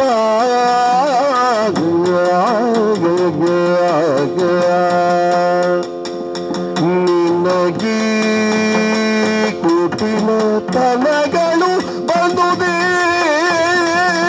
ತಗೆ ಮಗನೇ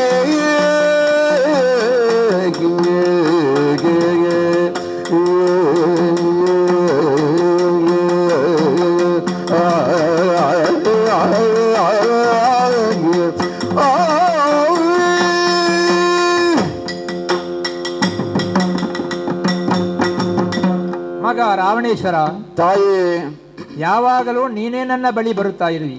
ಹೌದು ಇವತ್ತು ನಾನೇ ನಿನ್ನ ಬಳಿಗೆ ಬರುವಂತಹ ಪರಿಸ್ಥಿತಿ ಒದಗಿದೆ. ತಾಯಿ, ಒಂದೆರಡು ಮಾತುಗಳನ್ನು ಆಡುವಂತ ಅವಕಾಶ ಇದೆಯೇ ಮಗನೇ ನನಗೆ? ನಿನ್ನ ಅಶ್ರುಧಾರೆಯೇ ಹಾ, ಇವತ್ತು ಇಷ್ಟು ದೊಡ್ಡದಾದಂತಹ ಸಾಮ್ರಾಜ್ಯದ ಸ್ಥಾಪನೆಗೆ ಹೇತುವಾಗಿದೆ ಅಲ್ಲವೇ? ಹಾಗಂತ ಹೇಳಿ ಒಂದು ದಿವಸವೂ ನೀನು ರಾಜಸಭೆಗೆ ವಿಜಯಂಗೈದವಳಲ್ಲ. ಹಾ, ಆದರೆ ಇವತ್ತು ಯಾಕೆ ಬಂದೆ ಅಂತ ನನಗೆ ಅರ್ಥವಾಗುತ್ತಾ ಇಲ್ಲ. ಮಗನೇ, ಏನು? ಈ ಲಂಕೆಯನ್ನು ನಾನು ಮರುಸ್ಥಾಪಿಸಲಿಕ್ಕೆ ಪಟ್ಟ ಕಷ್ಟ ಏನೆಂಬುದು ನಾನು ನಿನಗೆ ಮೊದಲೇ ತಿಳಿಸಿರುವೆನು. ಹೌದು. ಒಂದೊಮ್ಮೆಗೆ ನೀನು ನನ್ನ ಮಡಿಲಲ್ಲಿ ಕುಳಿತು ಹ ನಿನ್ನನ್ನು ಜೋಗಲವಾಡುತ್ತಿರುವಂತಹ ಸಂದರ್ಭದಲ್ಲಿ ಹ ನಾನು ಕಳೆದು ಹೋದಂತಹ ಘಟನೆಯನ್ನು ನೆನೆದು ನನ್ನ ಕಣ್ಣಿನಲ್ಲಿ ನೀರು ಹರಿಯಿತು. ಹೌದಮ್ಮ. ಆಗ ನೀನು ನನಗೆ ಪ್ರಶ್ನೆಯನ್ನು ಮಾಡಿದ್ದಿ, ಹ ಅಮ್ಮ ನಿಮ್ಮ ಕಣ್ಣೀರಿಗೆ ಕಾರಣವೇನು ಎಂಬುದಾಗಿ. ಹ ಆಗ ನಡೆದ ಘಟನೆಗಳನ್ನು ನಾನು ತಿಳಿಸಿದೆ. ಹ ನಮ್ಮ ಲಂಕೆಯು ದೇವತೆಗಳಿಂದ ಅದು ಕೈತಪ್ಪಿ ಹೋಗಿದೆ, ಕುಬೇರನ ಪಾಲಾಗಿದೆ ಎಂಬುದಾಗಿ. ಪರರವಶವಾಗಿದ್ದಂತಹ ಲಂಕೆ ಮತ್ತೆ ನಮ್ಮ ಕೈ ಸೇರಬೇಕು ಅಲ್ಲವೇ? ಹೌದು. ಆಗ ನನ್ನ ತಂದೆ ಸುಮಾಲಿ ನನಗೊಂದು ಹಿತವಚನವನ್ನು ಹೇಳಿದರು. ಹ ಮಗಳೇ, ನೀನು ಹೋಗಿ ವಿಶ್ರವಸುವಿನ ಸೇವೆಯನ್ನು ಮಾಡಬೇಕು. ಹ ಹಾಗೆ ಮಾಡುತ್ತಾ ಮಾಡುತ್ತಾ ಅವರ ಪ್ರೀತಿಯನ್ನು ಸಂಪಾದಿಸಿ ಅವರಿಂದ ನೀನು ಮಕ್ಕಳನ್ನು ಪಡೆಯಬೇಕೆಂಬುದಾಗಿ. ಹ ಹಾಗೆ ಅವರ ಸೇವೆಯನ್ನು ಮಾಡಿ ಮಕ್ಕಳನ್ನು ಪಡೆದೆ. ಆದರೆ ಏನು ಮಾಡುವುದು, ನನ್ನ ದುರದೃಷ್ಟವೋ ಏನಾಯ್ತು? ಅದೃಷ್ಟವೋ ಗೊತ್ತಿಲ್ಲ. ಏನಾಯ್ತು? ಅಕಾಲ ಗಳಿಗೆಯಲ್ಲಿ ಅವರು ನನ್ನನ್ನು ಕೂಡಿದ ಕಾರಣ ಹ ಅವರೇ ಹೇಳಿದರು, 3 ಮಕ್ಕಳು ನಿನಗೆ ಅವರು ಸ್ವಲ್ಪ ದುರ್ಬುದ್ಧಿಯಿಂದ ಹುಟ್ಟುತ್ತಾರೆ ಎಂಬುದಾಗಿ. ಈಗ ರಾವಣನಿಗೇನು ದುರ್ಬುದ್ಧಿ ಉಂಟು? ರಾವಣನಿಗೆ ದುರ್ಬುದ್ಧಿ ಬಂದಿದೆ ಅಂತ ನಾನು ಹೇಳುವುದಲ್ಲ, ಮತ್ತೆ ಮುಂದೆ ಅದನ್ನು ಸೂಚಿಸ್ತೇನೆ ನಾನು. ಹ ಹೇಳು. ಒಬ್ಬ ವೈಷ್ಣವನಾದ ಹ ಆತನೇ ವಿಭೀಷಣ. ಹ ಮಗನೇ, ನೀನು ಗಳಿಸಿದಂತಹ ಕೀರ್ತಿಗೆ ನನ್ನದು ಯಾವತ್ತೂ ನಾನು ಸಂತೋಷ ಪಟ್ಟವಳೆ. ಹ ಯಾಕೆ ಗೊತ್ತೇ? ನಾನು ಕಳೆದುಕೊಂಡಂತಹ ಆ ಲಂಕೆಯನ್ನು ಕುಬೇರನಿಂದ ನೀನು ಮರಳಿ ಪಡೆಯುವಲ್ಲಿ ನೀನು ಯಶಸ್ವಿಯಾದೆ. ಹ ನನ್ನ ಉದ್ದೇಶವೂ ಅದೇ ಆಗಿತ್ತು, ನನ್ನ ತಂದೆಯ ಉದ್ದೇಶವೂ ಅದೇ ಅಲ್ಲವೇ ಮಗ? ಹೀಗೆ ನಮ್ಮ ಆಶೆಯನ್ನು ಎಲ್ಲವನ್ನೂ ನೀಡಿ ಈಡೇರಿಸಿದೆ. ಚತುರ್ದಶ ದಲ್ಲಣನಾಗಿದ್ದೆ ನೀನು, ಭುವನದಲ್ಲನಾದೆ.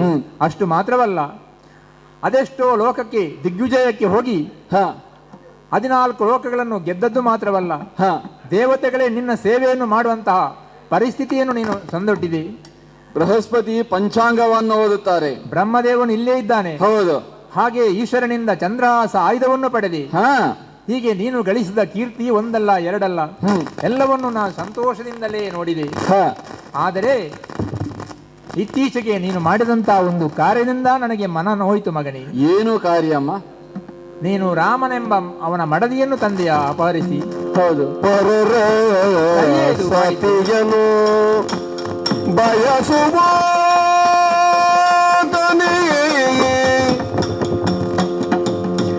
ನರಕ ಪಾತ್ರನು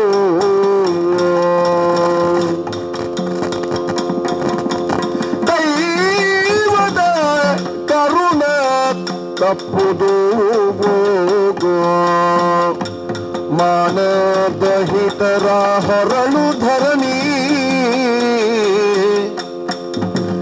ಮಾನದಹಿತರ ಹೊರಳು ಧರಣಿ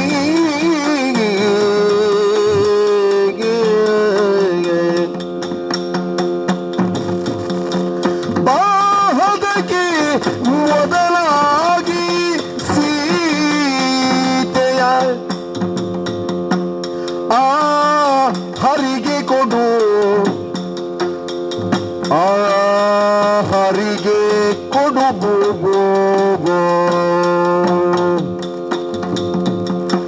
ರಾಮನ ಸ್ನೇಹದಲ್ಲಿ ಸುಖ ಪಡೆಯೋ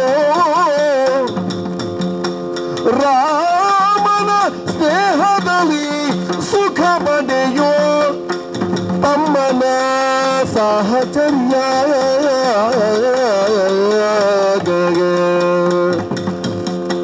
ಪರರ ಸತಿಯನು ಬಯಸುವಾತನೆ ನರಕ ಪಾತ್ರನು ಕಂದ ಕಂದ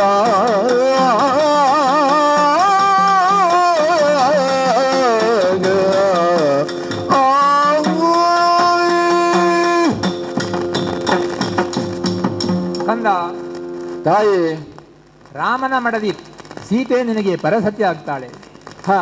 ಆ ಪರಸತಿಯನ್ನು ನೀನು ಕದ್ದು ತಂದು ಇಲ್ಲಿ ವನದಲ್ಲಿ ಇರಿಸಿದ್ಯಂತೆ. ಅದು ನೀನು ಮಾಡಿದ್ದು ಸರಿಯಲ್ಲ ಅಂತ ನಾನು ಹೇಳುತ್ತಾ ಇದ್ದೇನೆ ಮಗ. ನಿನಗೆ ರಾಮನಲ್ಲಿ ದ್ವೇಷ ಇದ್ದದ್ದು ಯಾಕೆ? ನಿನ್ನ ತಂಗಿಗೆ ಅವಮಾನ ಮಾಡಿದಳು ಎಂಬುದಲ್ಲವೇ? ಆ ದ್ವೇಷವನ್ನು ನೀನು ಈ ರೀತಿ ತೀರಿಸಿಕೊಳ್ಳುವುದು ಸರಿಯೇ ಮಗನೇ? ನಿನಗೆ ಪರಾಕ್ರಮ ಇದ್ದರೆ ರಾಮನಲ್ಲಿ ಹೋರಾಡಿ ಅವನಲ್ಲಿ ಯುದ್ಧ ಮಾಡಿ ಅವನನ್ನು ಸೋಲಿಸಬಹುದಿತ್ತು, ಅಥವಾ ಹಗೆತನವನ್ನು ಸೇರಿಸಿಕೊಳ್ಳಬಹುದಿತ್ತು. ಅದರ ಬದಲಾಗಿ ಪರರ ಸತಿಯನ್ನು ಇಟ್ಟುಕೊಳ್ಳುವುದು ಅದು ನಿನಗೆ ಭೂಷಣವಲ್ಲ ಮಗನೇ. ನೀನು ಗಳಿಸಿದ ಕೀರ್ತಿಗೆ ಅದು ಕಳಂಕ ಬರುತ್ತದೆ ಮಗನೇ. ಬಿಳಿ ಬಟ್ಟೆಯಲ್ಲಿ ಕಪ್ಪು ಚುಕ್ಕೆಯೊಂದು ಉಂಟಾದರೆ ಎದ್ದು ಕಾಣುವುದು ಕಪ್ಪು ಚುಕ್ಕೆಯಲ್ಲವೇ ಮಗನೇ? ನೀನು ಮಾಡಿದ್ದು ಅಷ್ಟೇ. ಪರರ ಸತಿಯನ್ನು ಬಯಸಿದೆ. ಇದು ನಿನ್ನಂತಹ ರಾಜನಿಗೆ ಭೂಷಣವಲ್ಲ ಮಗನೇ. ಈ ಹಿಂದೆ ಪರರ ಸತಿಯನ್ನು ಬಯಸಿದವರು ಏನಾದರೂ ಮಗನೇ? ಹಿರಣ್ಯಾಕ್ಷನು ಭೂದೇವಿಯನ್ನು ಬಯಸಿದ. ಆ ಭೂದೇವಿ ಕೊನೆಗೆ ನಾರಾಯಣನ ಸಹಾಯವನ್ನು ಪಡೆದಳು ತನ್ನ ರಕ್ಷಣೆಗಾಗಿ. ವರಹ ಅವತಾರವನ್ನು ತಾಳಿ ಹಿರಣ್ಯಾಕ್ಷನನ್ನು ಕೊಂದಳು. ಹಾಗೆಯೇ ದೇವೇಂದ್ರ ಏನು ಮಾಡಿದ? ಗೌತಮನ ವೇಷವನ್ನು ಹಾಕಿ ಅಹಲ್ಯೆಯನ್ನು ಕೂಡಲಿಕ್ಕೆ ಹೋದ. ಅವನು ಪರಸತಿಯಲ್ಲವೇ? ಅವನಿಗೂ ಶಾಪ ಒದಗಿತಲ್ಲವೇ ಮಗನೇ? ಹೀಗೆ ಪರಸತಿಯಿಂದ ಅನೇಕ ದುರ್ಘಟನೆಗಳು ನಡೆದು ಹೋಗಿದೆ. ಆದ ಕಾರಣ ಹೇಳುತ್ತಿದ್ದೇನೆ, ಪರಸತಿಯಿಂದ ನೀನು ಮಾಡಿದು ತುಂಬಾ ತಪ್ಪು ಮಗನೇ. ಅದಕ್ಕಾಗಿ ನಿನ್ನ ತಮ್ಮ ನ್ಯಾಯವನ್ನು ಹೇಳಿದ. ಪರಸತಿಯನ್ನು ರಾಮನಿಗೆ ಅವನ ಮಡದಿಯನ್ನು ಒಪ್ಪಿಸುವಂದೆಡೆ ನೀನು ಅವನನ್ನು ಸಭೆಯಿಂದಲೇ ನೂಕಿಸಿದ್ದೆ ಅಂತಲ್ಲವೇ ಮಗನೇ? ಅವನು ನನಗೆ ಮಗನಲ್ಲವೇ ಮಗನೇ? ನೀವಿಬ್ಬರು ಒಟ್ಟಾಗಿ ಬಾಳುವುದನ್ನು ನೋಡ್ಲಿಕ್ಕೆಲ್ಲವೇ ನಾನು ಈ ತಾಯಿ ಇರುವುದು. ಎಂತಹ ದುಷ್ಟತನದ ಕೆಲಸವನ್ನು ನೀನು ಮಾಡಿಬಿಟ್ಟೆ. ನಿನ್ನ ತಮ್ಮನನ್ನು ಸಭೆಯಿಂದ ನೂಕಿಸಿದ್ದು ನೀನು ಅನ್ಯಾಯ ಮಾಡಿದಲ್ಲವೇ ಮಗನೇ? ಅವಮಾನ ಮಾಡಿದ್ದಲ್ಲವೇ ಮಗನೇ? ಹೀಗೆ ಮಾಡಬಹುದೇ ನೀನು?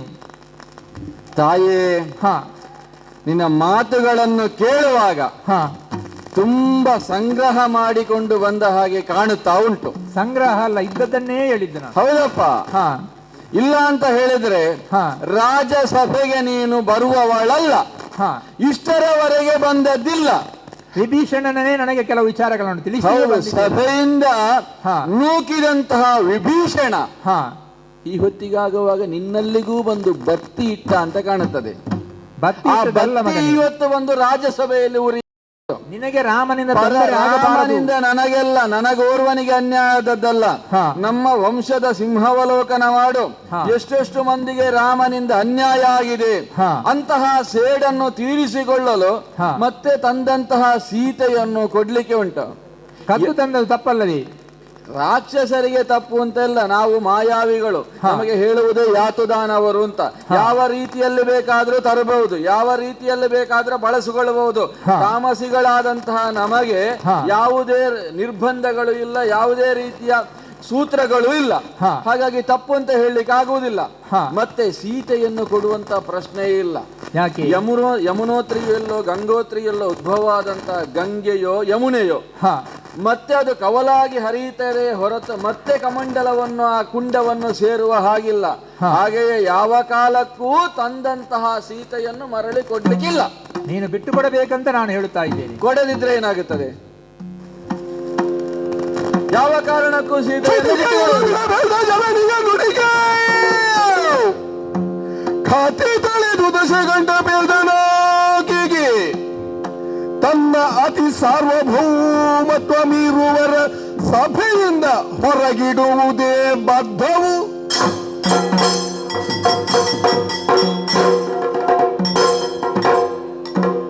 ಅಮ್ಮ ಅಂದ ಹರಿಯೇ ರಾಮನಾಗಿ ಅವತರಿಸಿದ್ದಿ ಅಂತ ನೀನು ಹೇಳುತ್ತಾ ಇದ್ದಿ. ನಿನಗೆ ತಿಳಿಸಿದ್ದಾಳೆ. ವಿಭೀಷಣನು ಹೇಳುತ್ತಾ ಇದ್ದಾನೆ.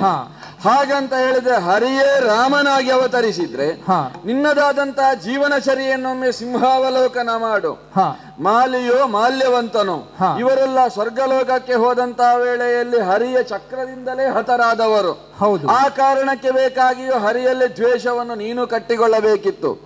ನೀನೇ ಹೇಳಿದ್ದಿ ನಮಗಾಗಿ ನಮಗೆ ನೆಲೆ ಇಲ್ಲ, ನಮಗೆ ಸರಿಯಾದಂತಹ ಒಂದು ಬೆಲೆ ಇಲ್ಲ, ಅವಕಾಶವನ್ನು ಮಾಡಿಕೊಡ್ಬೇಕು ಅಂತ ನೀನೇ ಕಣ್ಣೀರು ಸುರಿಸಿದ್ದಿ. ಹರಿಯ ದೇಶವನ್ನು ಕಟ್ಟಿಕೊಂಡ ಪರಿಣಾಮ ಏನೆಂಬುದನ್ನು ಚೆನ್ನಾಗಿ ಬಳ್ಳಿ. ಹಾಗಾದ್ರೆ ಹಾಗೆ ಆಗಬಾರದಂತ ಹೇಳ್ತಾ ಇದ್ದೇನೆ.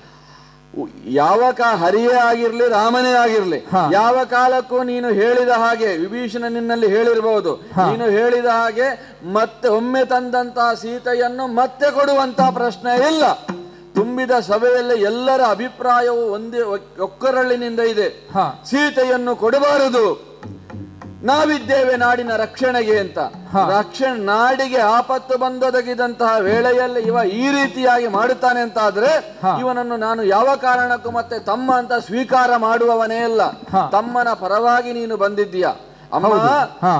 ನಿನ್ನ ಮಗಳಿಗಾದಂತ ದುಸ್ಥಿತಿಯನ್ನೊಮ್ಮೆ ನೋಡು, ಯಾವ ರೀತಿಯ ದುಸ್ಥಿತಿ ಬಂದೊದಗಿದೆ ಅಂತ. ಅವಳು ಅಹಂಕಾರದಿಂದ ಪಡೆಕೊಂಡದ್ದು. ಪುರುಷಾತಿಕ್ರಮಣವನ್ನು ಮಾಡಿದಳು ಅವಳು. ಪುರುಷಾತಿಕ್ರಮಣ ಮಾಡುವುದು ದಾನವರಿಗೆ ತಪ್ಪೇ. ಅದ ಕಾರಣ ಅವನು ಶಿಕ್ಷೆ ಆಯ್ತು.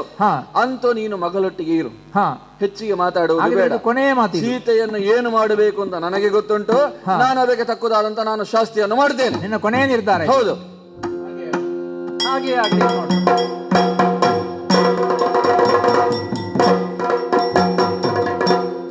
ಅಚ್ಯುತೋ ಕೇಶವೋ ಕೃಷ್ಣ ನಾರಾಯಣೋ ವಾಸುದೇವಂ ಭಜೇ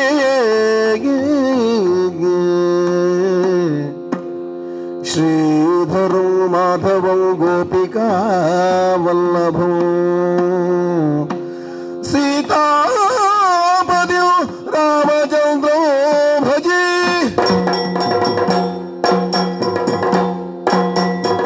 ಭೂಮಿಯ ದಾನವ ಬೇಟಿದಗೆ ತೋದಿಲ್ನತ್ತಿ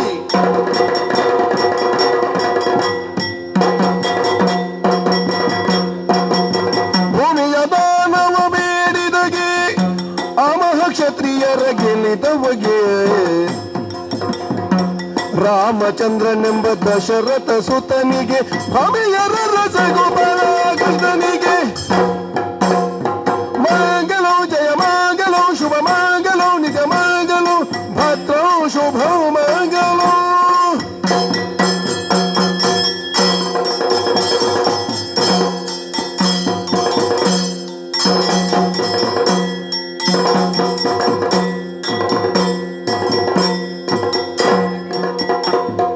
ಕರದೊಳು ಪರಶೋಭ ಶಾಂಕುಶಾಧಾರಿಗೆ